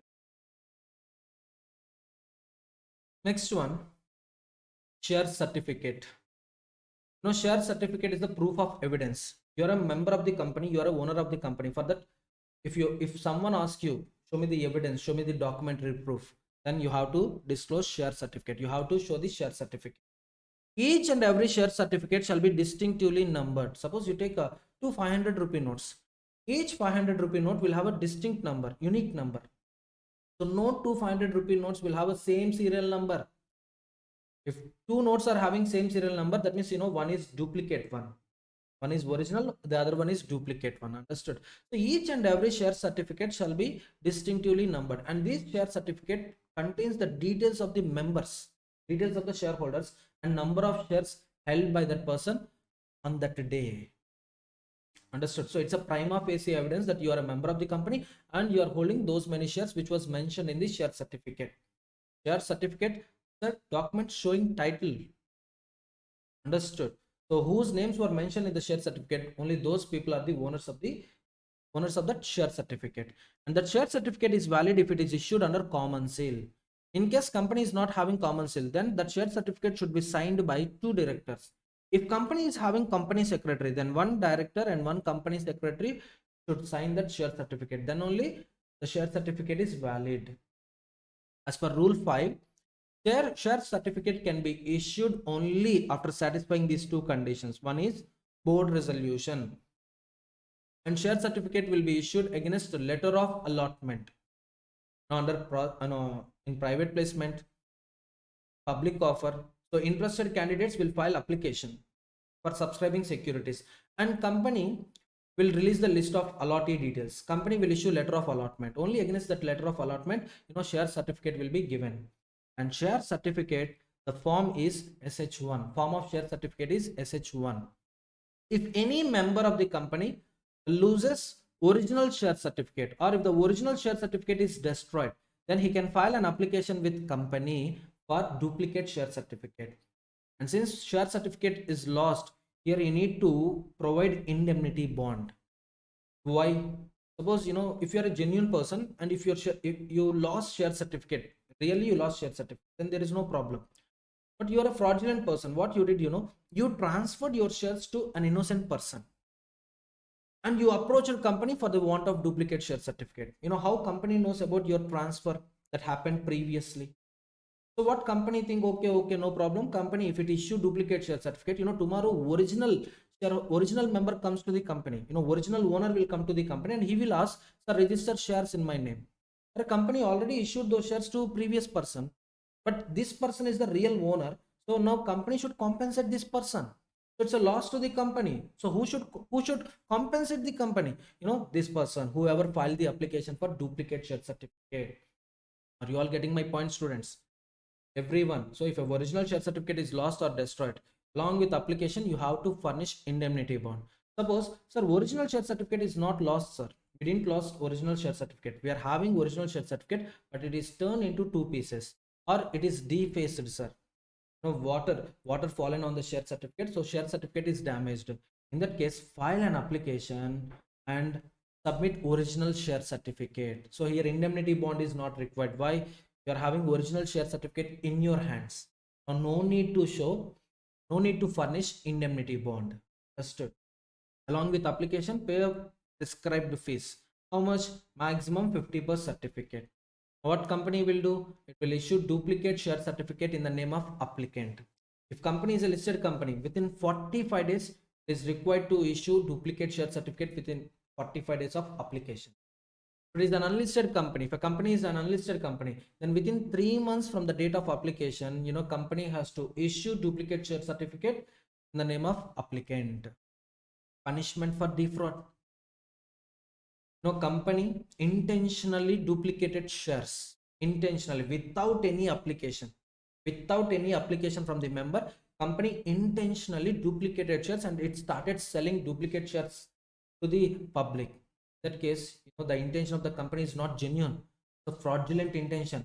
So the punishment is company minimum 5 times of face value of shares, maximum 10 times of face value of shares, or 10 crores, whichever is high. Suppose 10 lakh rupees face value of shares have been duplicated without any application. 10 lakh rupees face value of securities have been duplicated. In that case, the minimum punishment is 5 times of 10 lakhs, that is 50 lakhs. Maximum 10 times of 10 lakhs equal to 1 crore, or 10 crores, whichever is higher. So 10 crores.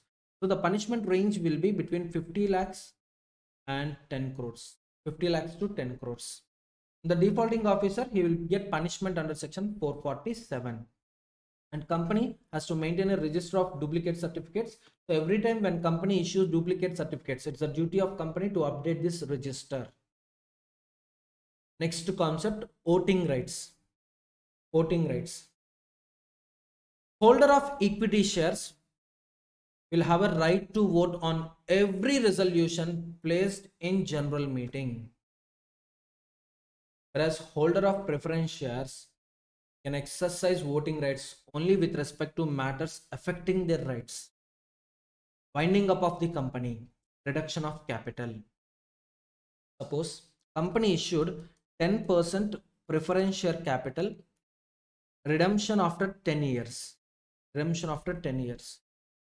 Now, the holder of preference share is having a right to get a return every year 10%. Every year 10% return he is entitled to.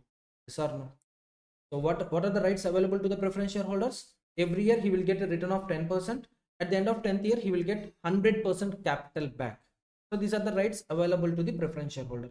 Now, company decided to reduce this 10% dividend to 8%. Now, this is a matter affecting the rights of preference shareholders. So this can be, the reduction of rate is permissible only with the approval of preference shareholders. Understood? So preference shareholders will get voting rights on the matters affecting their rights. On the matters related to winding up of the company, reduction of capital. So this is a general rule. And we had one exceptional rule, that is, if a preference shareholder is not paid a dividend for a period 2 years or more,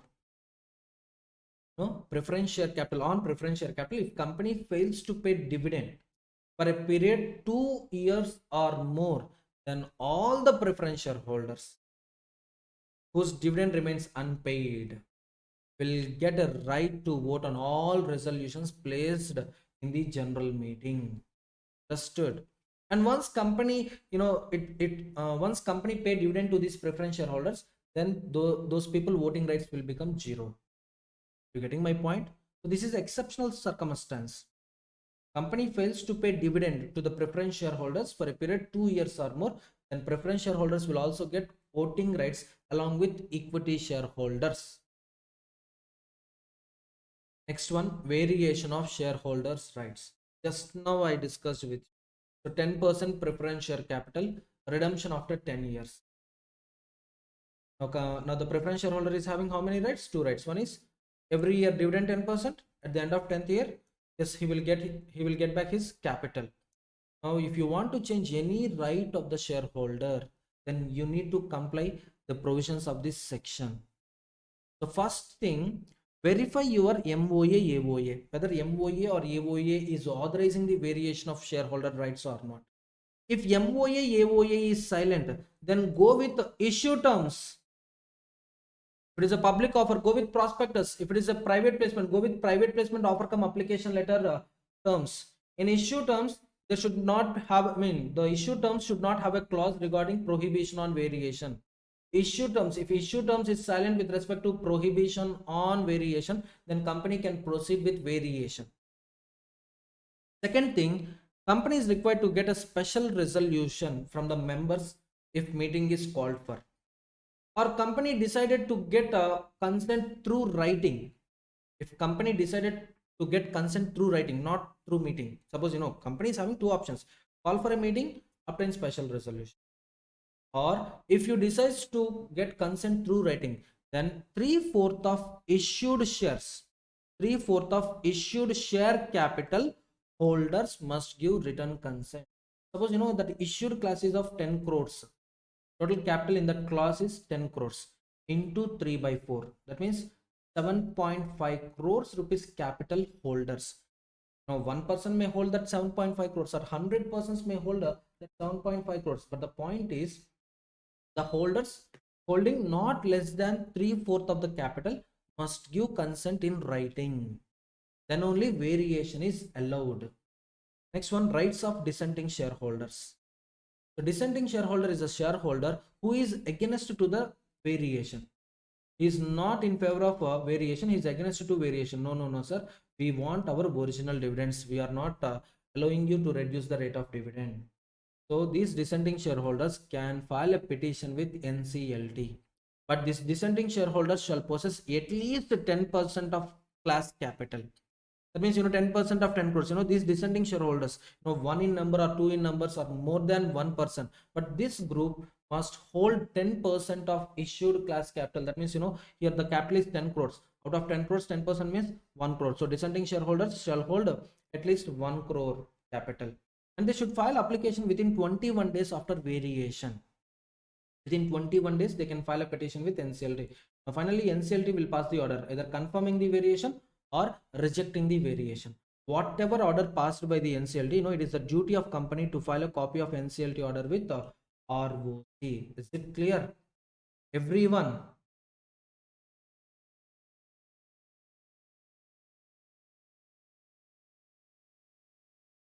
Just 1 second. Yeah.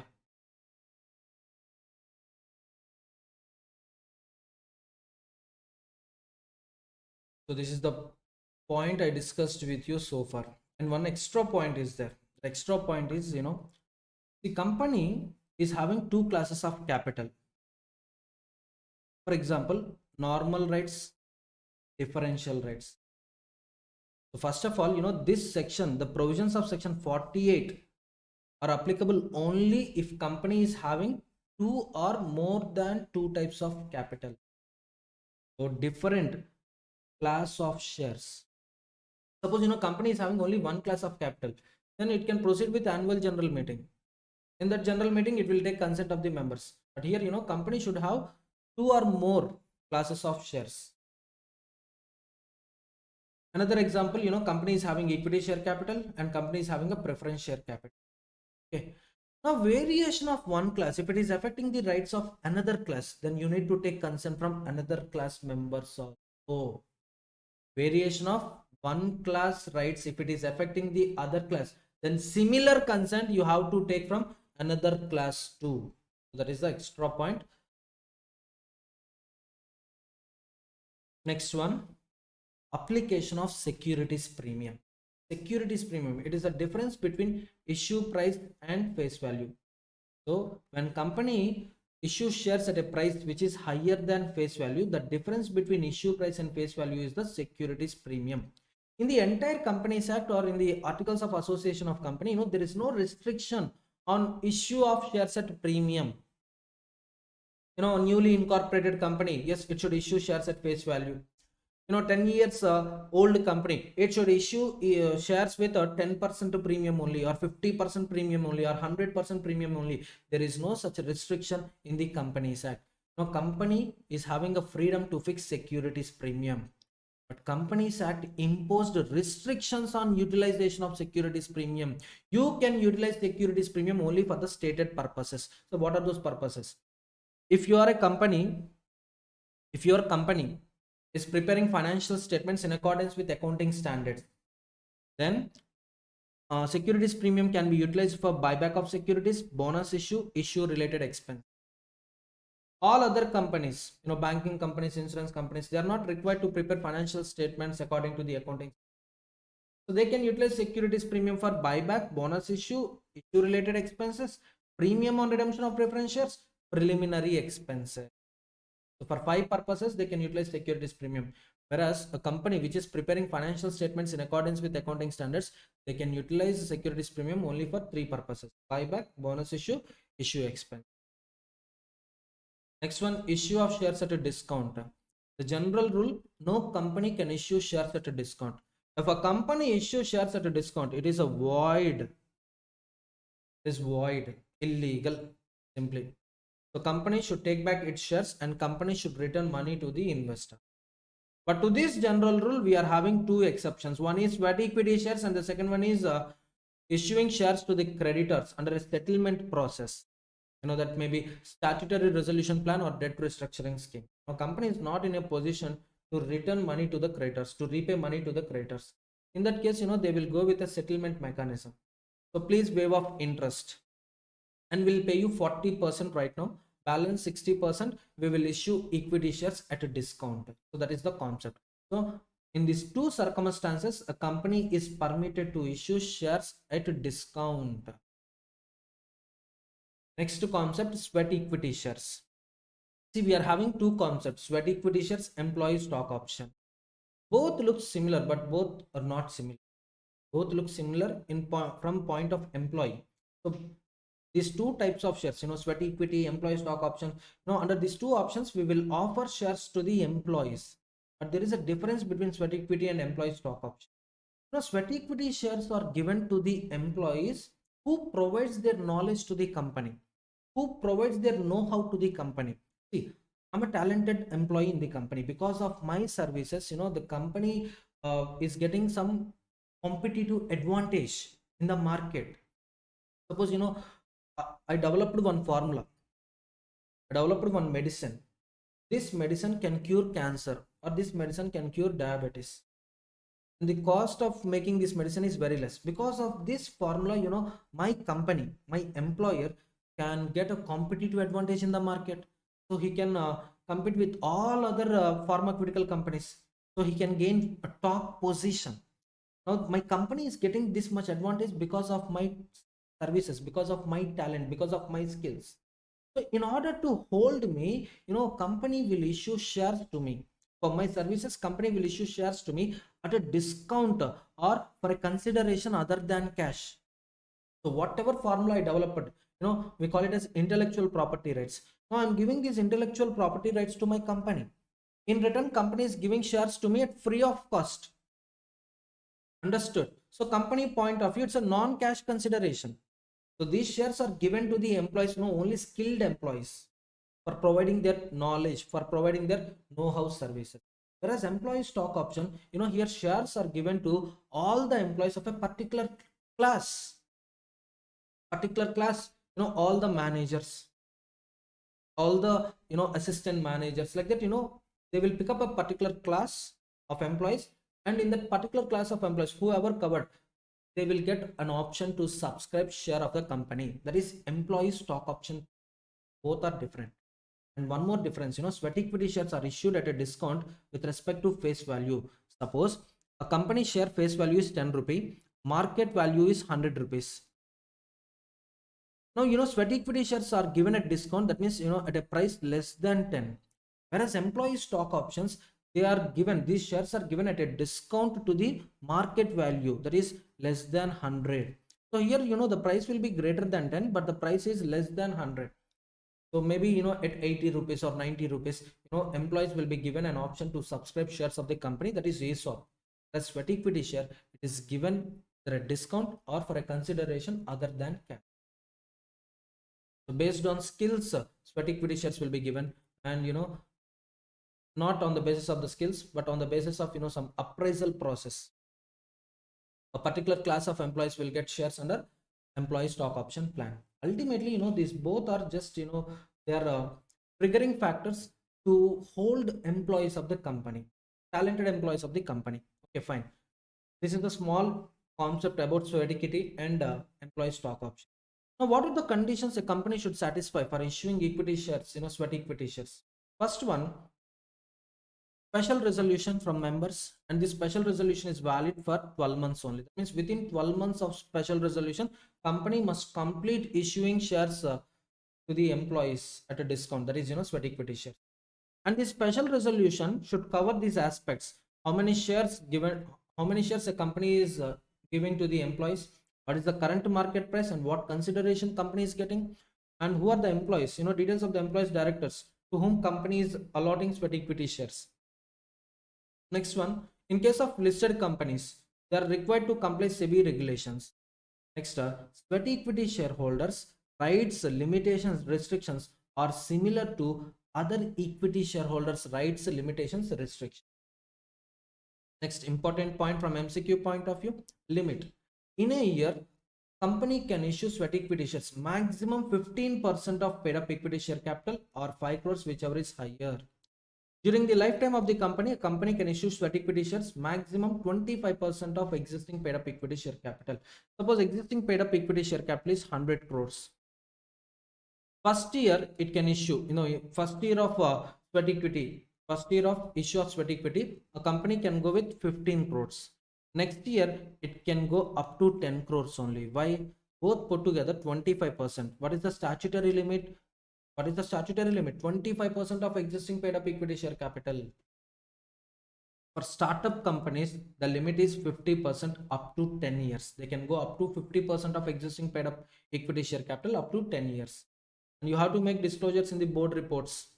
So details of the employees, details of the directors, to whom sweat equity shares were allotted. And you have to disclose the details of the members in register of members.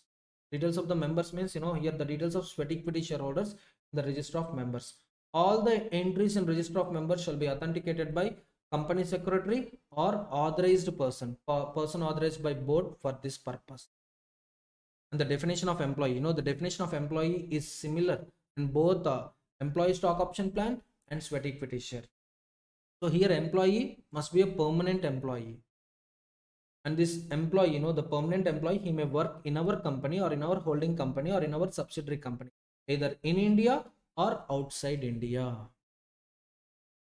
Next one, employee stock option, conditions for offering shares under employee stock option plan. First one, special resolution. And company can get special resolution only in the meeting. Yes or no? Come on, tell me. So for that, company should call for a meeting. So calling meeting, it is the duty of company to issue notice. Along with the notice, company should issue explanatory statement.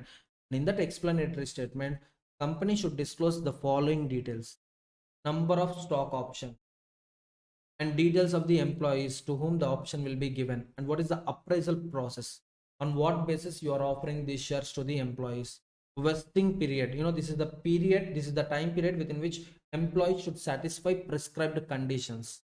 Exercise price, market value is 100 rupee, exercise price is 80 rupees. That means at 80 rupees only he can subscribe the share of the company, he can become member of the company. Lock-in period, once shares are allotted in the name of employees, how long he cannot transfer those shares. And accounting treatment in the accounting books. So yes, company complied accounting standards while accounting these things in the books of accounts. For that, just furnish the statement in the explanatory statement.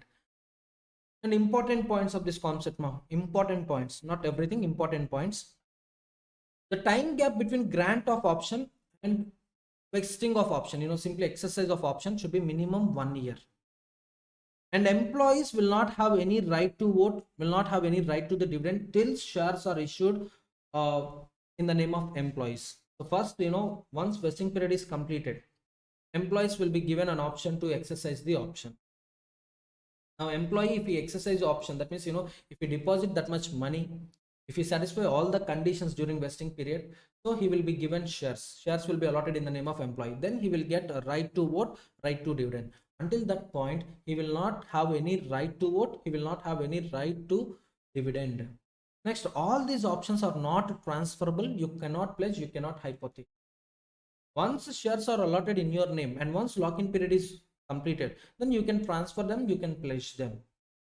Death of employee during employment, all the options vested in the hands of employee, all the options given to the employee shall be vested in the hands of deceased person nominee, deceased employee legal heirs.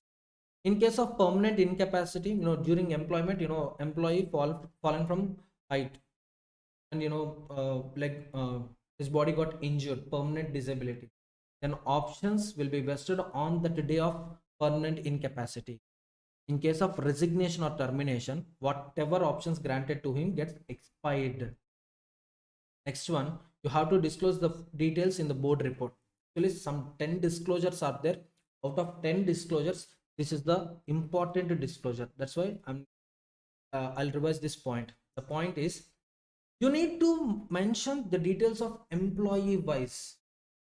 If that employee is a KMP. See, we offered stock options to 10 employees. Out of 10 employees, 1 employee is KMP. Now CEO is there. So mention the details of that KMP. Next one, any employee receiving options, 5% of the total options is receiving options, but the total options received by him is 5% of the total options or more than 5%. Then mention the details of that employee. Next one, employee received the shares under ESOP and total number of shares received by that employee under ESOP is 1% of the issued capital. Then mention the details of that employee also. 3% details you have to mention in board report. One is KMP getting shares under ESOP. Next, employee receiving 5% of total options. Next one, employee receiving 1% of issued capital under ESOPs. You have to mention these 3% details. Next, separate registers company has to maintain. In case of listed companies, they should comply SEBI regulations. In addition to Companies Act, they should comply SEBI regulations. Here, next one, issue and redemption of preference shares. Just now I told you, preference share. It is a share which carry two preferential rights. One is preference with respect to dividend. Next one, preference with respect to redemption of capital. Now, for issuing these shares, what are the conditions a company should satisfy? First one, AOA authorization, Articles of Association authorization. Next, approval from members, special resolution. Why?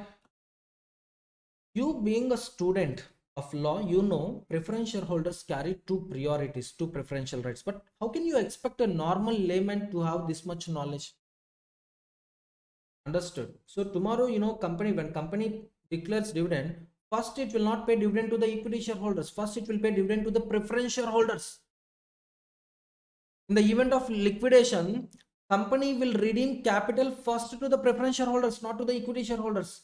So this matter you have to communicate with equity shareholders, then only you should expect an approval from members. So that's why you have to mention the details of preference share capital. You have to disclose the details of preference share capital and priority of dividends and priority of the capital with the equity shareholders. Then only equity shareholders can make a sound decision.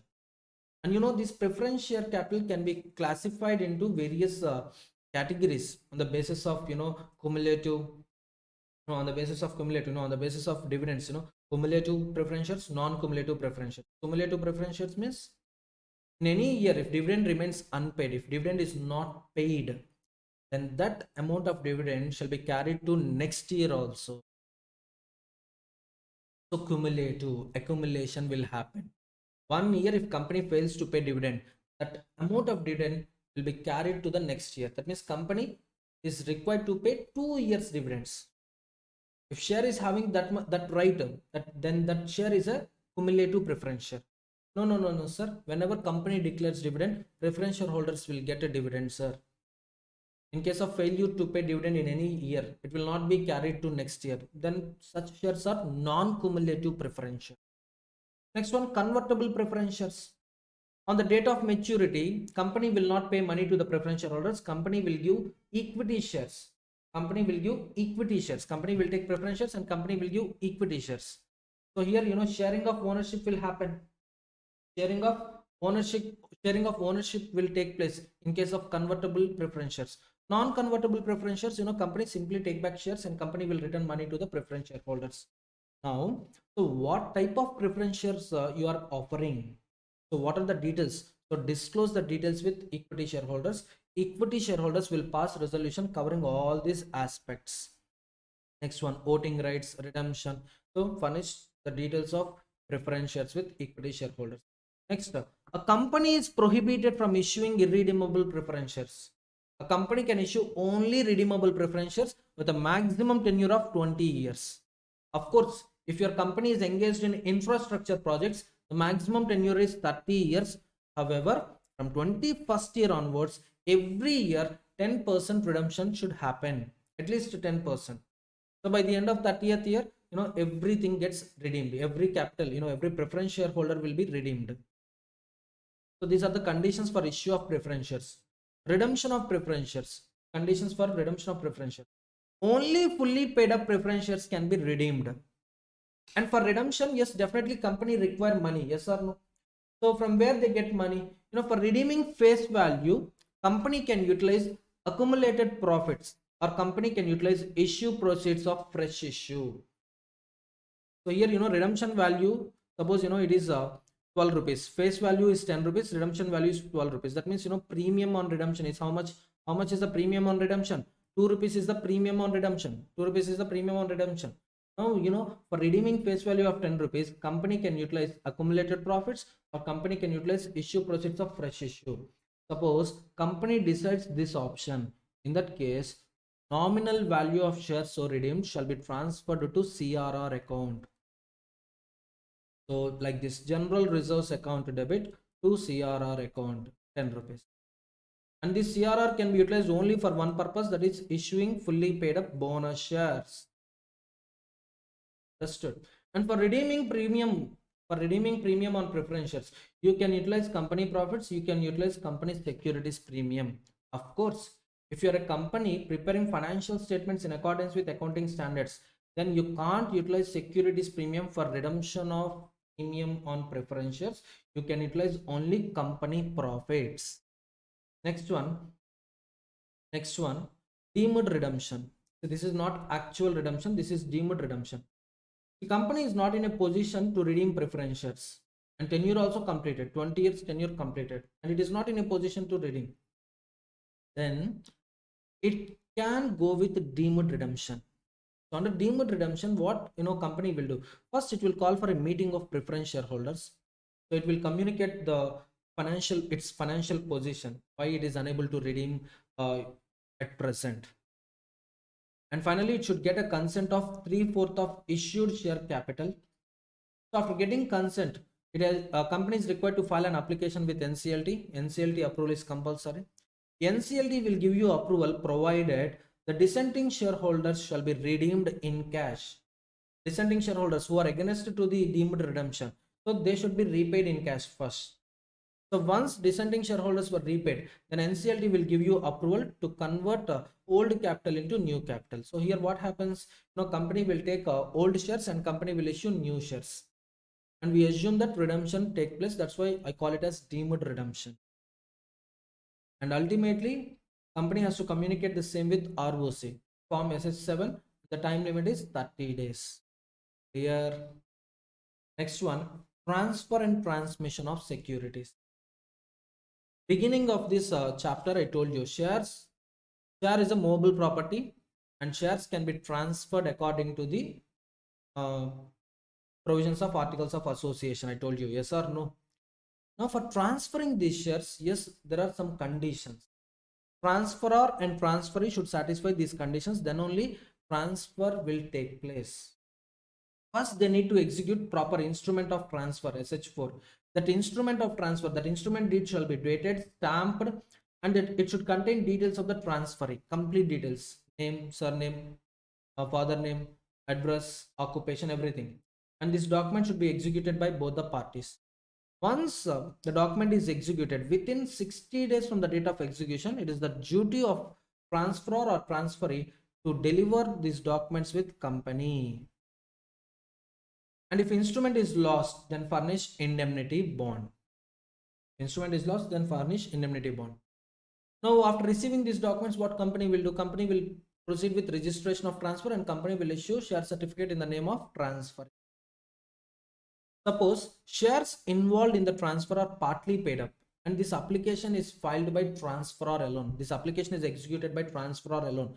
Then company shall not register the transfer without giving intimation to transferee, without giving notice to transferee. So your company will give notice to the transferee. Yes, the shares involved in this transfer are partly paid up. If you have any objection, raise your objection within 2 weeks of the notice. If there is no objection from transferee, then company will proceed with registration of transfer. Understood. Now the above requirements like execution of transfer deed, stamping of transfer deed, submission of documents to the company within 60 days. Next one, intimation in case of partly paid up shares. All these requirements are not applicable in case of transmission of securities. So what is transmission? Transfer is a voluntary act. Transmission is by operation of law. In case of death of the member, insolvency of the member, lunacy of the member, the properties of this person gets transmitted to the next person. In case of death, legal heirs will become owner of the property. In case of insolvency, official assignee will become owner of the properties of insolvent person. Understood? So transmission, it happens through operation of law. So in case of transmission, execution of transfer deed, stamping of transfer deed, submission of documents to the company within 60 days of the event is not required. Just a letter intimating transmission is sufficient. Next one. So this is the duty of company to issue security certificates, and these are the time limits. Subscribers to the Memorandum of Association should get a share certificate within 2 months from incorporation date. Allottee of share should get a certificate within 2 months from allotment date. Transferee of security should get share certificate within 1 month from the receipt of transfer instrument by the company or intimation of transmission by the company. Allottee of debenture should get a certificate, debenture certificate within 6 months from allotment date. And in case of transmission, the legal representative of deceased member will get two options: either register shares in his own name, transmission, or register shares in the name of other person, direct transfer. That means without becoming a member, he can sell those shares to the outsider, direct transfer. So any option he can exercise. In case of default, company failed to deliver certificates within the time limits mentioned. Just now I discussed with you, 2 months, 2 months, 1 month, 6 months. If company failed to issue certificate within the prescribed time, then company will be punished with a fine minimum 25,000, maximum 5 lakhs. Default officer, minimum 10,000 rupees fine, maximum 1 lakh rupees is the fine. Next one, punishment for personation of shareholder. Punishment for personation of shareholder. Mr. Shiva is a member of a company, is the owner of company. He is holding a share certificate with 100 shares. So he is the owner of 100 shares. I'm asking you, do you think only one person in India will have a name Shiva? No. Many people will have a name Shiva. Yes or no? So another person with same name Shiva, he went to company and he is making a statement like this: sir, I'm the member of a company, you can check the details in the register of members. I lost my share certificate, please give me duplicate share certificate. Or I didn't receive any dividend, I'm the member, I'm the owner of the company, so please pay me the dividend. I'm asking you, is this fellow a real member? No, he is representing himself as a member of the company. Actually, he's not a member, he's a dummy. He's a dummy, but he is representing himself as a owner of a company in order to obtain a security or in order to obtain money. That thing we call it as personation. Whatever he is doing, we call it as personation, changing the identity in order to get illegal advantages. And what is the punishment to that person? Punishment, imprisonment and fine 1 year to 3 years, and fine 1 lakh to 5 lakhs. Clear? Next one, refusal of registration and appeal against refusal. See, whenever company receive documents for registration of transfer, it is the duty of company to register the transfer. Of course, company had an option to reject the registration. Suppose shares involved in the transfer are partly paid up. They are not fully paid up, they are partly paid up. And the transferee is minor, or transferee is financially incapable person. Tomorrow, if company make calls on shares, that fellow can't make call, that fellow can't pay call amount. In that case, company is free to reject the transfer. So these are the valid grounds for refusal of registration of transfer. So in those cases, there will be no problem. Yes, company is having a freedom to reject the transfer registration. But some cases, the company,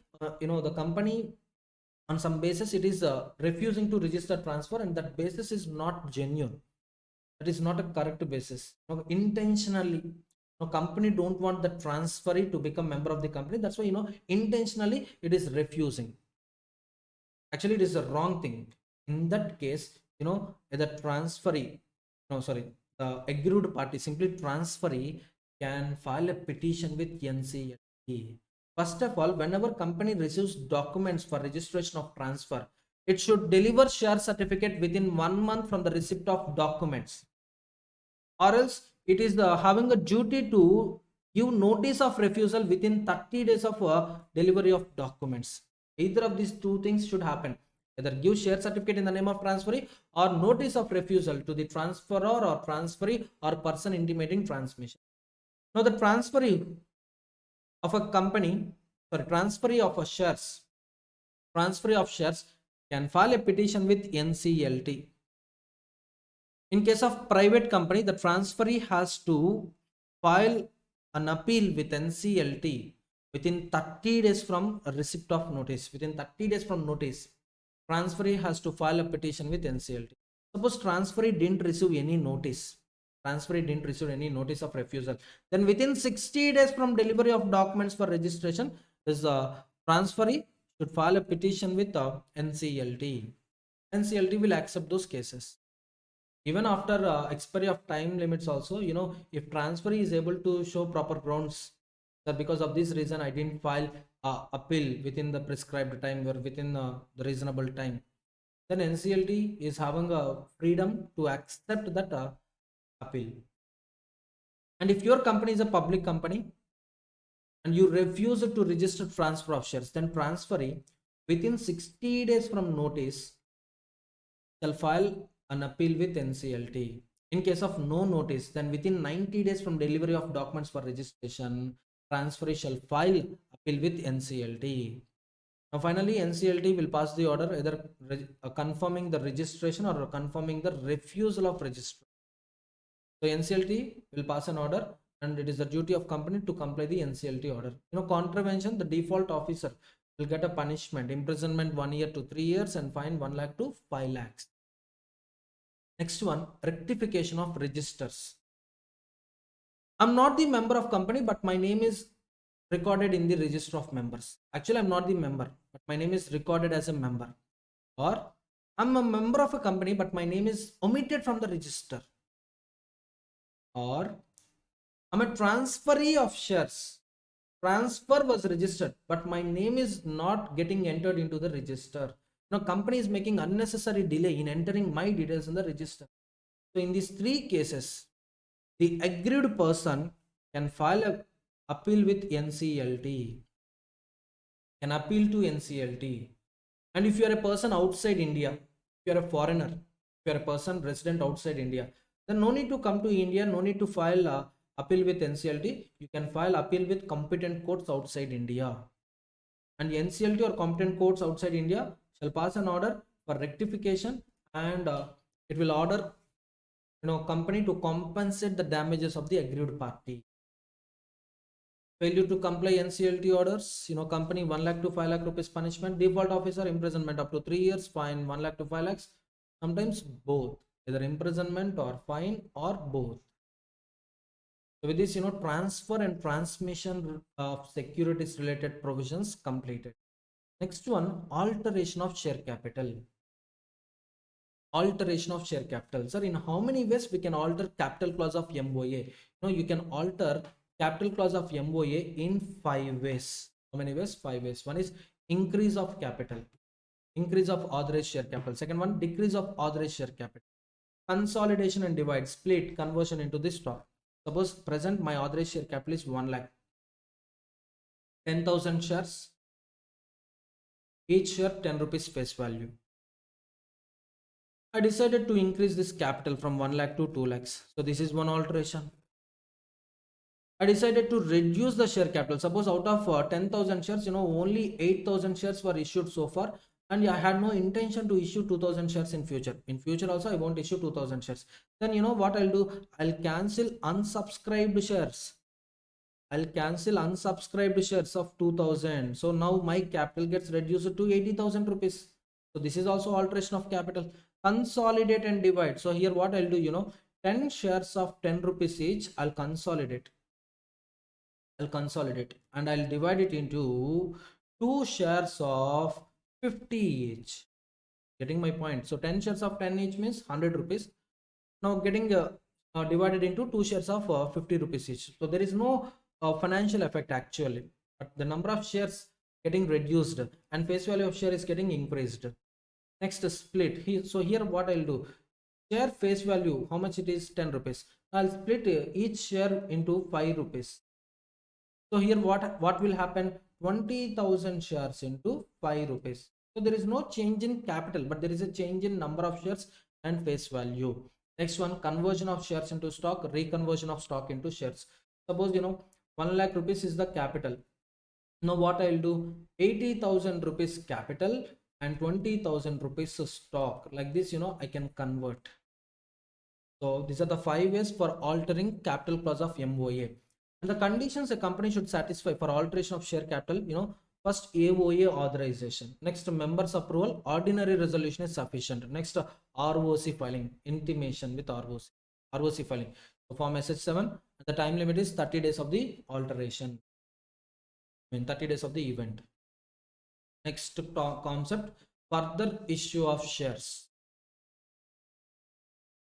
Initial issue of shares will take place at the time of incorporation. Just now I discussed with you section 56. Upon incorporation, within 2 months, company will issue shares in the name of forgot. Within 2 months of incorporation, company shall issue share certificate in the name of subscribers of MOA. That is initial issue.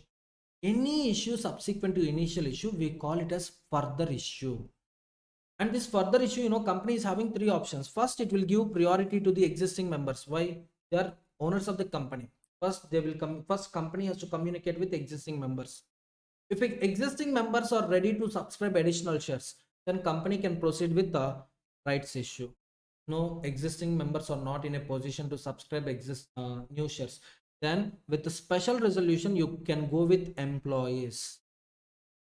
Is also a better option. Employees, internal part of the organization only. The existing members know about the company, employees know about the company. So no much pressure, no much tension. Suppose employees are also not in a position to subscribe the shares under ESOP, then no other option, go with outsiders, go with others. If you are going to public at a large, then prepare and issue prospectus. If you are going with identified persons, then go with a private placement. But for that, special resolution is compulsory. Registered valuer valuation report is also compulsory. However, if you are going with outsiders, some situations, special resolution, registered valuer valuation report is not required. So what are those cases? In cases of conversion of capital, conversion of debentures, conversion of loans into equity shares. 10 years back, company issued convertible debentures. Now, it is the duty of company to convert debentures into equity. At the time of conversion, member special resolution is not at all required. Why? At the time of issue of convertible debentures itself, company should obtain special resolution. So at the time of issue of convertible debentures, company already obtained special resolution. Now, no need of fresh special resolution for conversion. Understood? So conversion of debentures or loans into equity, either voluntarily or mandatorily, no need of special resolution. Next one, rights issue. So if company decides to offer shares under rights issue, then company should give a notice to the existing shareholders at least 3 days before opening. At least 3 days before opening of offer period, company shall intimate existing shareholders about rights issue. And this offer period, subscription period should be minimum 15 days, maximum 30 days. And existing shareholders are also had a benefit of renouncement. If they want, they can subscribe additional shares, or they can transfer additional shares to the outsiders without subscribing those shares. Without subscribing those shares, they can transfer those rights to another person. Next one, on expiry, whatever shares which were not subscribed by the existing members, board of directors had an option to dispose them. They can sell them or they can issue them in a manner which is not disadvantageous to the company. The board of directors had an option to dispose unsubscribed shares in a manner which is not disadvantageous to the company. Next, bonus shares. Bonus shares. Issue of bonus shares. Now, what are the conditions a company should satisfy for issuing shares at free of cost? Bonus shares, these shares are given at a free of cost. Member is not required to pay a single rupee for getting this share. Understood? So the other name for bonus issue is capitalization of profits. So here what company will do? Company will convert its profits into capital. How? I'll just show you one journal entry. CRR account debit, free reserves account debit, securities premium account debit to equity share capital. Suppose 10 rupees, 10 rupees, 10 rupees, equity share capital 30 rupees. So here the company capital is getting increased, but company is not getting money. Company issued these shares for money. The entry would be like this: bank account debit to application security application account, security application account debit to equity share capital. The entry will be like that. But here company is getting nothing. It's just an internal adjustment. So whatever reserves, whatever premium, whatever crr company is having, so they are just capitalizing these profits. Reserves includes general reserves, free reserves, but reserves excludes the revaluation reserves. The reserve that was raised because of revaluing the assets. So yes, previously land is 100 lakhs. Right now, the market value of land increased to 200 lakhs. Now there is a revaluation of, if company decides to revalue its property, so instead of showing 100 lakhs, if it starts showing it at 200 lakhs, that means they revalued the asset, and the profit from such revaluation is 100 lakhs. But this is not a profit which is available in cash. Profit was not realized in cash. So these profits, these reserves, you cannot utilize for payment of dividends and for issue of bonus shares.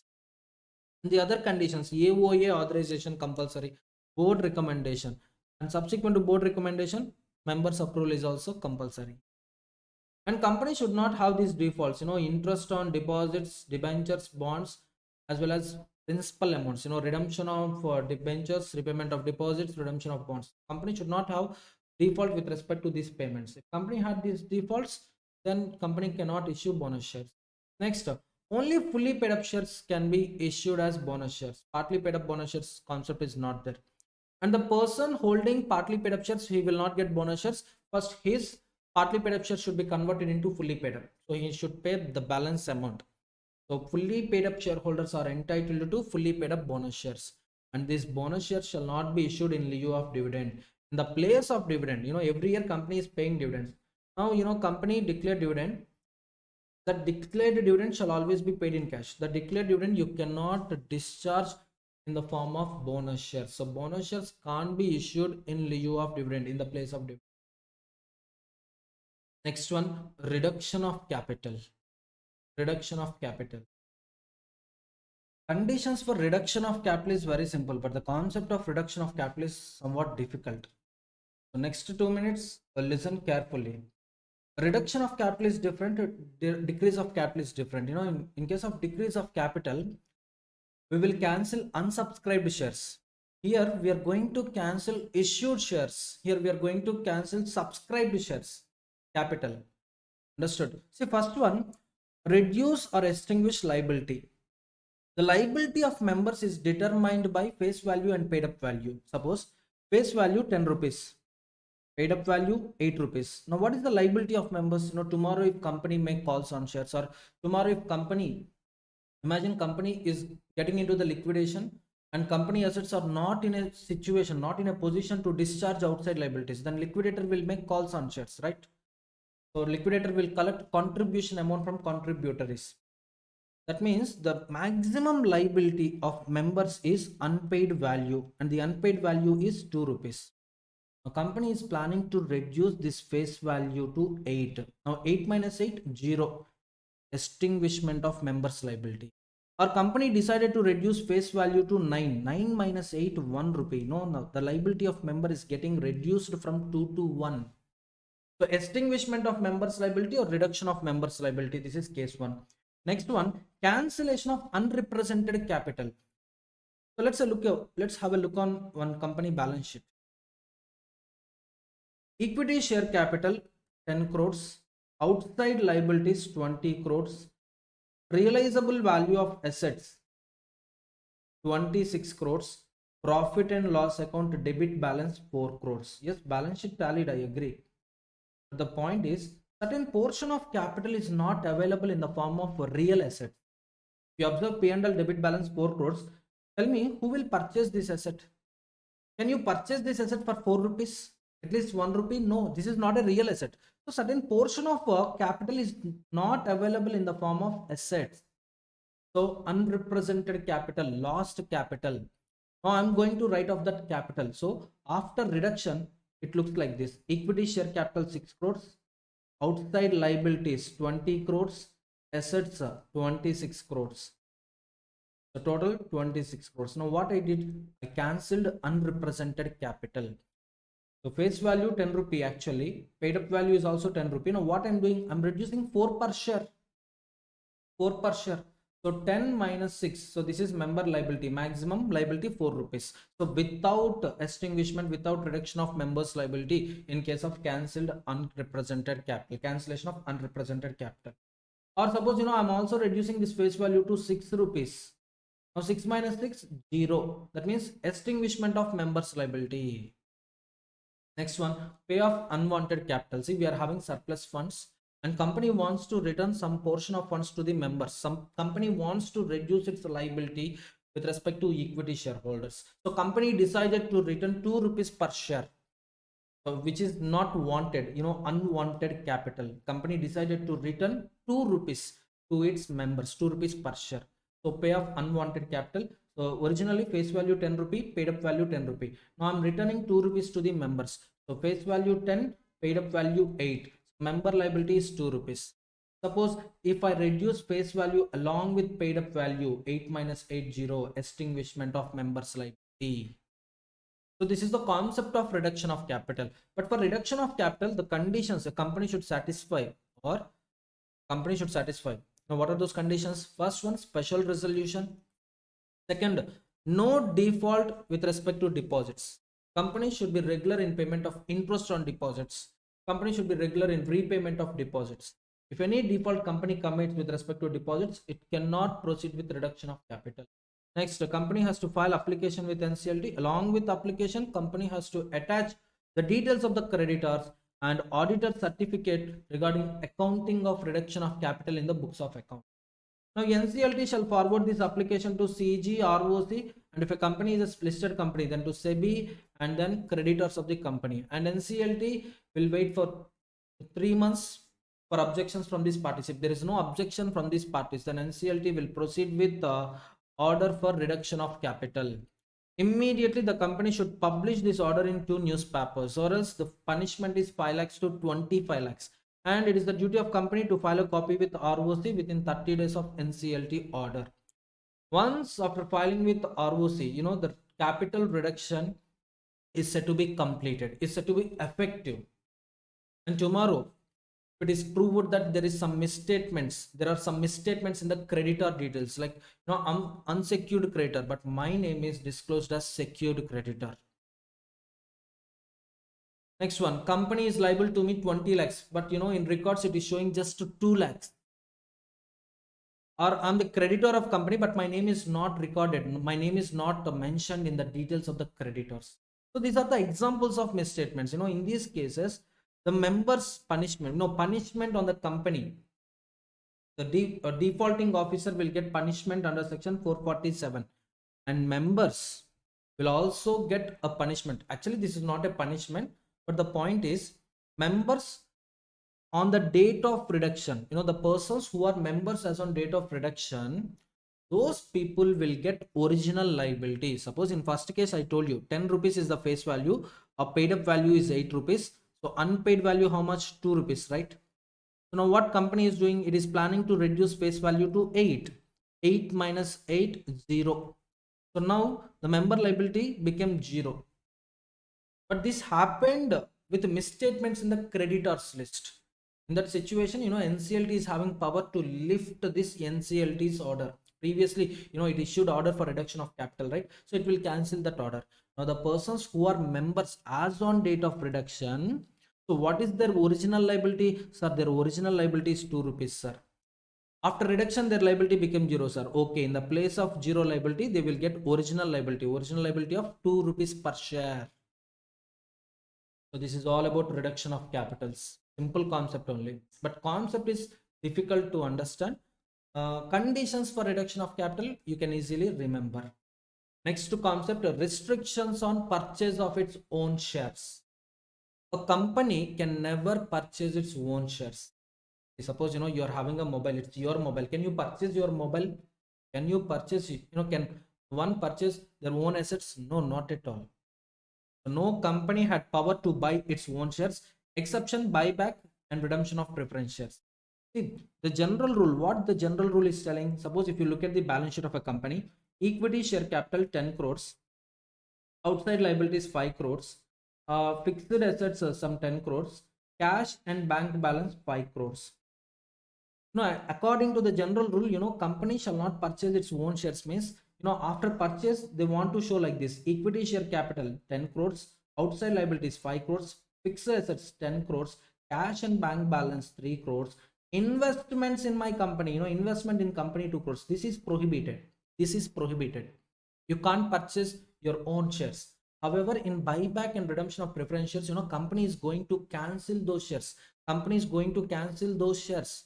So that's why a company can purchase its own shares under buyback. It is not going to show it as an investment in its balance sheet. Next one. To this general rule, we had two exceptions. One is Nidhi company and the other one is private company or specified IFSC public companies in which no other body corporate is a member and its total borrowings are less than 2 times of the paid up share capital or 50 crores, whichever is less, and company has not committed any default in repayment of aforesaid borrowings. So this private company, specified IFSC public company satisfying these three conditions, for them this general rule is not applicable.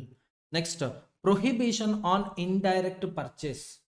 So direct purchase prohibited, indirect purchase is also prohibited. Sir, indirect purchase means what? Company will not purchase its own shares, but company will advance its money to employees. Company will advance money to someone in order to acquire shares of the company. So this is also prohibited. However, this rule is having three exceptions. One is lending business. Take a State Bank of India, for example. It is in the business of lending. I applied for a loan of 4 lakhs. With that 4 lakhs, I acquired SBI shares. Do you think SBI will monitor me, the borrower? So what he is doing with the funds? Their business is, their ordinary business is lending. So for them, this rule is not applicable. That means, the borrower of the company can acquire shares of that company if that company is in lending business. Next one, employee loans. Sometimes, employee is having a goal to become member of the company, but he is not having sufficient resource, sufficient money.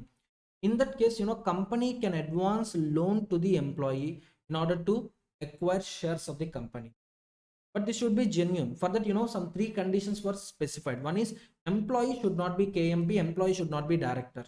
So KMP, director, they can't get this privilege.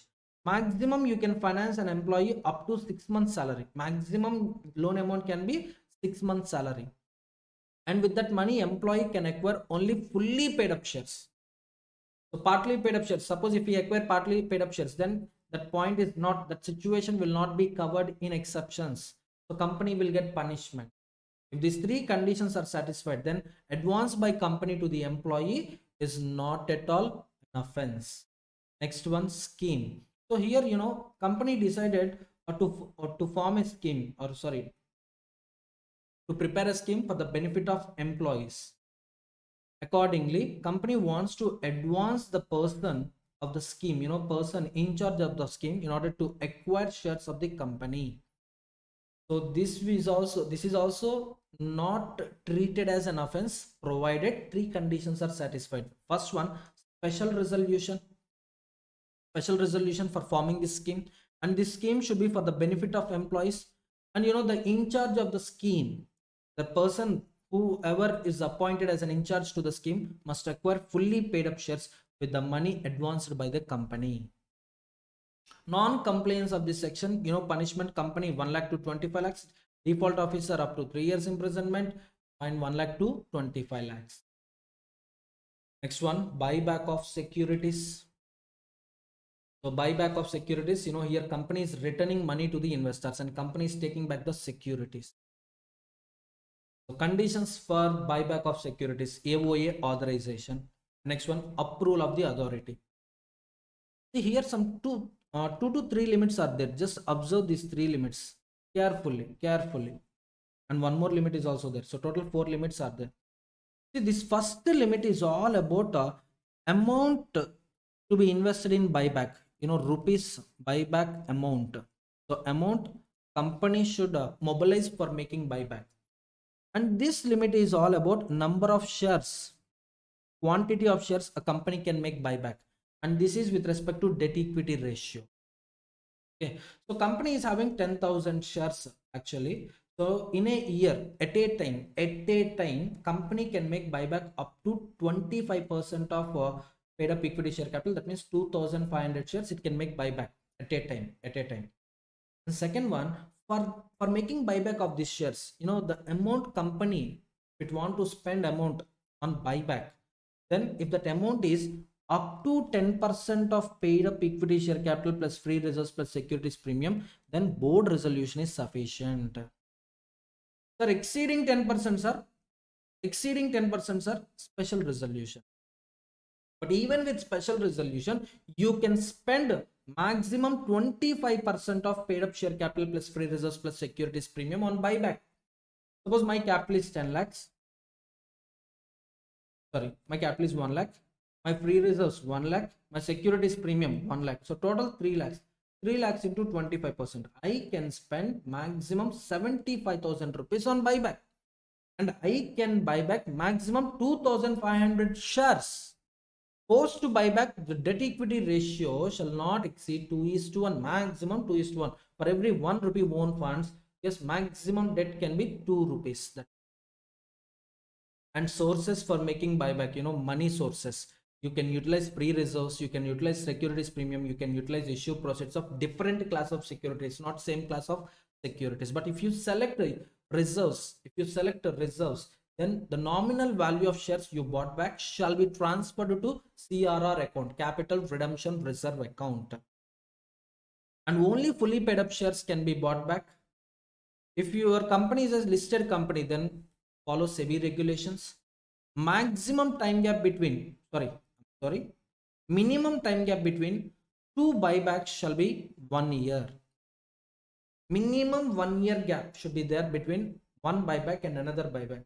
Closure of one buyback and opening of subsequent buyback. Minimum time gap 1 year. And for buyback, from where we can buy our securities, sir? From open market, or on proportionate basis from existing members, or from the employees to whom you issued shares under ESOP or sweat equity. So you can avail any of these three options. From that option only buyback should be completed. And the buyback should be completed within 1 year, within 12 months from the date of resolution. The 12 months completed, sir, buyback not completed, then again, once again, take approval from the authority. Next one, it is the duty of company to prepare a declaration of solvency, stating that company is a solvent company and company will not commit any defaults in repayment of loans or payment of interest on loans for the next 1 year. So in the next 1 year, even if company goes into liquidation, the company assets are sufficient to discharge company liabilities, and that declaration shall be signed by 2 directors. One should be managing director. Next one, extinguishment of securities. Once buyback is completed within 7 days, yes, destroy all the securities. Next one, cooling period on further shares. So maximum, cooling period means what? Once buyback is completed, for the next 6 months, you are prohibited from issuing similar class of securities. The securities involved in the buyback, you can't issue for next 6 months. Of course, we had some exceptions. Under exceptional circumstances, like conversion of preference shares into equity, debentures into equity. Next one, stock options, sweat equity shares, bonus issue. In these cases, you can issue the securities involved in buyback. My authorized capital is 1 crore. My paid up share capital is 50 lakhs.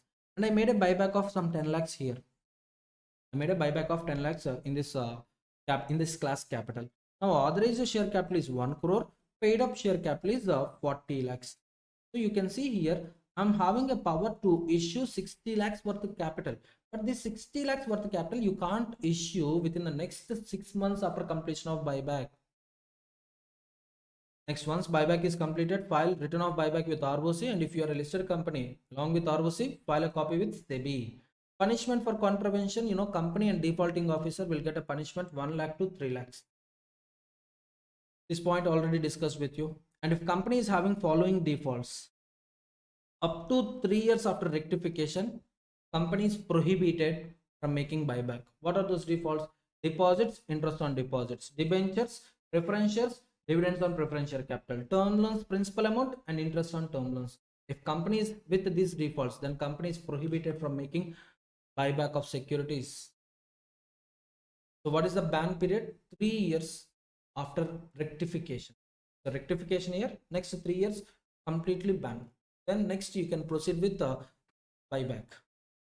Last concept of this chapter, debentures. Debentures. Debentures, the definition of debenture, debenture includes debenture stock, bonds, and any instrument of a company evidencing a debt. Company issued an instrument, and if that instrument is evidencing a debt to the company, then it is a debenture. So for issuing debentures, what are the conditions company should satisfy? First one, if company decides to issue convertible debentures, then special resolution is compulsory. So special resolution is required at the time of issue, not at the time of conversion. At the time of conversion, special resolution is not required, but at the time of issue of convertible debentures, special resolution is required. And issuing debentures with voting rights is prohibited.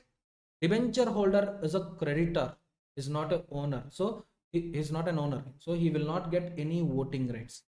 Next one, company can issue secured debentures with a tenure maximum 10 years. Of course, if company is from infrastructure background, infrastructure debt fund companies, finance companies, infrastructure project companies, they can go with a tenure of 30 years. And if company decides to issue secured debentures, then they need to create charge on the properties covering the value of debentures and interest on debentures. And company should appoint a trustee, debenture trustee, within 60 days after allotment of debentures. And whenever company is making a public offer for issue of debentures, or when an offer is made to the members exceeding 500, these cases appointment of debenture trustee is compulsory. The following persons are disqualified to act as a debenture trustee. Sir, who are they? A beneficial member, a person holding shares with a beneficial interest, disqualified. Promoter, KMP, director, officer of cash companies, or company, associate company, subsidiary company, holding company. So four persons of these four persons of four companies are disqualified. Creditor of the company disqualified. Debtor of our company, associate, subsidiary of holding company also disqualified. Guarantor with respect to debentures disqualified. A person having pecuniary relationship with company also disqualified. Pecuniary relationship means the transactions between the person and company amounting together 2% of the turnover or total income, or 50 lakhs, whichever is less. The last two preceding financial years, or current financial year. So the reason of these disqualifications is to protect independence. If you appoint these persons as debenture trustee, they may not take a decision in favor of debenture holders. They will try to protect their interests, and they may end up with taking a decisions which are opposite to debenture holders. Next one, removal of trustee. For removing trustee, you have to get consent of 3/4 of debenture capital holders. So debentures total worth 10 crores. 3/4 of debentures means 7.4 crore. Sorry, 7.5 crore. Now, holders holding at least 7.5 crore of the debentures can remove trustee. Next one, company should pay interest on periodical basis, and company should redeem debentures at the end of the tenure. Next, if company makes a default in payment of interest, or if company makes a default in repayment of redemption of debentures, then debenture holder can file an application, can file an application with NCLT, can file a petition with NCLT. Sometimes even trustee can file a petition with NCLT stating that, sir, company is making company is entering into more and more obligations, company is acquiring more and more loans. So definitely tomorrow it may not redeem all the debentures, so please stop the company from entering into new loan contracts. Like that, trustee can file an application with NCLT. Next one, debenture redemption reserve. This is a reserve created from free reserves, and this reserve is having an obligation. That obligation, you can utilize this reserve only for redemption of debentures. You can't utilize this reserve for writing of preliminary expenses or for payment of dividends, for declaration and payment of dividends. This is not allowed. And this debenture redemption reserve is not applicable to all companies. It is applicable only to few companies. See, this is applicable only to the unlisted companies. And the amount of debenture redemption reserve should be minimum 10% of outstanding debenture. This DRR is not applicable to all India financial institutions, banking financial institutions, listed companies. Even unlisted companies, even NBFC, housing finance companies, even they are unlisted, no problem. For them also DRR is not applicable. But all the companies, by the end of 30th April of the year, they should invest at least 15% of debentures maturing current year plus year and a specified securities. You know, the highlight of the specified securities is they are highly liquid. They are highly liquid in nature. It's like a reserve money only. So we are putting some 15% of debentures maturing in the current year and the next year in a locker like that. Liquid assets means, so whenever you face liquid crunch, you can readily sell them, you can easily sell them, you can convert them into cash, and you can adjust against redemption of debentures. And immediately within reasonable time, you need to increase that specified securities. For example, current year plus next year, current year next year, we are having obligation to redeem 100 crores debentures. So into 15%, right now 15 crores maintained in the form of specified securities. One day you are facing a financial crunch and debenture holders came to a company for redemption. The value is 5 crores. You are not having money. So what you do, just sell 5 crore as 5 crore of specified securities and redeem them. So now balance and specified securities fall into 10 crores, whereas outstanding debentures is 100 minus 5, 95 crores. 95 into 15% means how much? 95 into 15, 14.25. But the balance in specified securities is 10 crores, right? So make an immediate adjustment, readily make an adjustment so that this 10 crores investment of 10 crores in specified securities should increase to 14.25 crores. But at that point of time, when debenture holder is in front of you, so making some adjustments will take a time and it creates some panic situation among debenture holders. That's why first sell the specified securities. Later, just increase that investment in the specified security. With this, share capital and debentures revision is complete. The next chapter for marathon is management and administration. In this chapter, I will revise all the provisions of Companies Act with respect to general meetings. As you all know, one of the most important characteristics of the company is separate legal entity. Company is separated from its owners. Owners will contribute funds whenever company need funds, and company will carry business operations with the funds contributed by owners. Yes or no? Company being an artificial person, it cannot carry business activities on its own. That's why company appoints directors. Company will have management, and management will manage all the affairs of the company. Now, the owners who contributed funds to the company, they are very much interested to know the financial position of the company, financial performance of the company. Understood? So, for discussing these matters regarding financial position of the company, performance of the company, a declaration of dividends, appointment of the auditors, and appointment of the directors, so general meetings will take place. The general meeting is a place where members of the company will come together and will meet each other. And these general meetings are of two types: annual general meetings, extraordinary general meetings. Annual general meetings, every company except one person company is required to conduct one annual general meeting in a year. Extraordinary general meeting is a general meeting other than annual general meeting. And this annual general meeting is of two types: first AGM, subsequent AGM. First AGM, upon incorporation, for the first time, if company is conducting annual general meeting, we call it as first annual general meeting. Applicability, it is applicable to all companies except one person company. As you all know, meeting requires minimum 2 members, minimum 2 persons. In case of one person company, you will find only one person, only one member. So meeting is not possible in OPC. Next one, time limit. So what is the time limit for first AGM? The time limit is 9 months from the closure of first financial year. So when first financial year gets closed, It depends on date of incorporation of a company. So if date of incorporation of a company falls on or after 1st January, suppose 1st January 2024, then first financial year closure date shall be 31st March of following year, that is 31st March of 2025.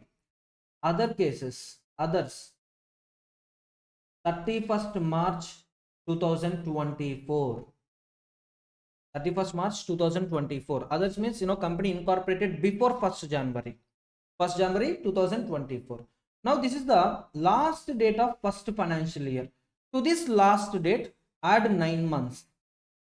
Now you will get due date of first AGM. So 31st December 2025. In case company is incorporated on or after 1st January 2024. For other companies, which is incorporated before 1st January 2024, 31st December 2024 is the due date for first AGM. Next one, subsequent AGM. Any annual general meeting subsequent to first AGM, we call it as subsequent annual general meeting. Applicability, it is applicable to all companies except 1% companies. And what is the time limit for subsequent AGM? Here we are having 3 time limits.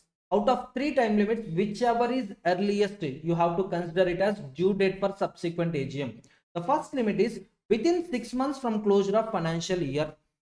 Closure of financial year, imagine the last date of financial year is 31st March 2025. To this add 6 months. So 30th September 2025 as per first limit. Time gap between 2 annual general meetings shall not exceed 15 months. Imagine in the previous financial year, AGM was conducted on 31st August 2024. Now to this add 15 months. Add 15 months. 30th November 2025 is the due date as per second limit. And every year, one annual general meeting compulsory. So with respect to calendar year 2025, the last date is 31st December 2025.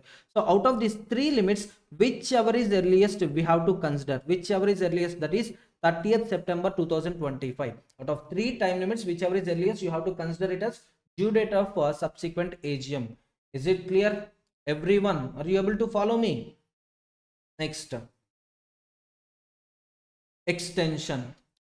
ROC can extend due date of subsequent AGM up to 3 months for any special reasons shown to ROC. See, this extension benefit is not applicable to first AGM. First AGM already extra time is given, 9 months, total 9 months time is given for conducting first AGM. For subsequent annual general meetings, yes, time extension is possible. Who is having authority to extend due date of subsequent AGM? ROC. And what is the maximum extension period? 3 months. Clear? So for that, company is required to file an application. Sir, because of these reasons, we are unable to conduct an annual general meeting within due date. So please grant us some extension. So ROC is having power to extend due date of AGM up to 3 months. Conditions. Day of annual general meeting. So you can conduct general meeting on any day except national holiday. So for the time being, we are having 3 days as national holidays. January 26th, August 15th, and October 2nd. So any day which was declared as a national holiday by the central government, we call it as national holiday. You can conduct AGM on any day except national holiday. Time of AGM during business hours. The commencement time of AGM shall be between 9 a.m. and 6 p.m. It should not start before 9 a.m. It should not start after 6 p.m. The commencement time should be between 9 and 6. Place of AGM. First option, registered office. And if you feel that registered office place is not sufficient for general meeting, then you can conduct general meeting at any place in the city, town, village where registered office is situated. Any place in the city where registered office is situated. In case of unlisted companies, with the consent of all members in advance, company can hold AGM at any place in India. So benefit to unlisted companies. Next one, extraordinary general meetings. Conditions with respect to extraordinary general meetings. See, first of all, this AGM is called because of 3 reasons. One is board of directors on suo motu basis, they can call for AGM to discuss some emergency matters. Board of directors on suo motu, that means on their own motion, can call for extraordinary general meetings.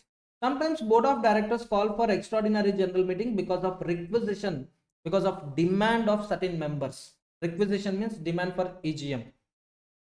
And next, EGM by requisitionist. If board fails to call for EGM, if board fails to conduct EGM based on requisition, then requisitionists themselves call for extraordinary general meetings.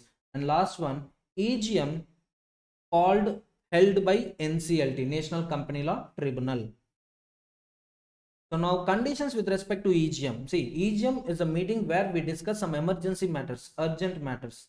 Because of that reason, when an EGM is called by board of directors, it can be conducted at any place in India. Any place in India, need not be at registered office or need not be at any place in the city, town, village where registered office is situated. And EGM can be conducted on any day, including national holiday, any time, including non-business hours, need not be a business hours. Understood? Now coming to EGM by requisitionist, that meeting shall be conducted at registered office or at any place in the city, town or village where registered office is situated. And the day of meeting, any day except national holiday, and the time of meeting, any time only during business hours. The commencement time shall be between 9 a.m. and 6 p.m. EGM of a wholly owned subsidiary to a company incorporated outside India can be conducted at any place, including outside India. Understand this statement, ma? So there is a company C Limited in India. Imagine C Limited, a company in India. 100% of capital is held by a company which is incorporated outside India. So it is having a member located outside India. So no member is from India. C Limited is having a member, but that member is located outside India. See, C Limited is a wholly owned subsidiary. That means 100% of capital is held by a single company and it was incorporated outside India. Now, C Limited extraordinary general meeting can be conducted in India or at any place, including outside India. Clear? Next, requisition. As I told you, requisition is a demand by certain members. So, demanding for general meeting. So, members in case of company with the share capital holding not less than 1/10 of paid up share capital entitled to vote, or a company if it is without share capital, member belonging to a company without share capital, then single member or group of members holding or having at least 1/10 of total voting power entitled to vote can file a requisition with the company. So demanding a company to call for general meeting. So once company receives this requisition, within 21 days, it should call for a meeting, and within 45 days of receipt of requisition, it should conduct a meeting. Failure on the part of company, if company fails to call for a meeting or if company fails to conduct meeting, then requisitionists will get a power to conduct meeting themselves. And requisitionists should conduct meeting within 3 months of requisition. Is it clear? So whatever expenses incurred by requisitionist in conducting meeting, they will get reimbursement from company, and company will deduct that amount from directors from their remunerations. Is it clear, everyone? Next, so general meeting held by NCLT. See, NCLT, National Company Law Tribunal. So whenever a company fails to call for AGM, then a member with a single share can file an application with NCLT. Sir, so and so company is not calling for AGM. Now, NCLT will order a meeting to be called and conducted in such manner as NCLT thinks fit. So yes, here meetings can be conducted at any place in India, can be conducted at any time, need not be business hours, can be conducted on any day. Whatever NCLT thinks fit, it will be done. Next, coming to AGM, NCLT will order for a meeting when an application is filed by a member of the company or director of the company. Sometimes NCLT will call for AGM on suo motu basis. On its own motion, it can call for a general meeting. So now powers of NCLT, it can order for a meeting to be called, held and conducted in such manner as NCLT thinks fit. So the point is, when company fails to call for AGM, or if a single member or any member wants for AGM, or director wants to call for AGM, or sometimes NCLT on suo motu basis can call for EGM. So these are the difference between AGM and EGM. Difference between AGM and EGM. What is the difference? In case of AGM, who can file application with NCLT? Member. In case of EGM, who can file application with NCLT? Not only member but also director. But here NCLT will also get a suo motu power. On its own motion, they can call for a meeting. Sorry, it can call for a meeting. Yes, okay. Non-compliance of section 96, 97, 98 leads to punishment. Here, company and defaulting officer will get a punishment. So up to 1 lakh rupees. In case of continuing failure, 5,000 per day during such default period. So this is the maximum punishment for non-compliance of section 96, 97, 98. Is it clear, everyone? Next, notice, section 101. Notice calling for meeting. The board of directors decided to call for a meeting. So when the meeting is conducted, at what time meeting will start, where the meeting is getting conducted, next what are the matters to be discussed at that meeting. So all these four things, it is the duty of directors to fix all these four details and issue a notice calling for a meeting. So if you look at the contents of the notice, you will find the date of the meeting, day of the meeting, time, place, agenda. Agenda means matters to be transacted at the meeting. And this notice, who can fix the notice? Board of directors. Board of directors, both AGM and EGM. Members, in case of EGM, I told you, right? Requisitionist. Next one, NCLT. Just now I discussed with you. NCLT, in case company fails to call AGM or company is not calling an EGM based on a requisition, and it is impracticable for requisitionist to conduct a meeting. It is impracticable for a director to call for an EGM. So those cases, they can file application with NCLT.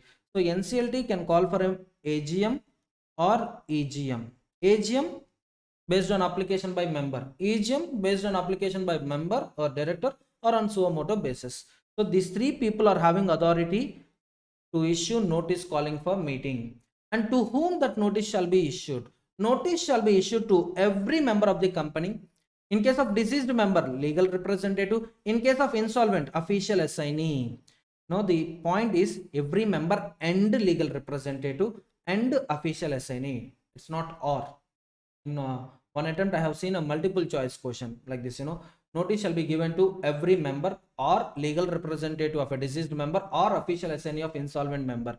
It's not or, it's and. Next, every auditor of the company, cost auditor, secretarial auditor, company auditor. Next, every director of the company. Length of the notice. Length of the notice means, the time gap between issue of notice and date of meeting. Date of issue of notice, date of meeting. So the minimum time gap between these two events shall be 21 clear days. So how much time we need for conducting meeting once we issue notice? 21 clear days. Clear means you need to exclude date of issue of notice and date of meeting. Excluding these two dates, the gap should be 21 days. In case of section 8 company, it is just 14 clear days. Sir, can I call meeting with short notice, sir? Short notice means less than 21 clear days or less than 14 clear days. So possible, but only with the consent of members. If you are calling AGM with a shorter notice, then you need to get a consent from 95% of members entitled to vote at the meeting. Suppose company is having 1000 members. Out of 1000, 950 members should give consent. 950 members should give a written consent either at the meeting or before the meeting for conducting AGM with shorter notice. Here, holding capital, paid up share capital, holding voting power is immaterial. Each member will get a equal right. So 950 members should give consent for calling AGM with shorter notice. In case of AGM, companies are classified into two types. Company with share capital, company without share capital. Company with share capital, majority of members, out of 1000, majority means more than half, that is 501 members. And holding not less than 95% of paid up share capital. So what is the capital of the company? Suppose capital of the company is 10 crores. So 10 crores into 95%, that means 9.5 crores. So 501 members holding 9.5 crores paid up share capital should give written consent or should give consent for conducting AGM with shorter notice. Understood? See, such consent should be such consent should be obtained either at the meeting or before the meeting. Are you all getting my point, students?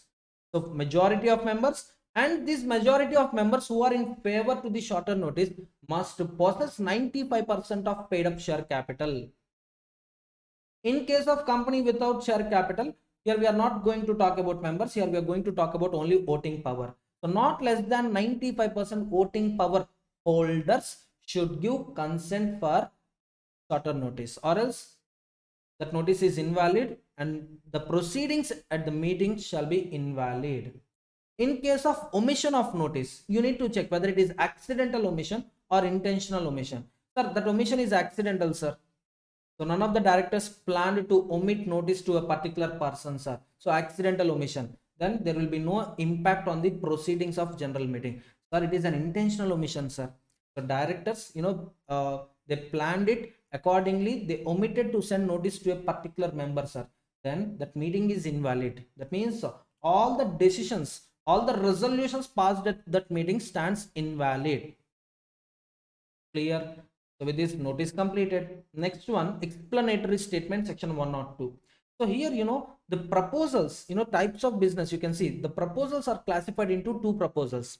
Business means here proposal. So ordinary business, special business. 4 items comes under ordinary business. Adoption of financial statements, board report, audit report, including consolidated financial statements, declaration of dividends, appointment of directors in the place of those retiring one, appointment of auditors, and fixation of remuneration. So these 4 items are ordinary items. And in every annual general meeting, a discussion should be conducted on all these 4 matters. So without discussing any of these 4 matters, you cannot conclude annual general meeting. Next one, special business. Special business is a business which is not ordinary business, and special business requires explanatory statement. In buyback also I discussed with you the same point. Sweat equity shares, I told about your explanatory statement. Private placement, I told you about explanatory statement. So explanatory statement is compulsory for all special business items. In this explanatory statement, you have to give justification about the proposal. In addition to the justification, you need to disclose the interest of promoters, directors, officers, KMP, manager, and their relatives in the proposal. And you also required to disclose the nature of interest, financial interest or non-financial interest. Understood? So any special business item, if a promoter is having interest in that item, in that transaction, promoter has to make a disclosure. Yes, I'm having interest in this transaction. My relative is involved in this transaction, like that. Non-disclosure, any benefit received by these people or accrued by these people, any benefit received or accrued, that benefit shall be transferred to the company immediately. That benefit shall be returned to the company. That means they should compensate the company. The second one, punishment for non-disclosure. The punishment is defaulting person will get a punishment. That fine is 50,000 rupees or 5 times of the benefit, whichever is higher. This is the maximum fine amount. Maximum fine amount for non-disclosure of their interest in the explanatory statement. You all getting my point, students? The company wants to appoint someone as a managing director. I'm the promoter of company. I'm having interest in that proposal. See, that managing director is my relative. Now I need to disclose those details. So everything should be transparent. Everything should happen in a transparent manner. Members are the owners of the company. They are ultimate risk seekers. So today they contributed funds. So they think that yes, company will carry business operations in a more profitable manner. So definitely we will get more dividends. So their thinking is like that. And whenever you are getting approval from them, so it is your duty to communicate complete information with them. So for that, notice, explanatory statement you can use. Next concept, quorum. Minimum number of members to constitute a valid meeting. And this quorum is different for a private company and different for public company. So limit is, in case of private company, the general meeting shall have a minimum 2 members personally present. Personally present excludes representatives. One member personally present, another member he present through his representative. Now that person is not counted for the purpose of quorum. Only members who personally attends the meeting will be counted for the purpose of quorum. In case of private company, 2 members personally present shall constitute quorum. In case of public company, we are having 3 slabs. A public company with 1000 members, the applicable quorum is 5. 1001 to 5000, the applicable quorum is 15. 5001 and above, the applicable quorum is 30. Suppose take a company C Limited, it is having 16,000 members as per register of members. Now the applicable quorum is 30. And who can check whether quorum is present or not? The answer is chairman. And is there any time limit for checking quorum? Yes, 30 minutes. Within 30 minutes from the scheduled time, it is the duty of chairman to check whether quorum is present or not. I forgot to tell you, see this 2, 5, 15, 30, these are the limits mentioned in Companies Act. Of course, company can have their own limits. They can mention their own limits in AOA. But the point is statutory limit or the limit mentioned in AOA, whichever is higher is applicable. Suppose in C Limited AOA, the applicable quorum, they wrote that 300 members shall personally present.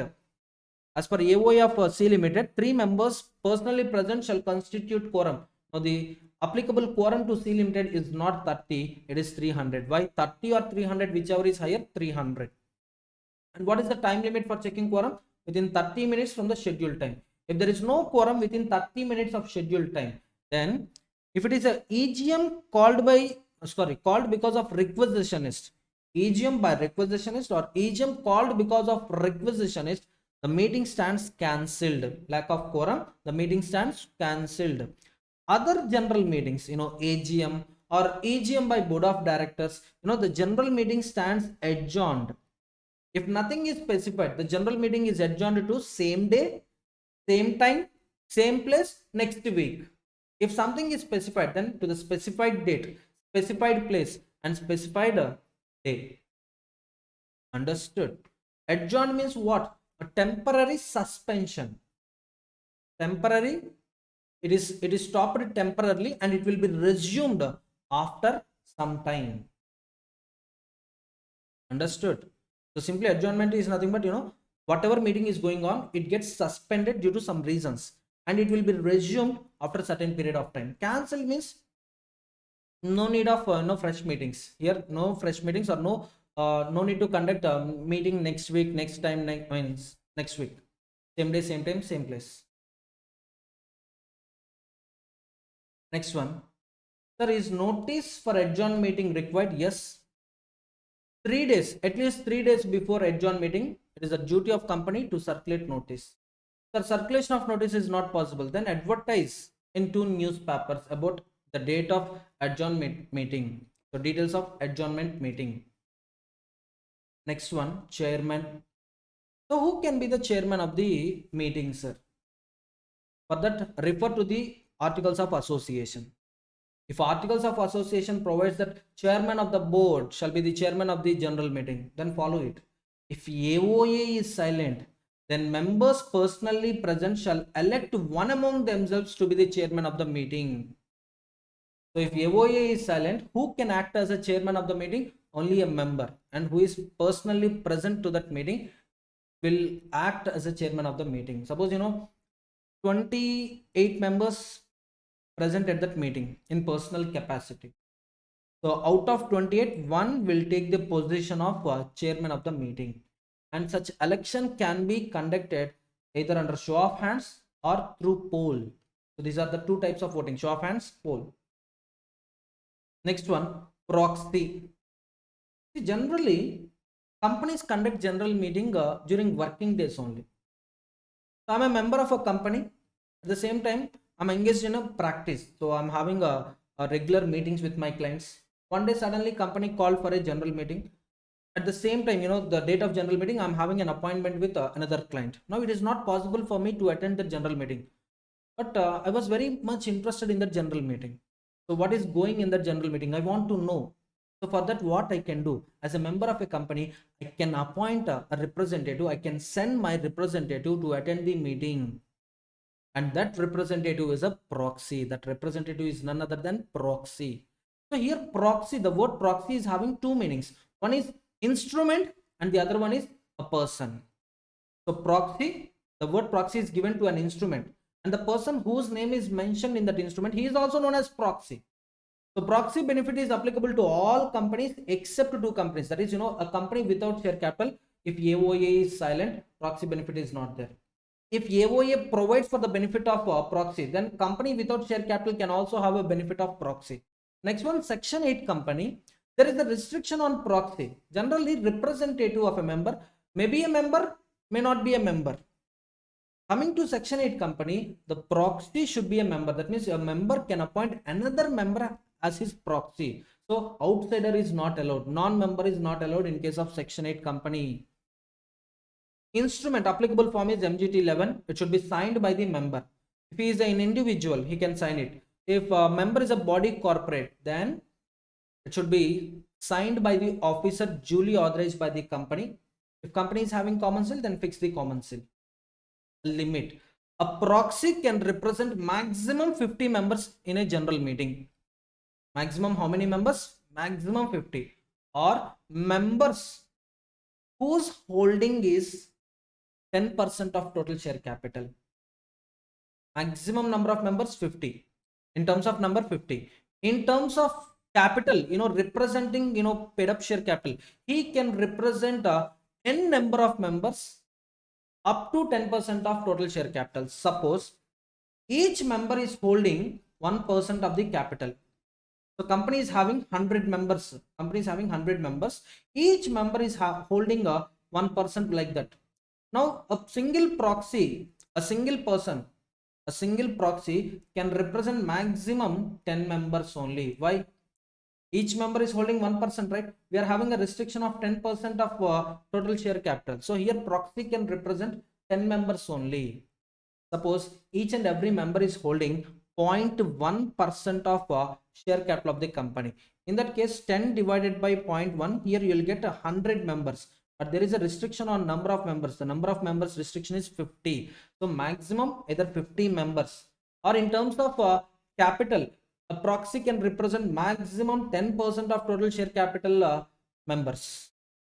Getting my point, students? Next one, a doubt. The doubt is, sir, if a single member is holding 15% paid up share capital of the company, imagine if a single member is holding 15% of total share capital of the company. Now, can't he appoint a single person as a proxy? The answer is yes. He can appoint a proxy. He can appoint proxy. But the point is, the appointed proxy can represent only this member. He cannot represent any other member.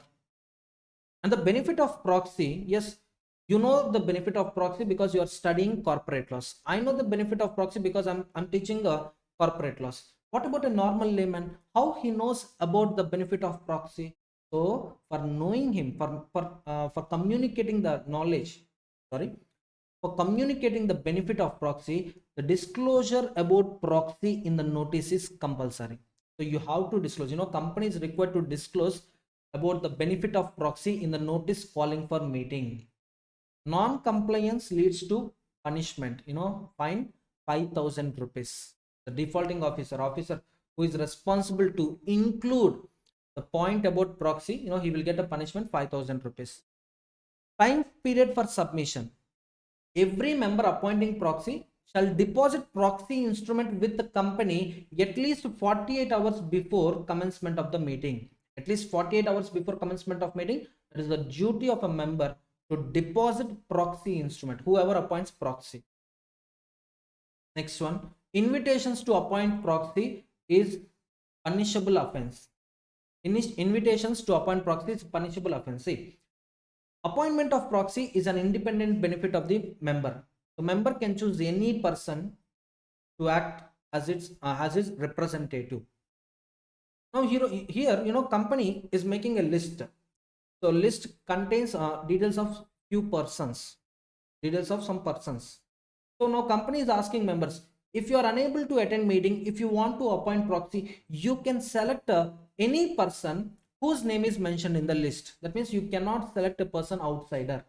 So you can select a person whose name is mentioned in the list. So take this list like that. If a company circulates any invitations to appoint the proxy, then the defaulting officer will get a punishment of up to 1 lakh rupees. Understood? But member, if you request company, sir, I don't know anyone, sir, I don't know about my neighbors. I don't know. I'm not having any agents. Please give me that invitation. So please give me the list of persons willing to act as a proxy.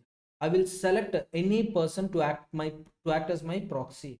Now, company giving that list to a requested person, it is not punishable offense. Next one, inspection. Inspection of proxy instruments possible. For that, a member is required to deposit a notice at least 3 days before meeting. I want to inspect proxy instruments, so please permit me for inspecting proxy forms. Like that, he should give notice to the company at least 3 days before the meeting.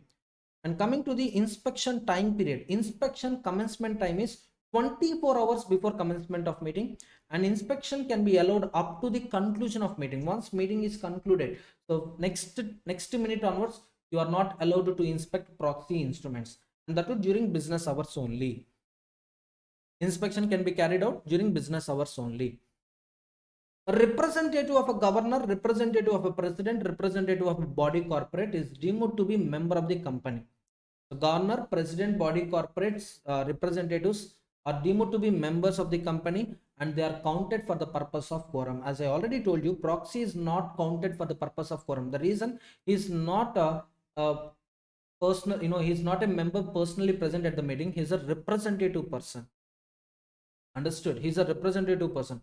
Only members who are attending that meeting in personal capacity are considered for the purpose of quorum. Other persons are not considered for the purpose of quorum. Even employees of the company, directors who are not members of the company, even if they attend the meeting, they are not counted for the purpose of quorum. For the purpose of quorum, only the member who is personally attending that meeting, is counted, is considered. Next one, voting.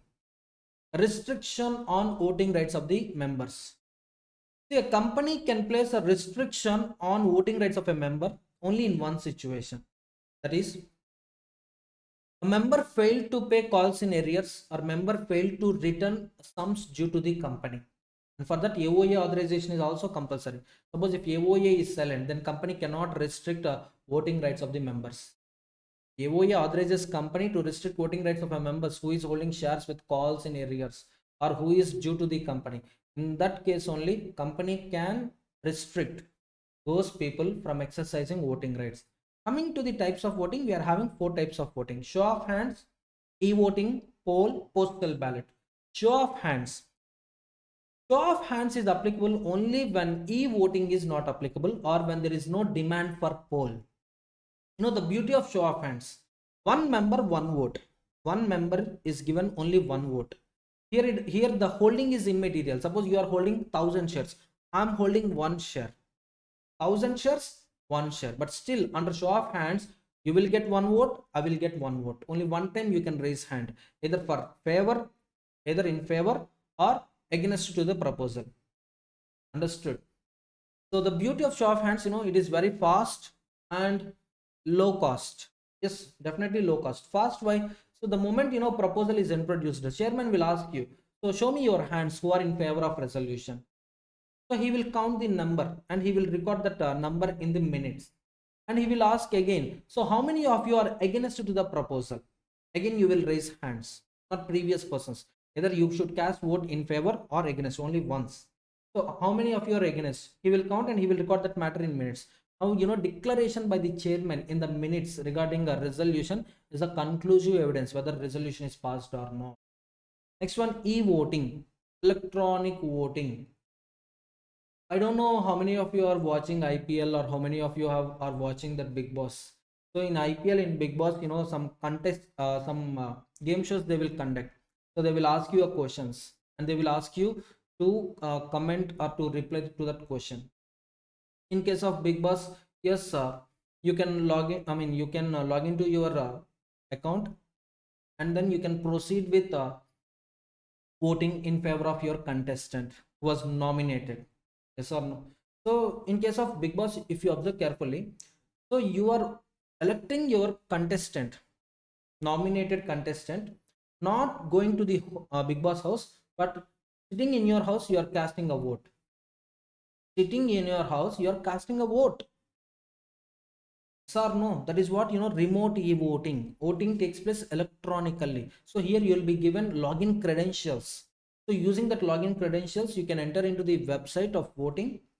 In that, you can select the proposals and you can select the votes in favor, votes against. Finally, after submission, the voting is set to be completed. And this e-voting is mandatory to two companies. One is a listed company and next one unlisted company with a members not less than 1000. Next one, poll. See the difference between show of hands and poll. Show of hands, one member is given one vote. It is immaterial whether you are holding 100 shares or 1000 shares or 1 million shares or 1 lakh shares. It is immaterial. Immaterial. Coming to the poll, each member will get a voting is proportionate to his holding in the entire share capital. Suppose I'm holding 1000 shares. I'll be given 1000 votes. You are holding 1 million shares. You'll be given 1 million votes. So, what is the total share capital of the company? In the total share capital, how much portion you are holding? Sir, I'm holding 10% of paid up share capital, sir. Then your voting power is 10%. Proportionate voting power. So this poll, who can conduct poll? Chairman. Chairman is having a power to call for poll, either on suo motu basis or based on the demand by the members. Sir, who can demand for poll, sir? In case of company with share capital, member or proxy holding at least 5 lakh rupees paid up share capital or having 1/10 of the voting power. Any condition, if satisfied, they can demand for poll. And in case of company without share capital, members or proxy, if allowed, together having a voting power of at least 1/10 of total voting power, yes, they can demand for poll. Once demand for poll is done, so it is the duty of chairman to conduct voting under poll only. And what is the time limit for conducting polls, sir? Matters related to adjournment of meeting or appointment of the chairman, the poll shall be conducted immediately. So don't discuss next matter or don't discuss a new proposal. First, you conduct voting with respect to these meetings, adjournment of meeting or appointment of chairman of the meeting. In case of other matters like appointment of auditor, appointment of director, declaration of dividend, you can conduct voting through poll within 48 hours from the time they made a demand for poll. So matters related to adjournment of the meeting, chairman of the meeting, appointment of chairman of the meeting, the poll shall be conducted immediately. Other cases should be conducted within 48 hours from the demand from the time they demanded for poll. Next one. So poll once demanded by these members, they can withdraw poll at any point of time. Next one, postal ballot. Postal ballot. Let's look into the material. Postal ballot is compulsory for 10 items. 10 items. What are those 10 items? I'll discuss with you. See, if you look into the material, each and every point I revised. Each and every point I revised. See, I prepared that summary notes based on the study material only. Based on the stress test study material only. So each and every point I considered and I prepared that summary notes. Now coming to the procedure for conducting voting under poll, procedure for conducting e-voting, everything just give one time reading. Just give one time reading. Why? Because this is a simple procedure. Even you read it, you can easily understand. You can easily revise it. Revise it. So procedures, just give one time reading. But I'll give you overview regarding procedure. Just wait. So postal ballot, here voting is conducted by post or through any electronic mode. In case of postal ballot, here voting is conducted by post or through electronic mode. So I'll tell you the difference between poll and postal ballot. In case of poll, the members attended to the meeting, they will be given a ballot paper. They will be given a ballot paper. For example, it's like I'm telling you. So they will be given a ballot paper. In this ballot paper, they will find the list of items for which members approval is required. So member, he will enter all his details, everything they will enter, and they will record the things. They will cast the votes. So they will cast votes in this manner. So votes in favor, votes against, proposal 1, proposal 2. So yes, like this, they will select. So poll is conducted at meeting. And if the same ballot paper is sent to your registered address, and company is asking you to cast voting through that ballot paper which was sent by post, and company will ask you to resubmit that ballot paper within 30 days of mentioned date, specified date. Generally, date of dispatch of postal ballot notice. So within 30 days, members should exercise voting power. Member should record everything on the postal ballot paper, and he need to return that ballot paper to the company.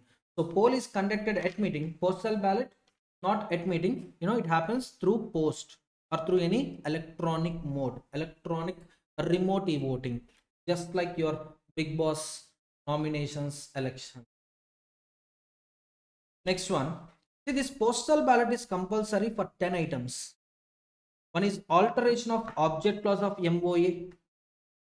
Next one, alteration of AOA, alteration of articles of association. Next, shifting of registered office, alteration of objects for which a company has raised money from public through prospectus. That means, here change of objects in the prospectus. First one, alteration of objects in memorandum of association, and this one, alteration of objects which was mentioned in prospectus.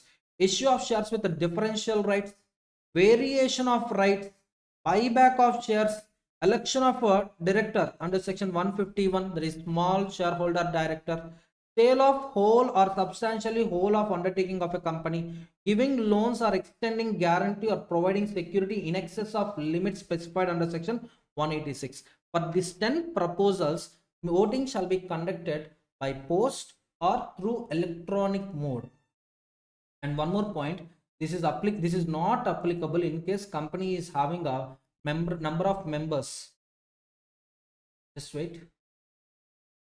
So the point is, this postal ballot is not applicable in case the number of members are up to 200. The one-person companies and the companies which are having number of members up to 200, postal ballot is not compulsory. And with respect to these 10 proposals, all other companies shall conduct voting by post or through electronic mode. Is it clear, everyone? So that is the note point. Important point, OBC and other companies having members up to 200 are not required to transact any business through postal ballot. Sir, apart from these 10 matters, can I discuss any other matter through postal ballot? Yes, of course. But that matter should not be ordinary business item. That matter should not cover under ordinary business item, and that matter should not be a matter where auditor or director is having a right to be heard at that meeting. Suppose, removal of auditor, removal of director. So they are having a right to express their opinion in the meetings. So matters relating to ordinary business, matters relating to the auditor and director who are having a right to be heard in that meeting, who are having a right to express their view in the meeting. So these matters you cannot conduct voting by postal ballot. All other matters you can, but for these 10 matters compulsory voting by postal ballot. For these 10 matters compulsory voting by postal ballot. All other matters you can, except two things I told you. Next one, for all these 10 items, postal ballot is not compulsory if you are a one-person company or if your company is having number of members up to 200. Is it clear? See, procedure. In case of poll, in case of postal ballot, in case of e-voting, the procedure is common, except some points, some 2 or 3 points are different, but the rest of the procedure is common. Like, in these 3 modes of voting, appointment of scrutinizer is compulsory. Scrutinizer is an independent professional person, so who will count the votes? So he will count the votes in favor, he will count the votes against. Based on the report of the scrutinizer, chairman of the meeting will declare whether resolution is passed or not. Understood? So appointment of scrutinizer will take place. So he will verify, he will scrutinize the entire voting process. So he will check the ballot papers and he will verify the ballot papers received from the members, and he will cross verify these ballot papers details with the register of members details, and he will consider whether a vote is valid or invalid. So based on that, he will prepare a report, and that report contains the number of votes in favor of a proposal, number of votes against to the proposal. Based on this report, chairman will declare the result. So this is a normal procedure in all these 3 modes. And the different points is, e-voting, postal ballot, extra disclosures are required. Like, company this time is conducting voting through e-voting, or company is conducting voting by postal ballot. So for that, you have to do these things like that. Extra disclosures you will find in the procedure questions. Just to give one time reading, you will understand. Next one, resolutions. We are having two types of resolutions: ordinary resolution, special resolution. Ordinary resolution, when we call a resolution as ordinary resolution, how can we check ordinary resolution? Simple. Votes in favor exceeds votes against. Even one vote extra, that's it. Ordinary resolution is said to be passed. But that ordinary resolution is valid only if a notice is given according to the provisions of section 101. Next, special resolution, three conditions to be satisfied. One is votes in favor greater than or equal to 3 times of votes against. How many votes are in against? Multiply it with 3 times. If you receive that many number of votes in favor, then you can declare special resolution. And section 101 notice is also compulsory. Notice shall be given according to the provisions of section 101. A disclosure. If company wants a special resolution, that thing shall be disclosed in the notice. Against the proposal, company should mention a special resolution. Here we need special resolution, like that a disclosure is compulsory. Without this disclosure, if company issue notice, and even if company gets special resolution, that special resolution is not valid. You all getting my point? For ordinary resolution, disclosure is not required. For special resolution, disclosure of special resolution is compulsory, or else that special resolution, even if you get special resolution at the meeting, that special resolution is not valid. Here, next, special notice. General rule, company will prepare notice and company will give notice to the members. Coming to special notice, members will give notice to the company. Not all members, a member or members group having either 1% of total voting power or holding at least 5 lakh rupees paid up share capital can give special notice to the company at least 14 days before commencement of the meeting, but not later than 3 months. Sorry, but not earlier than 3 months. At least 14 days before meeting, not earlier than 3 months before meeting. So members can give special notice to the company regarding appointment of another person in the position of auditor, appointment of another person in the place of retiring director, removal of existing director, removal of existing auditor. So for these proposals, members can send a special notice to the company. Next, small point, resolutions passed at adjourned general meeting. What is the effective date for resolutions, for such resolutions? If a resolution is passed at an adjourned general meeting, what is the effective date of that resolution? Effective date is date of adjourned meeting. See, company issued a notice for 10 proposals. Out of 10, 9 proposals were discussed in general meeting. Only one proposal was discussed in adjourned meeting, not original meeting, adjourned general meeting. Now, with respect to these 9 proposals, date of resolution equal to date of meeting. With respect to one proposal which was approved in adjourned meeting, date of resolution equal to date of adjourned general meeting. Effective date is date of adjourned meeting. So, when it was actually passed, it is the effective date. Next is section 117. So, resolutions, agreements to be filed with ROC. It is the duty of company to file all these resolutions and agreement copies with ROC. Special resolution, proposals which was approved by all the members of a company. Next, board resolution regarding appointment of direct managing director, renewal of managing director agreement, reappointment of managing director, variation of terms of appointment of the managing director. Next one, a resolution of class of shareholders, resolution related to winding up of the company, resolutions with respect to section 179 subsection 3. So all these things, whenever takes place, it is the duty of company to file a copy with ROC in form MGT 14, and the applicable time limit is within 30 days of the event. Non-compliance punishment, company 10,000 rupees fixed. In case of continuing failure, 100 per day, maximum 2 lakhs. Defaulting officer 10,000 rupees. In case of continuing failure, 100 per day, maximum 50,000 rupees. Clear? Next, last concept of management and administration chapter, minutes. Last but one. Okay. Now one more concept is the report of AGM. I'll tell you, just wait. Minutes, minutes is nothing but it's a book containing summary of proceedings that were happened in that meeting. It's just a book, or it's a paper. So in that paper or in that book, you will find the summary of proceedings that took place in that general meeting. And this minutes is applicable to the following meetings: general meeting, class meeting, postal ballot resolutions, board meetings, committee meetings. For all these meetings, you have to maintain a distinct minutes book.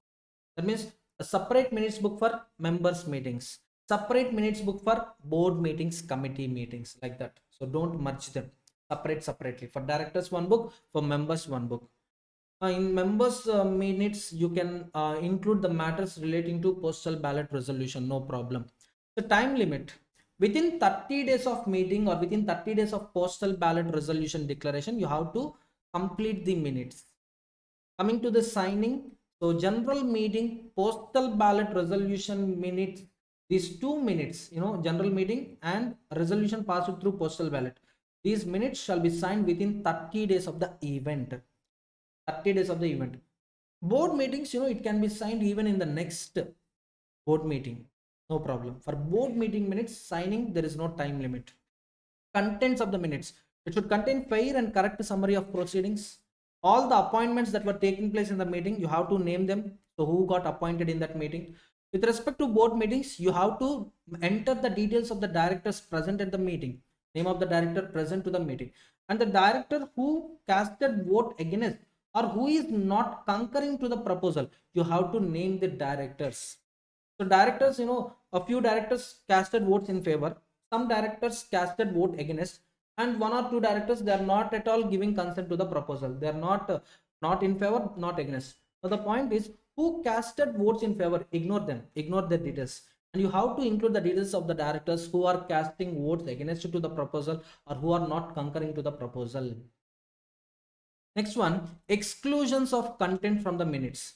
So only the matters relating to the defamatory of a person, a matter which is irrelevant, or a matter which is detrimental in the interest of the company, only these matters can be excluded subject to the option of chairman. If chairman decides to exclude them, then they will be excluded. If chairman decides to include them, they will be included. Only these matters can be excluded, not all other matters. Non-compliance of this section, company 25,000 rupees punishment, defaulting officer 5,000 rupees. If someone tampers the minutes, alters the content of minutes, a guilty person will get a punishment, imprisonment up to 2 years, and fine minimum 25,000, maximum 1 lakh rupee.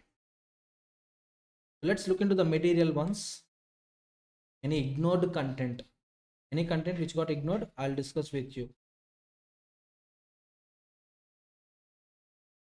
The report of AGM, if I'm not wrong, report of AGM, I need to discuss with you. All these points I covered. The moment you complete watching marathon, open material once, go through that material. Understood? So report of AGM section 121. So this is applicable to all listed companies, and this report shall be prepared in addition to the minutes of general meeting, and the report shall be signed and dated by chairman of the meeting. In case of his inability, the report of AGM shall be signed by 2 directors of the company. If chairman is not available, or chairman available but he is not in a position to sign it, then 2 directors of the company, one should be managing director. And this report shall contain, if there is a company secretary, then company secretary shall also sign this report. Understood? First option, chairman is not available, then 2 directors, one should be managing director. Suppose if company is having company secretary, then 1 director, 1 company secretary should sign the report of AGM. The details of the details to be mentioned in the report: day of meeting, date of meeting, time of meeting, venue of meeting, confirmation with respect to appointment of chairman, number of members attending the meeting, that means whether quorum is present or not, confirmation of quorum, confirmation with respect to compliance of act and rules, that is secretarial standards made, business transacted at the meeting and results thereof. The point is, the meeting was conducted according to the applicable rules and standards only. For that, you have to confirm, you have to confirm the fact. Next, particulars with respect to any adjournment. If meeting got adjourned or postponed, you need to mention those details. The report shall contain fair and correct summary of the proceedings of the meetings, and the copy of report of AGM shall be filed with the registrar in form MGT 15 within 30 days of conclusion of AGM along with the fees. Simply, beginning of this lecture, I told you day of meeting, time of meeting, place of meeting, agenda of the meeting. I told you, right? So day, any day other than national holiday. Time, anytime during business hours. Place at register office or city, town, village where register office is situated. Now quorum should be present. So all this, whether all these were complied or not. For that, these companies have to prepare a list. In this list, we will mention all these details and we'll file a copy with ROC. Understood. So with this, management and administration chapter marathon is completed. The next topic is directors. Important, very, very important. You can expect 2 questions from this particular chapter. Each question carries 7 marks. 7 plus 7, 14 marks. 14 marks. From entire company law weightage is 40 marks. From directors chapter alone, you can expect 14 marks. So don't ignore this chapter. See, who is a director? Director is an individual appointed to the board. Any individual appointed to the board, we call him as director. And what is the role of director? See, if you look into the material, the role of director, total some 10 points are there. And all these 10 points, are summarized into just 3 points. Just 3 points. First, listen to these 3 points and then read the 10 points. You'll get a clarity. The role of director. See, directors are the agents of company. Directors are trustees of the company. Directors are officers of the company. So depending on the situation, depending on the facts of the case, sometimes director is an agent, sometimes director is a trustee, sometimes director is an officer. So with respect to company activities, as I told you just now, company being an artificial person, it cannot carry business activities on its own. It requires some human agency support. And in that human agency support, you can see director. Now, act of director is equal to act of company. Act of an agent, agent is not liable, principal is liable. So act of director, director is not liable, company is responsible, company is liable. So director is an agent with respect to company activities. Next, company is receiving funds from the members. With these funds, company acquired some assets. So company is having properties, assets. Understood. Now, who is going to take care of all these properties and assets? Obviously, directors. That means directors are trustees with respect to company properties and company assets. Next one, decision making, like allotment of securities, investment in other body corporates, transfer registration, registration of transfer of securities, buyback of securities, recommendation of dividends. With respect to these proposals, directors had power to decide. That means for these matters, director is like an officer of the company. Understood. So role of director, he can be an agent, trustee, officer, depending on the situation. Next one, duties and responsibilities of director. So the duties and responsibilities of the director comes from articles of association. So articles of association can prescribe the duties of the director. And it is not possible to include all the duties. It is not possible to include all the duties of the director in AOA. If anything is missing, then director should act in good faith in promoting the objects of the company. Understood. So everything, communication through AOA is not possible. Sometimes we need to think out of the box. We should come out of the box. So if he's not getting, if he's not getting a power or if he's not getting a right from AOA, then he should act in a good faith. Understood. He should not be negligent. Acting in good faith means not negligent and honest. Are you all getting my point, students? So he should act in a good faith in promoting all the objects of the company, and he should act in a due and reasonable care. See, best example, he's a trustee of company properties, company assets. He's not owner of company properties. He's just a trustee. So properties belonging to the company, properties are not belonging to the director. Now, director should take a reasonable care. That means if property belongs to him, what level of care he will exercise over that property, the same level of care he should exercise on company properties, company assets. If business belongs to him, what kind of decisions he will take, the same decisions he should take Being a director in the company, he should not be negligent. Oh, this money belongs to shareholders. If something happens, loss to the shareholders only, no loss to me. Like that, he should not think. And he should not involve in the activities where he is having either direct or indirect interest, which is conflicting with company interest. Which is conflicting with company interest. So, he should ultimately think about the company benefit only. So, whatever act he is doing, he should think company should get a benefit from it. For example, company needs some raw materials. I'm the director of the company.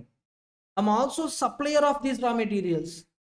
See, I'm a director in that company, as well as I'm having my own business. I'm supplying the raw materials. So one day company approached me for the want of raw materials. Now I should supply these materials cost only, not, I should not make extra profits. I should not make extra margins. Understood? So if you have any interest, don't play with your interest that is against to the company interest. Getting my point, students? See, whenever company need materials, and if that materials belongs to you, you should supply it cost only. You should not make extra margins. You should not earn extra profits from those transactions. And no undue gain or advantage either directly to himself or to the associates. Suppose, company wants to appoint a subcontractor for completion of work. Okay, the reasonable price for that subcontract means what? Company received one contract, one part of work was allotted to another person, subcontract. So the reasonable quotation for that subcontract is 10 crores.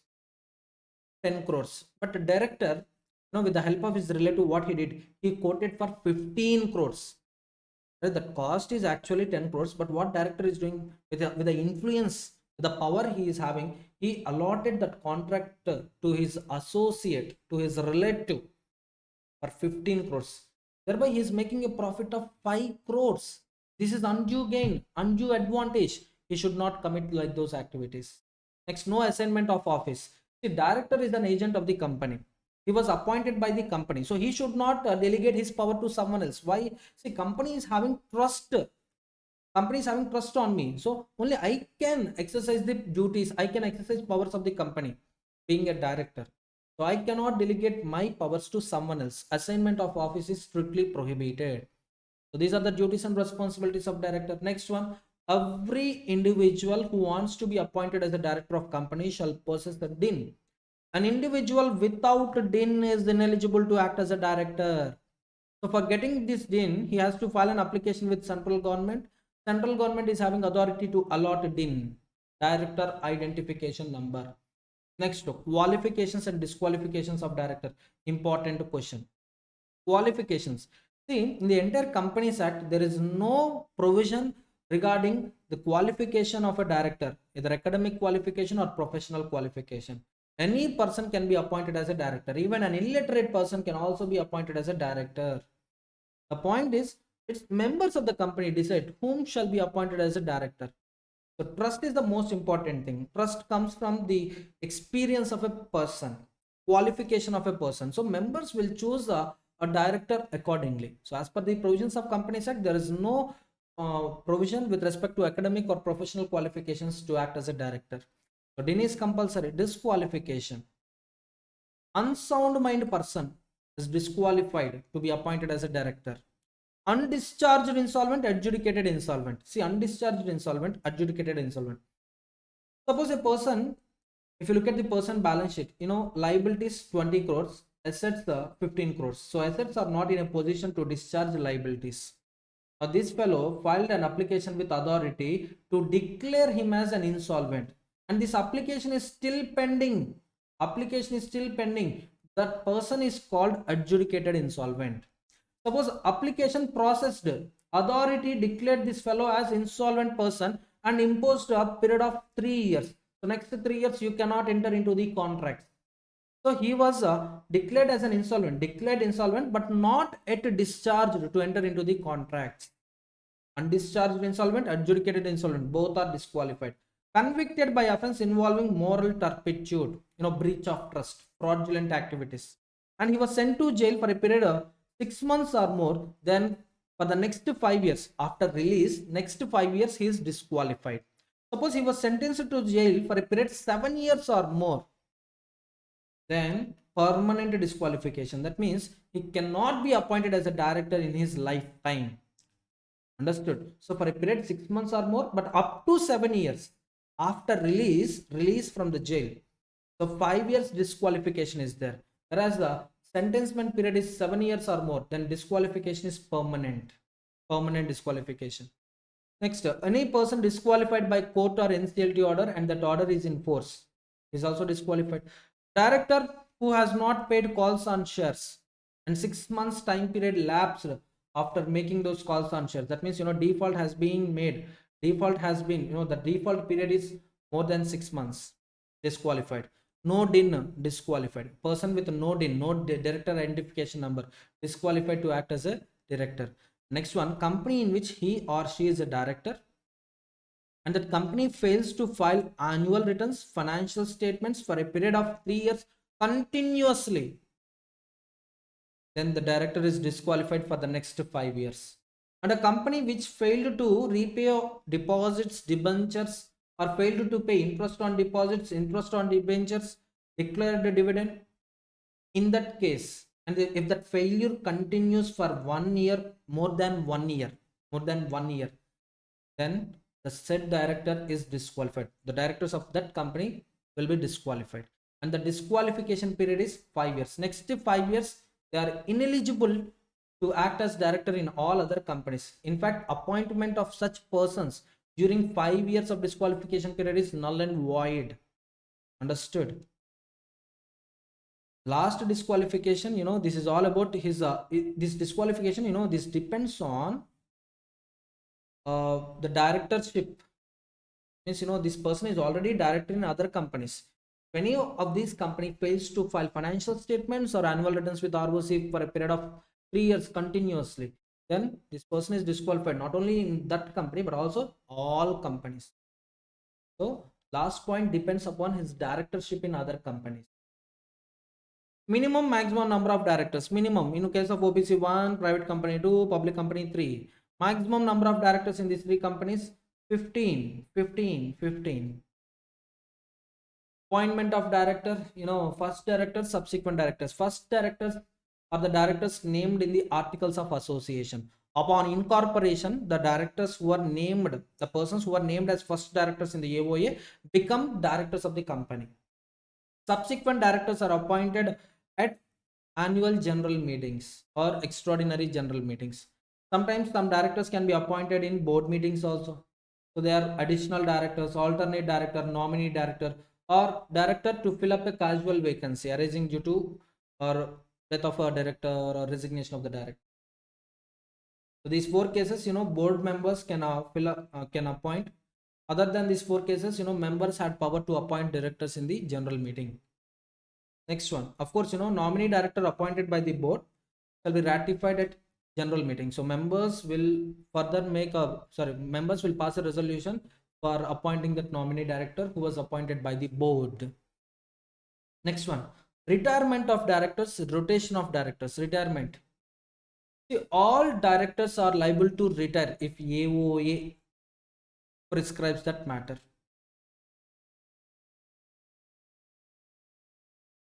So if articles of association provides that all directors are liable to retire by rotation, then all directors are liable to retire by rotation. Or else, if AOA is silent, then 2/3 of the directors shall be rotational directors and 1/3 of rotational directors shall retire at every annual general meeting. So the director with longest tenure will retire first. Suppose all the directors were appointed on a single day, sir, single point of time, sir. Then through mutual understanding or lot system, whose name comes in the slip, will retire. And all these retiring directors can be reappointed at an annual general meeting. Suppose company is having 15 directors. 15 into 2 by 3, that means 10 directors. 10 directors are rotational directors. Out of 10, 1 by 3 shall be the retiring directors. Understood? Suppose I'll give you a number like this. 9 directors are there. 9 into 2 by 3. 6 are known as rotational directors. 6 into 1 by 3, 2 directors. 2 directors compulsorily they shall retire at the AGM. And these retiring directors can be reappointed at AGM. 3.33. In that case, how many, sir? 4. You cannot reduce it. You cannot reduce the limit. You cannot reduce the number. 3.33. So the nearest one is 3. No, no, no. So minimum 3.33 means, that means, minimum 4 directors. That is the point. So the material, retirement and rotation of the directors, as I told you, AOA provides for retirement of all directors in AGM. Then all directors are liable to retire.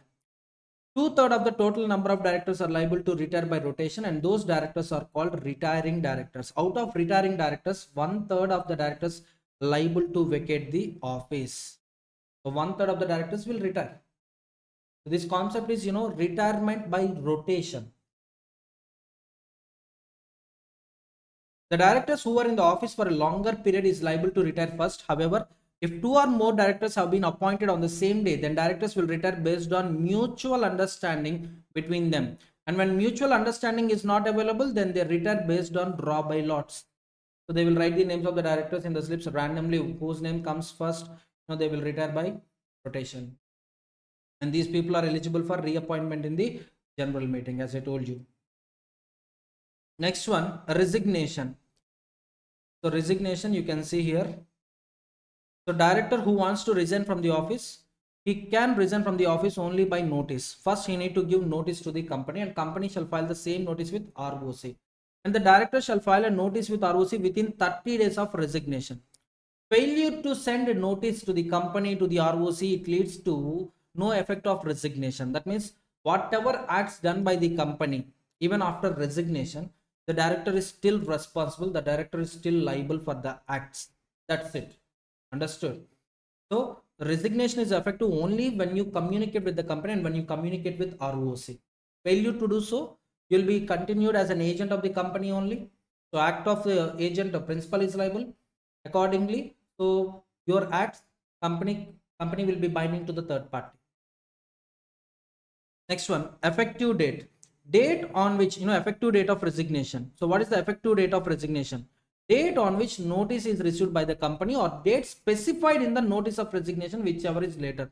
The company received notice on 30th June 2024, and the date mentioned in the notice about resignation is 31st May 2024. Whichever is later means 30th June 2024 is the effective date of resignation.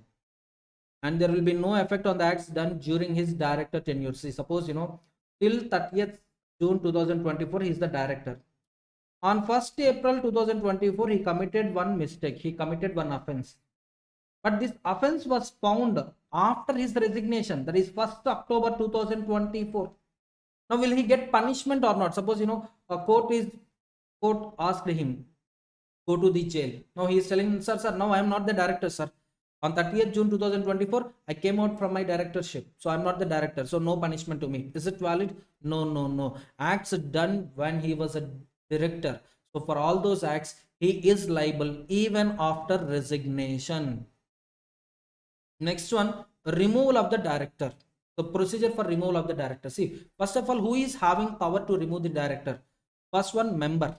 Next, NCLT. The members are having power to appoint the director. Power to appoint includes power to remove. So members are having inherent right to remove director appointed by them. Suppose a director was appointed by NCLT. Now can a member or can members remove the director who was appointed by NCLT? The answer is no. Director appointed by NCLT, members cannot remove him. Director appointed by the members, appointed by the board of directors, yes, members can remove them. So it is not necessary to remove them not only on the basis of proof of mismanagement, breach of trust, or other misconduct. Even normal cases also. Suppose, he is taking some decisions which shareholders are not liking. He is perfect person, he is correct person only. But the decisions made by the policies framed by the director, members are not having that much interest in those policies. Now, members can remove from the directorship. Member can remove the director. So in these cases, proof of mismanagement, breach of trust, a proof of misconduct is not required. And for removal, ordinary resolution is sufficient. And because of removal, if there is any vacancy in the director office, yes, members can appoint a new director. The new director can be appointed. Now the removed director is eligible for damages and compensation because of premature removal. See, he was appointed for 1 year. Example, After 6 months, members called for EGM and members removed him. And he was not, guilty of misconduct. He's not guilty of breach of trust. He's a genuine person only, perfect person only. He didn't commit any mistake, but still, members removed him from the office of directorship. In that case, he is eligible for damages and compensation. But in the following two cases, in the following case, he is not eligible for damages, he is not eligible for compensation. Sir, what is that case, sir? See, he carried some policies, it is oppressing the minorities, it is against to the company affairs, oppression and mismanagement of company affairs. So he is utilizing company funds for his personal purposes.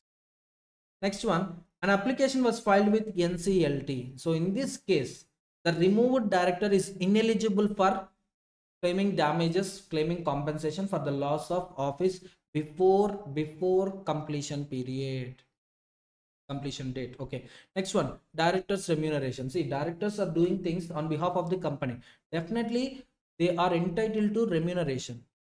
Is there any limit on remuneration, sir? Yes, and that limit is applicable only to the public companies, only to the public companies.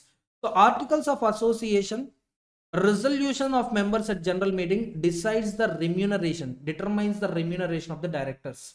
Coming to the public company, the limit on directors remuneration is remuneration to all the directors of the company. Companies having all types of directors: managing director, whole time director, non-executive directors, independent directors, like that. All directors are present in the company. In that case, the maximum remuneration a company can pay to all these directors shall not exceed 11% of net profit. Maximum 11%. The company is having only a managing director and other directors, then remuneration to managing director shall not exceed 5% of net profit. The company is having only whole-time director, sir, whole-time director and other directors, then whole-time director is entitled to remuneration of maximum 5%. Suppose company is having one managing director, whole-time director, MD plus whole-time director, or whole-time director plus manager. That means company is having both managing director and whole-time director. Then maximum remuneration to these two directors shall not exceed 10% of net profit of the company. Managing director, whole-time director, non-executive directors, everyone present, then maximum 11% of net profits. Understood, everyone? In case of inadequate profits or no profits, central government prior approval is required for payment of minimum remuneration. Next one, remuneration. While calculating the remuneration, whatever payments you made to the director, everything comes under remuneration only. But remuneration specifically excludes one point, that is any fees paid to the director for rendering professional services. And in the opinion of nomination and remuneration committee, yes, the director is possessing requisite qualifications. Suppose I'm a director of a company, and you all know I'm a chartered accountant. Now one day company received a notice, income tax notice. Being a chartered accountant, I know how to handle the notice, and I rendered services in answering the notice. Now I received some remuneration. So this remuneration I received along with my monthly remuneration being a director. Now whether this remuneration is included in this remuneration for the purpose of checking 5%, 10%, 11% of net profits, the answer is no. So professional fees, if you receive, it is not considered within this 5%, 10%, 11%, provided you rendered that services in professional capacity. And in the opinion of nomination and remuneration committee, the director should possess requisite qualifications. Clear? Next one, powers of directors. See, directors can exercise powers which was prescribed in Companies Act. Next, prescribed in MOA, AOA, and the regulations made by company in general meeting. So members will authorize directors to do certain activities. So now directors can do those activities. Suppose appointment of auditor, member can do it. Members can appoint auditor. Fixation of remuneration, members can authorize directors to fix the remuneration of the auditor. Now it is the power of a director to fix the remuneration of the auditor. So how he is getting that power? From members by resolution. Understood? So these three things decides the powers of the directors: Companies Act, MOA, and regulations made by company in general meetings. Next one, subject to board approvals, directors can do the following things. One is making calls on shares. buyback of securities up to 10% of paid up equity share capital plus free reserves plus securities premium. I told you. Next one, issue of securities, borrowing monies, investments in other companies, grant loans, guarantees, and provide securities for obtaining loans. Approve financial statements, approving board report. Diversify the business, approve amalgamation, merger, reconstruction, take over another company, and such other prescribed matters. But the point is, these areas, in these cases, a director, board of directors can delegate power to a particular committee, allotment committee for allotment of securities, or managing director, or a manager, or principal officer of the company. Suppose company is having branches, each and every branch is having principal officer. Then board of directors, by passing a resolution, can delegate power to the principal officer of the branch to take care of these activities. So delegation is possible. So this is all about powers and powers of the directors. So with this, directors marathon also completed. Just give one time reading. It's just 9 pages chapter ma. Just 9 pages chapter. Don't ignore this chapter. Here 14 marks, 2 questions you can expect. Next one, operational and financial controls. The last chapter of corporate laws, 9th chapter. So here we will revise the provisions related to accounts and audit. Clear? So this chapter is also important. You can expect 7 marks from this chapter, 14 marks from director chapter, and 7 marks, minimum 7 marks from 9th chapter. So in 9th chapter we are having total 4 subtopics. 9th chapter we are having 4 subtopics: operational and financial control, KMP, just these 2 topics, single page topics. And next remaining 2, regarding audit, and then rights of shareholders. So let's revise them quickly. Operational and financial control. So here you will find 2 persons. One is operational controller, and the second one is financial controller. Financial controller, operational controller. Financial controller is responsible for the financial function of an overall organization. Operational controller is responsible for a particular part of a company. So those duties vary from business to business depending on its operations. So here let me give you one small example. So when I was doing articleship, I went to one company for conducting internal audit. So now I'll tell about that company. So in this company, procurement department is there. Procurement department. Next, human resources department is there. Finance department is there. Sales and marketing department is there. And next one, department for statutory compliances. Statutory compliances. So like this, that company is having a total 5 departments. So out of these 5 departments, I'll take 2 departments for my example purpose. One is procurement, and the other one is HR. So these 2 comes under operational. Not only these 2, sales, marketing, statutory compliance, these 4 comes under operational controls. Operational. And finance comes under finance control.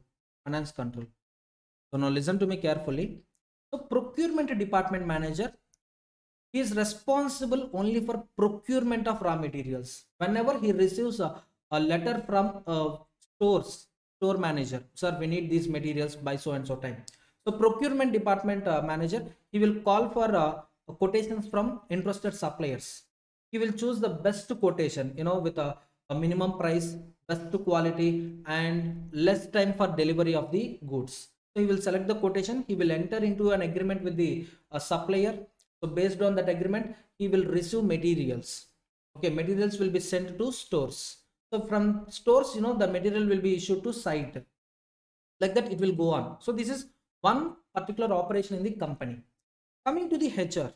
So whenever some human force is required, whenever some labor is required, employees required, human resource manager will make an advertisement. So inviting for interviews, and he will choose this appropriate person for that job. So this is one department, one operation in the company. So procurement, human resources, if you observe carefully, they are responsible for their respective operations. But if you take finance department, so whatever purchases made by the procurement department, yes, finance department will make payment. And the employees recruited by human resource manager at the end of the period, at the end of the month, finance department will make payments to the employees. Next one, sales completed. Now finance department will make all the steps for collecting money from the debtors. Marketing department, yes, this month they incurred advertisement expenses of 1 lakh rupees. Finance department will make payment for advertisements.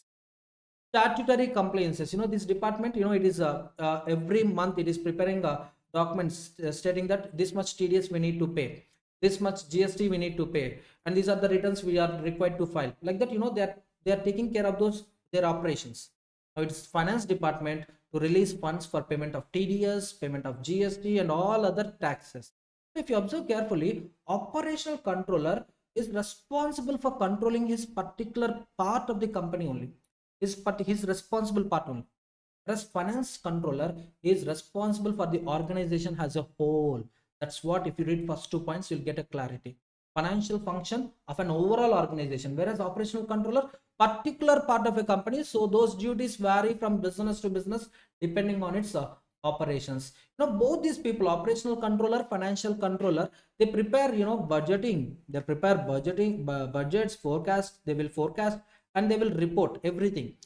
These three things are common for operational controller as well as financial controller.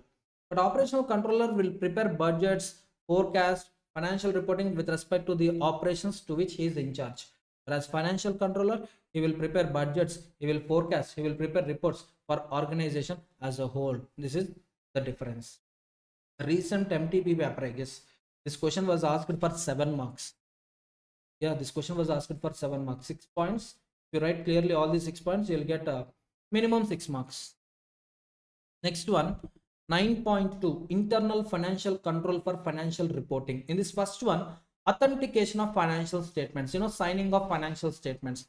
On the financial statements, if you open any listed company financial statements, you will find the signature of the authorized officers. So who can sign financial statements of a company? First one, chairman of the company if authorized. Chairman if authorized. Suppose company is not having chairman, or company didn't authorize the chairperson. Board of directors didn't authorize chairperson.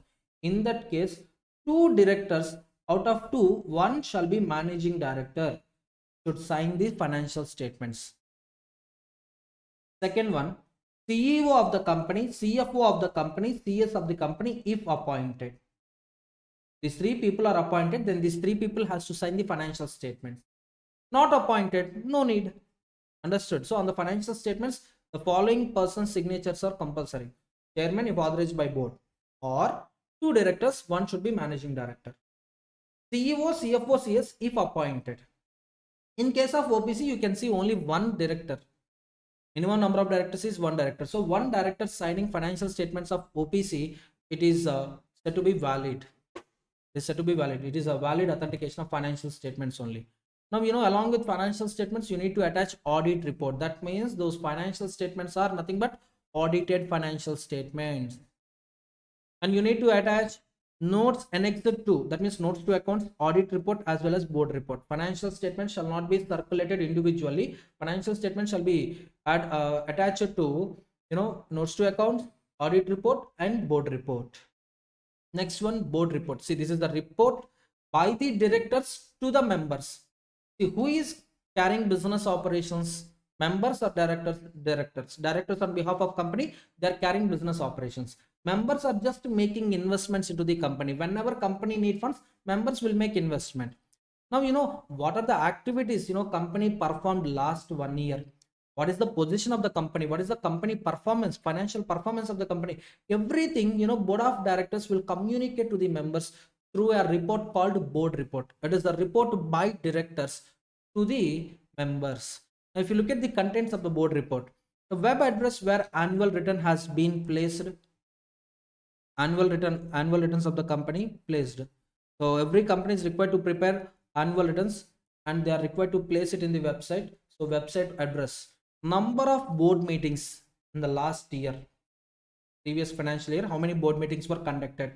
Director's responsibility statement, being a director he is responsible for taking care of company properties, company assets, and he should prepare financial statements in accordance with accounting standards only, like that, some responsibilities are there, so they need to furnish their responsibilities, director's responsibility statement.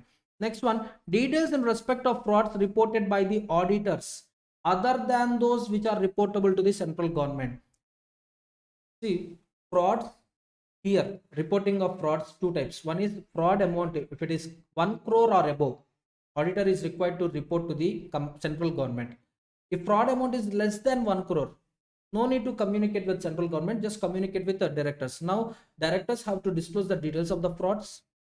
So, the persons involved in the fraud, how much amount we lost, and what are the remedial measures we implemented for recovering that loss, for mitigating that loss, for recovering the amounts. That's it. That's what, details. A statement on declaration given by the independent directors. Yes, we are independent. We are not having any interest in the company. We can make independent decisions. So like that's a statement. Next one, in case of a company covered under section 178 subsection 1, that is, nomination and remuneration committee, stakeholder relationship committee, yes, company policy on directors appointment and remuneration. Obviously, members will appoint directors, but this nomination and remuneration committee will recommend a person to act as a director of a company. The recommendation will be done by the nomination and remuneration committee. So on what basis they are making a recommendation, on what basis they are making a recruitment process, so furnish those policies in the board report. Of course, this clause is not applicable to the government companies. Next one, auditor qualifications, auditor reservations. Every reservation, adverse mark, qualification, disclaimer made by the auditor, company secretary in practice. So with respect to those things, the directors have to provide their comments or explanations. Understood? Suppose auditor told some accounting standards were not complied. Now director has to explain why they are unable to comply accounting standards. So explanations or comments by the board. Particulars of loans, guarantees, investments under section 186. Next one, particulars of the contracts or arrangements with related parties. So simply disclose related party transactions in the board report. Company state of affairs, company financial position, amounts if any proposed to carry to any reserves. Yes, during the current year, company earned a profit of 10 crores. Out of 10 crores, 4 crores transferred to reserves, 6 crores, yes, company is willing to pay in the form of dividends. So furnish those points in the board report. Material changes and commitments, if any, affecting the financial position of the company, which have occurred between the end of financial year and date of the report. See, 31st March 2024 is the year closure date. Yes or no? Yes. Do you think as on that date company will prepare financial statements? Company will prepare board report? No. Company will take some time to close its books. Imagine, company closed its books and company prepared financial statements on 31st May 2024. These financial statements are dated 31st March only. Financial statements for the year ended 31st March only. But they were prepared on 31st May. Now, during these 2 months, any changes in the company, any material commitments, material means significant changes, significant commitments affecting the position of the company, you have to disclose those details in the board report. And company policies in conserving the energy for future generations, how they are using technology, and how they are preserving foreign exchange reserves, foreign exchange earnings through exports, outgo through imports. So company policies, they have to disclose them in board report. And a statement indicating development and implementation of risk management policy. Yes, we are carrying business operations. Definitely certain risk is involved in carrying business operations. So how we are going to mitigate that risk? So this is our risk management policy. We are going to avoid competition in this manner, and we can survive in this competitive world like that. The details about policy developed and implemented by company on CSR, corporate social responsibility. So companies to which CSR is applicable, they need to spend at least 2% of their last 3 years average profits on the welfare of the society. So for that, they need to have a CSR committee. They should frame a policy. They should implement those policies. So details about the policy furnished in the board report. Listed companies and every other public company having such paid up share capital as may be prescribed. A statement indicating the performance of the board and formal annual evaluation of the formal annual evaluation of performance of the board, its committees of individual directors has been made. This particular duty is not applicable to all the companies. This is applicable only to the companies like listed companies and prescribed public companies. So what this point is telling, at the end of the every year, at the end of the every financial year, the directors board has to make a self evaluation in what areas we are lacking, in what areas we are perfect, so how we are going to improve our lacking areas, how we are going to overcome those areas, so how we performed throughout the year.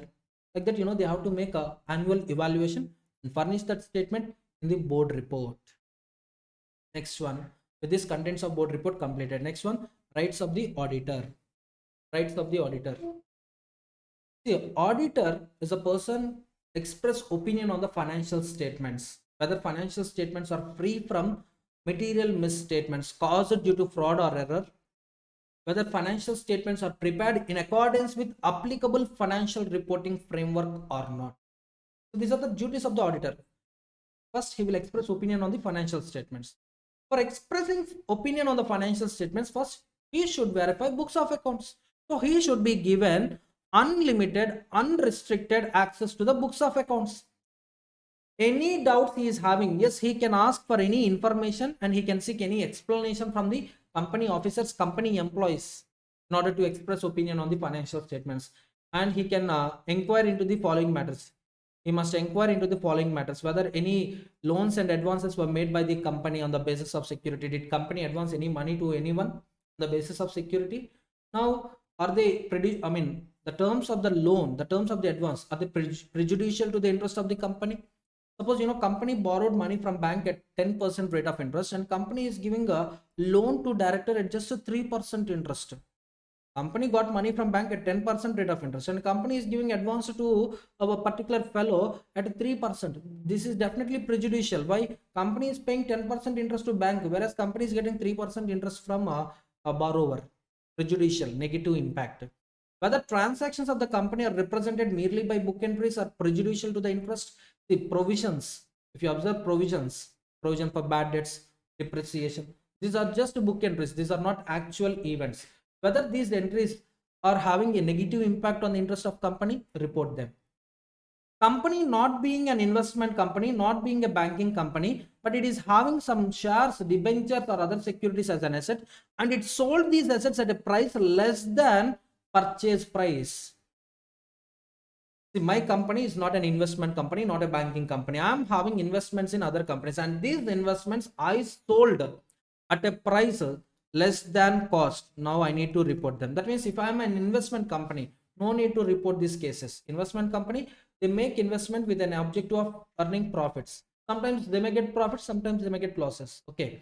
Whether loans and advances made by company has been shown as deposits with banks, whether personal expenses of the directors have been charged to company revenue account. If company makes allotment of securities, whether it is allotted for cash, then whether company received actual cash or not. If it is allotted for a consideration other than cash, then observe the accounting treatment and observe the documents in case of allotment of securities for a consideration other than cash, and report them in case of any events which are having negative impact on the interest of the company, which are not regular, which are incorrect, which are misleading in nature. Report all the things. Next one, access records of subsidiary. Access to records of subsidiary. Now, for the purpose of consolidated financial statements, audit of consolidated financial statements, auditor should be given access not only to company records but also to the records of subsidiary. Is it clear? Next, duties of auditor. As I told you, he is having a primary duty to report to the members.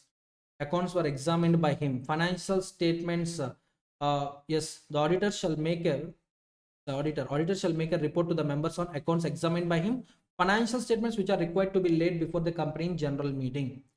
So he shall state in his report whether the accounts examined by him and financial statements give a true and fair view of Statement of company affairs. This is a balance sheet. Profit and loss. Balance sheet for financial position. Profit and loss for financial performance. Cash flow statement. Statement showing changes in cash, in operational activity, investment activity, financial activity, like that. So auditor has to comment on all these three statements, and auditor shall prepare his report after taking into account the provisions of Companies Act, accounting standards, and auditing standards. If auditor has given any qualifications or remarks in the audit report, then he shall state the reasons in that report. Why he is making a adverse remark, why he is making a disclaimer opinion, why he is giving a disclaimer opinion. So just giving a qualification, just giving a remarks is not sufficient. He need to specify reasons behind such qualifications. Understood. And auditor shall also report on these matters. Compulsorily he should report on these matters, whether he obtained all the required information and explanations during audit or not, whether proper books of accounts as required by law have maintained or not, whether company have maintained proper books of accounts or not. That means whether proper books of accounts as required by law have been maintained by the company or not. So for that, check whether company is following accrual basis or not, double entry system or not, and verify the genuinity of transactions. Next one, report on the accounts of branch office of the company audited under subsection 8 by a person other than company auditor. See, for branches, company can have a branch auditor. So report on the branch office accounts based on branch auditor report. Company's balance sheet and profit and loss account, they are in agreement with books of accounts. Suppose as per books of accounts, the turnover is 20 crores. And as per profit and loss account also, the turnover is 20 crores. Now they are in agreement. They are in agreement. Purchases as per books of accounts is 16 crores. Whereas in profit and loss account, they are showing 15 crores. In order to increase the profit of 1 crore, so they are reducing the purchases in profit and loss account. Now they are not in agreement with books of accounts. Whether in his opinion financial statements comply with accounting standards or not. So financial statements shall be prepared in accordance with accounting standards, followed or not. Observations or comments of the auditors on financial transactions or matters which have adverse effect on functioning of the company. Suppose company is selling its major assets, so definitely it will affect the company's going concern. Now report those points. Director disqualified or not disqualified. If disqualified but still continuing as a director, report them. No, not disqualified, sir. Okay, mention that point. The directors, all the directors are qualified. None of the directors are disqualified. Qualifications, resume adverse remarks relating to maintenance of accounts. Report them. Company has adequate internal financial control system. The internal financial controls with reference to financial statements in place, whether they are operating effectively or not. So it is the responsibility of company to have internal controls. As an auditor, it's your duty to check the effectiveness of internal financial controls. Sir, how can we check effectiveness of internal financial controls? Very simple. Whether these controls are preventing the happening of frauds or not. Even if fraud has happened, whether these controls are detecting these frauds at earliest.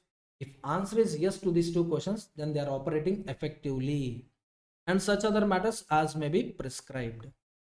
See, these matters, above 10 matters, whether the answer is negative or not, you have to report the same. And if answer is negative, you have to state the reasons. Audit of government companies, normal companies, non-government companies, auditor is appointed by members at general meeting. Whereas government companies, auditor is appointed by C&AG, Comptroller and Auditor General of India. Of course, in case of government company, the major shareholder is government. Yes or no? So in government, one of the department is C&AG. So that means government is only appointing auditor of the government company. Government is a major. See, first of all, what is a government company? The company which at least 51% of capital was held by CG or SG or SGs, one or more SG or SGs, and partly by central government and partly by one or more state governments. Yes or no? Partly by central government and partly by one or more state governments. That means major shareholder is government. So here government will appoint auditor on behalf of government. C&AG shall appoint auditor of government company. So C&AG shall appoint auditor of government company. That is the point. Now powers of C&AG. C&AG can call for a supplementary audit. So if he is not sure with respect to a particular area, with respect to, for example, sales, whether company complied accounting standard or not. So he can order for a supplementary audit, or he can conduct a supplementary audit. Second time, it's like additional audit. The supplementary audit is restricted to some areas, specific areas. And based on that, he will prepare a supplementary audit report, and this report is also addressed to all the members of the company. In case of deceased member, legal representative; in case of insolvent member, official assignee; every trustee of debenture holder, etc.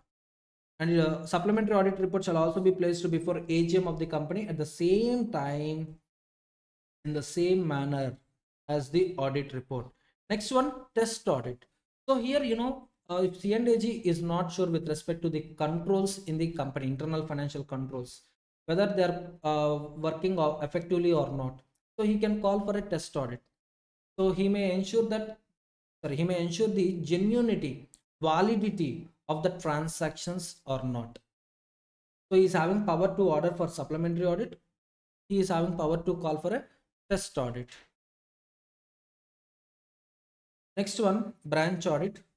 See, generally, company auditor is the auditor of the branch. If nothing is mentioned, company auditor is the auditor of the branch. But company is very big in size, and it is having branches in all the states.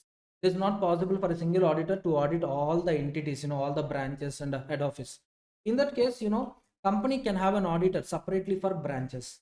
Who will appoint branch auditor? Actually, members, but members can pass that power to the directors to appoint someone else as an auditor of the branches. Now, who can be appointed as a branch auditor? Qualified person. A qualified chartered accountant holding certificate of practice is eligible to act as an auditor of the branch. If that branch office is situated in India, then CA holding certificate of practice is sufficient. If that branch office is situated outside India, then a competent person, like if you take USA or Canada, CPA is a competent person to conduct audit of branches. Understood? And these appointed persons shall prepare a report on the accounts only with respect to branch examined by him, and send it to the main auditor, principal auditor, company auditor, who shall deal with it in his report in such manner as he considers necessary. If branch auditor is appointed, then company auditor is known as principal auditor.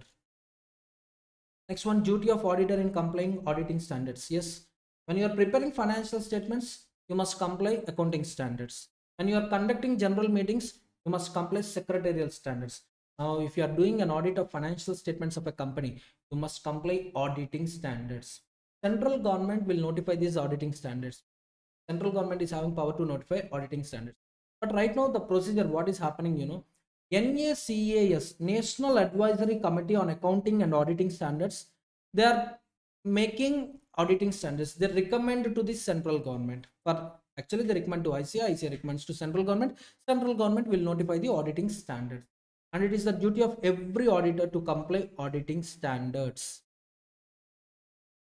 Understood? Next one.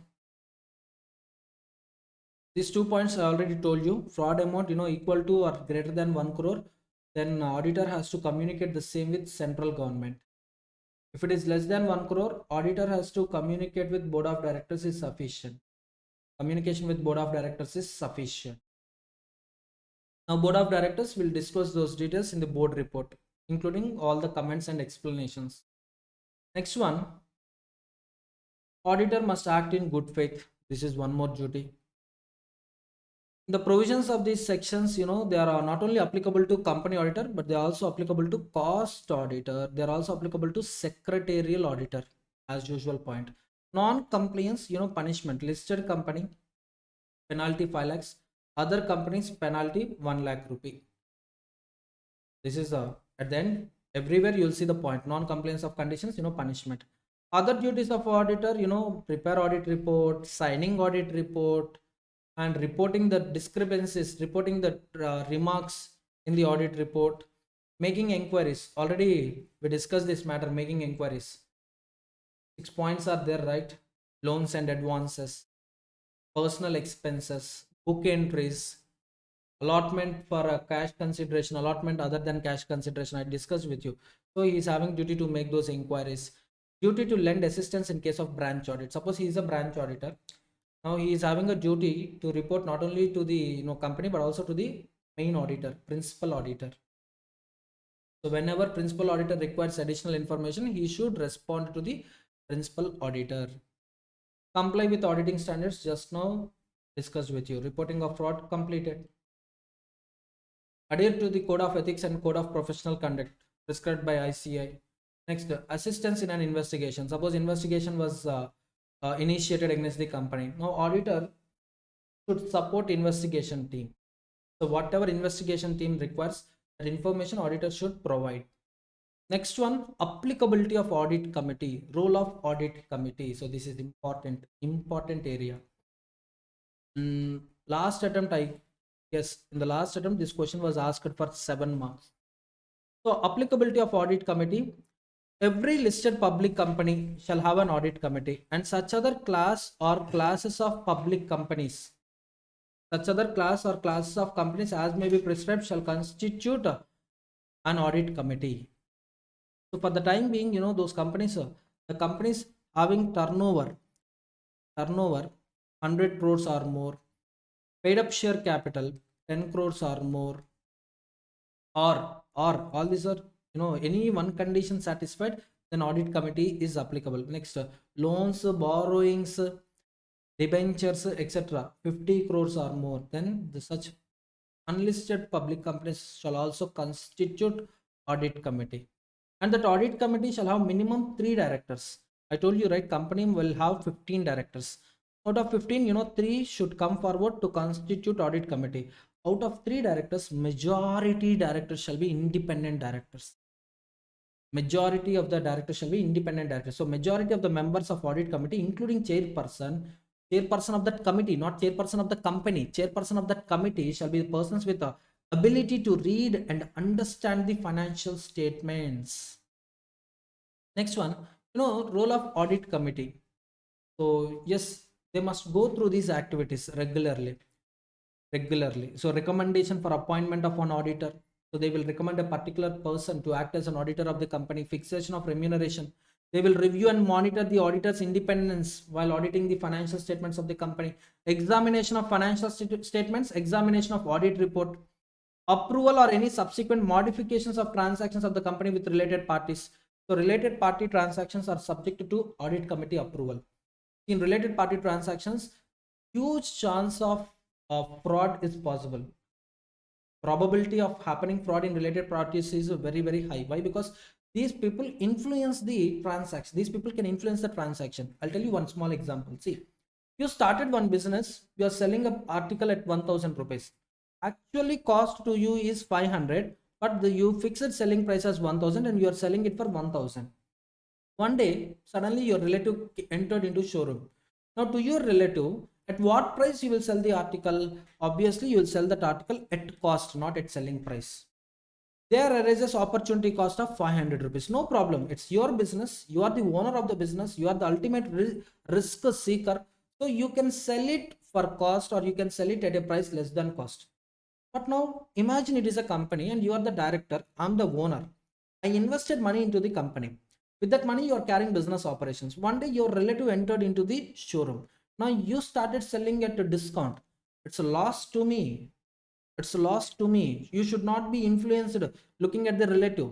So that's what, all these transactions with related parties are subject to audit committee approvals.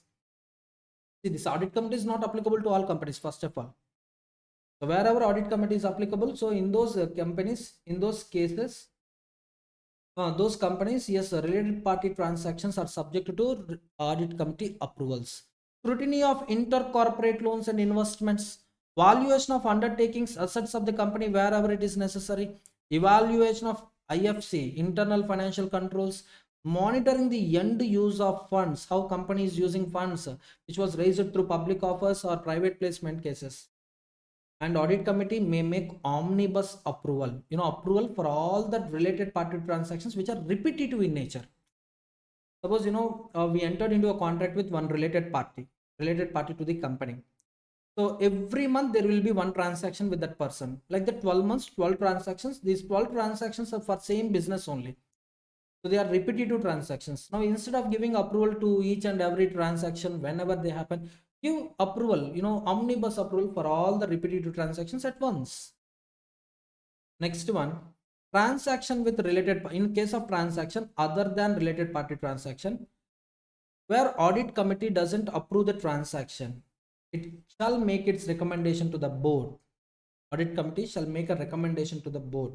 So these are the transactions where audit committee approval not taken. First of all, audit committee can make a recommendation to the board.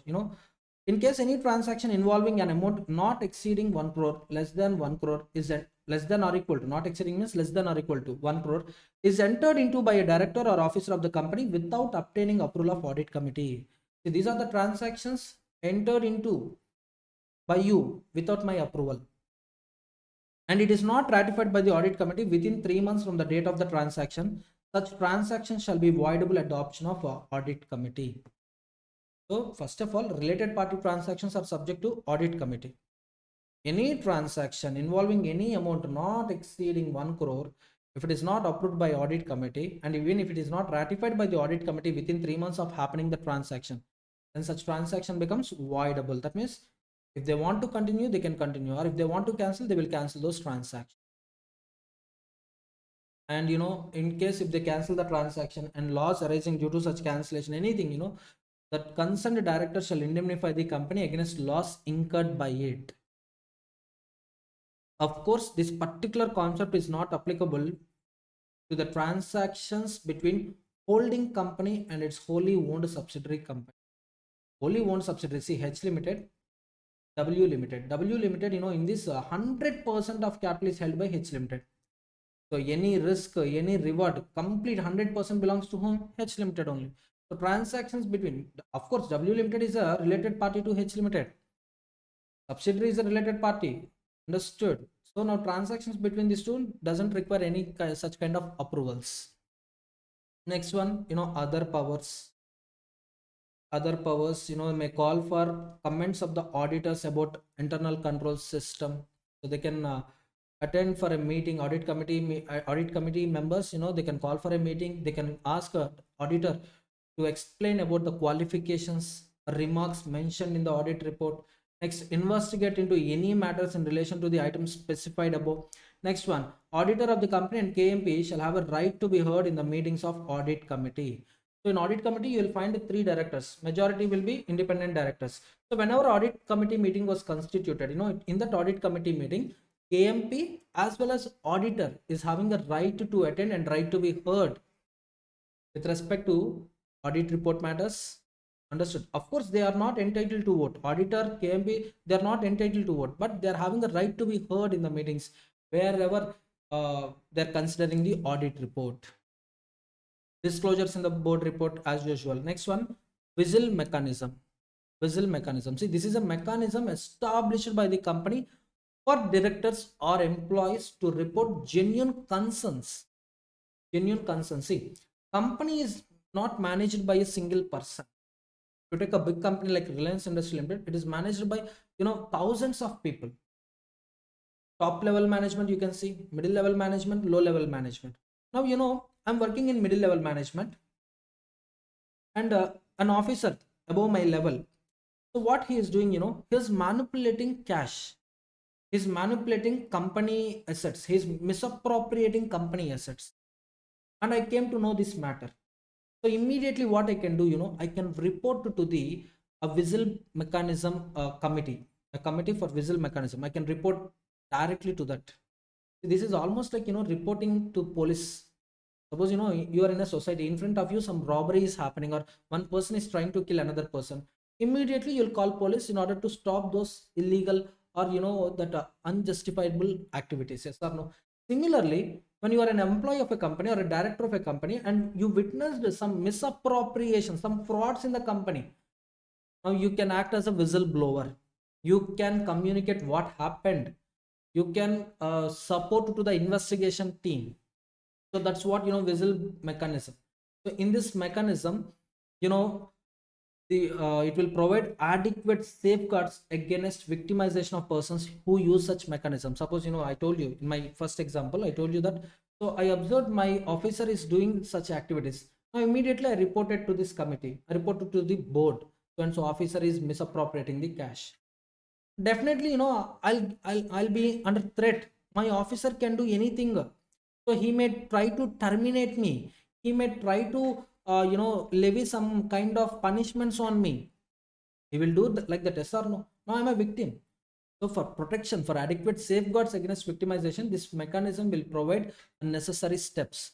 Details of establishment of such mechanism. And next one, the companies which are required to constitute an audit committee shall oversee visual mechanism through the committee, and if any of the members of committee have a conflict of interest in a given case, they should rescue themselves. So they should recuse themselves, and others on the committee would deal with the matters on hand.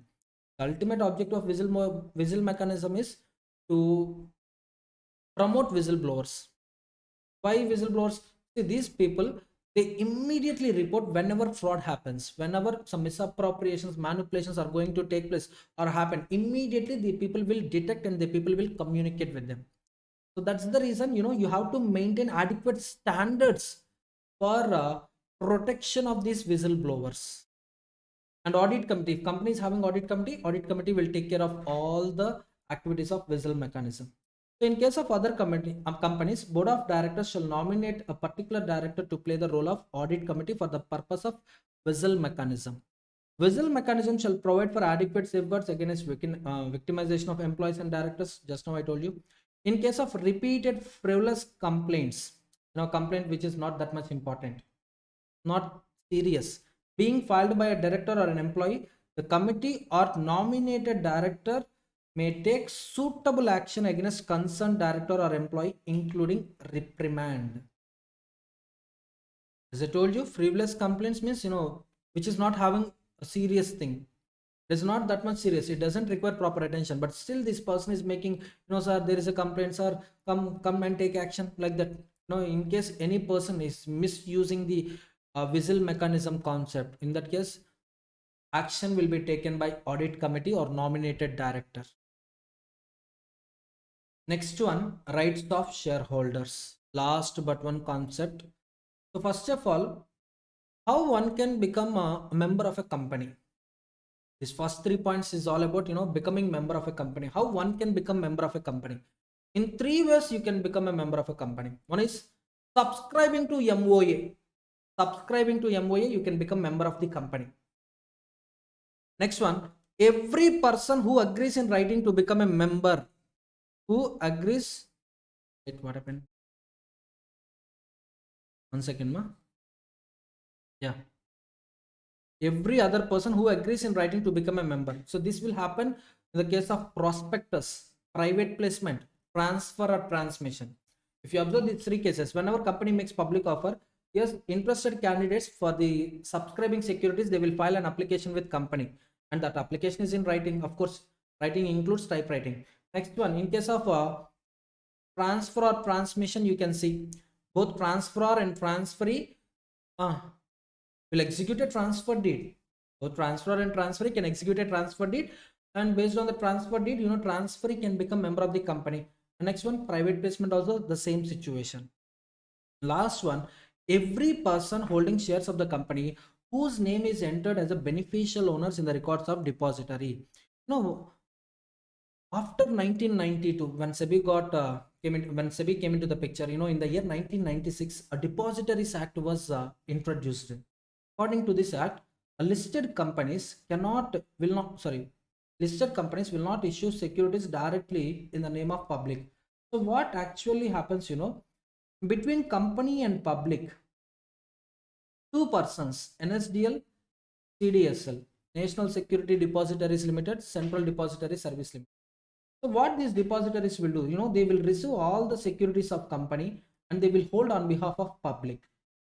NSDL, CDSL, they are like banks. Depositories, nothing but banks. So they maintain accounts of the public. Whenever a person purchases share, so those shares will be credited to a person account. Whenever the person sells shares, that person, the number of shares in that person account will be debited. So now the depositories, these depositories will maintain a registers. These registers are nothing but register of beneficial owners. Now whose names were entered in these beneficial owners records as a beneficial owner, Now he is also a member of the company. So company simply it will enter the details of members who are holding shares of the company directly, and it will enter the name of NSDL CDSL. In the records of NSDL CDSL, you will find the details of the public who are holding the shares of the company. Understood? So even if your name is entered as a beneficial owner in the records of depository, you're a member of the company. Simply subscribing to the company memorandum of association, you can become member. Subscribing to the new shares, you can become member. Transfer of existing shares by an existing member, you can become member. Acquisition or purchase of share, you can become a member. Acquisition of its shares by devolution, example transmission of shares, you can become member. Conversion of convertible debentures, you are holding convertible debentures. On the maturity date, company converted debentures into shares, you'll become a member. The differences between subscribers, just observe carefully. Fundamental difference between subscribers who agree to take shares at the time of formation of company and person who agree to take shares later is that farmer become member immediately on incorporation of company. Yes, if you look at if you look into the effect of incorporation, once company is incorporated, all the subscribers to memorandum of association becomes members automatically, whereas other members who agreed to take shares become members only after their names are entered in the register of members of the company. So once your details are entered into the register of members, you'll become members. Rights of members under Companies Act 2013. Last attempt this question was asked for 7 marks. So as a shareholder, as a member, he will be given rights. He can exercise rights. Sir, what are those rights? A right to vote, right to requisition in management and administration chapter, I told you. Members with 1/10 of paid up share capital entitled to vote, or members in case of company without share capital, members with at least 1/10 of the voting power can make a requisition, call for EGM. I told you, right? Right to receive notice of general meeting, right to appoint proxy, right to appoint a representative to attend the general meeting. This is for a body corporate. For governor, president also, right to appoint representative is there. Right to require the company to circulate resolution. Next one, right to get certificate of share, right to transfer shares, right to inspect register of members, register of debenture holders, and right to obtain a copy of minutes, inspection of minutes. Next one, right to file an appeal with the tribunal for cancelling the variation of shareholders right, and right to participate in removal of directors by passing ordinary resolution. Understood? So these are the rights a member can exercise. Next one, yes, some of the rights were mentioned, in a Supreme Court judgment in Life Insurance Corporation of India versus Escorts Limited. You can see here, participate in the management of the company. So yes, members can elect directors, so they can participate in the management, not directly. I'm appointing one person as a director. See, I'm having 60% share capital. I appointed one person as a director. Now, the director participating in the management of the company, indirectly, I know what is happening in the company. Or no? Enjoy profits of the company in the form of dividends. In case of oppression or suppression, you can file an application, you can file a petition with the tribunal. In case of mismanagement, in case of winding up of a company, you can file a petition with tribunal, and to share surplus on winding up. In the event of winding up, once you start selling all the assets and once you settle all outstanding liabilities, whatever surplus is there, being a member, you can enjoy that surplus. This third topic also completed. The last topic of corporate laws, the definition of KMP. Definition of KMP. 6 people comes under KMP. Who are they? CEO of a company, managing director, manager. 3 people, okay. CS, fourth person. Whole-time director, KMP. CFO is also KMP. Such other officer not more than one level below the directors who is in full-time employment designated as KMP by the board. So in a company, you can observe hierarchy: top level management, middle level management, low level management. Top level management, you can see board of directors. So next to the board of directors, for example, finance manager is there. Next to finance manager, assistant finance manager is there. Next to assistant finance manager, yes, accounts manager. accounts manager, next employees of accounts department, like that, a hierarchy is there, for example. Now board of directors wants to name this finance manager as a KMP. Can they do it? Yes, they can do it, but the point is this person should be and immediately next to the directors, immediately next level to the directors, not second level or third level. Next one, he should be a full-time employee. If these two conditions are satisfied, then board of directors can name that person as KMP, and that person is also a KMP under Companies Act 2013. A managerial person, my important person. Without this person, company activities can't, company cannot make a activities like that. This person is very much significant. This person will take care of activities of the company.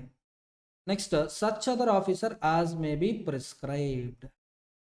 In future, government may prescribe some other officers as key managerial persons. In that case, those persons will also be called KMP. Is that clear? So with this, corporate laws marathon is completed. 40 marks finished. Clear?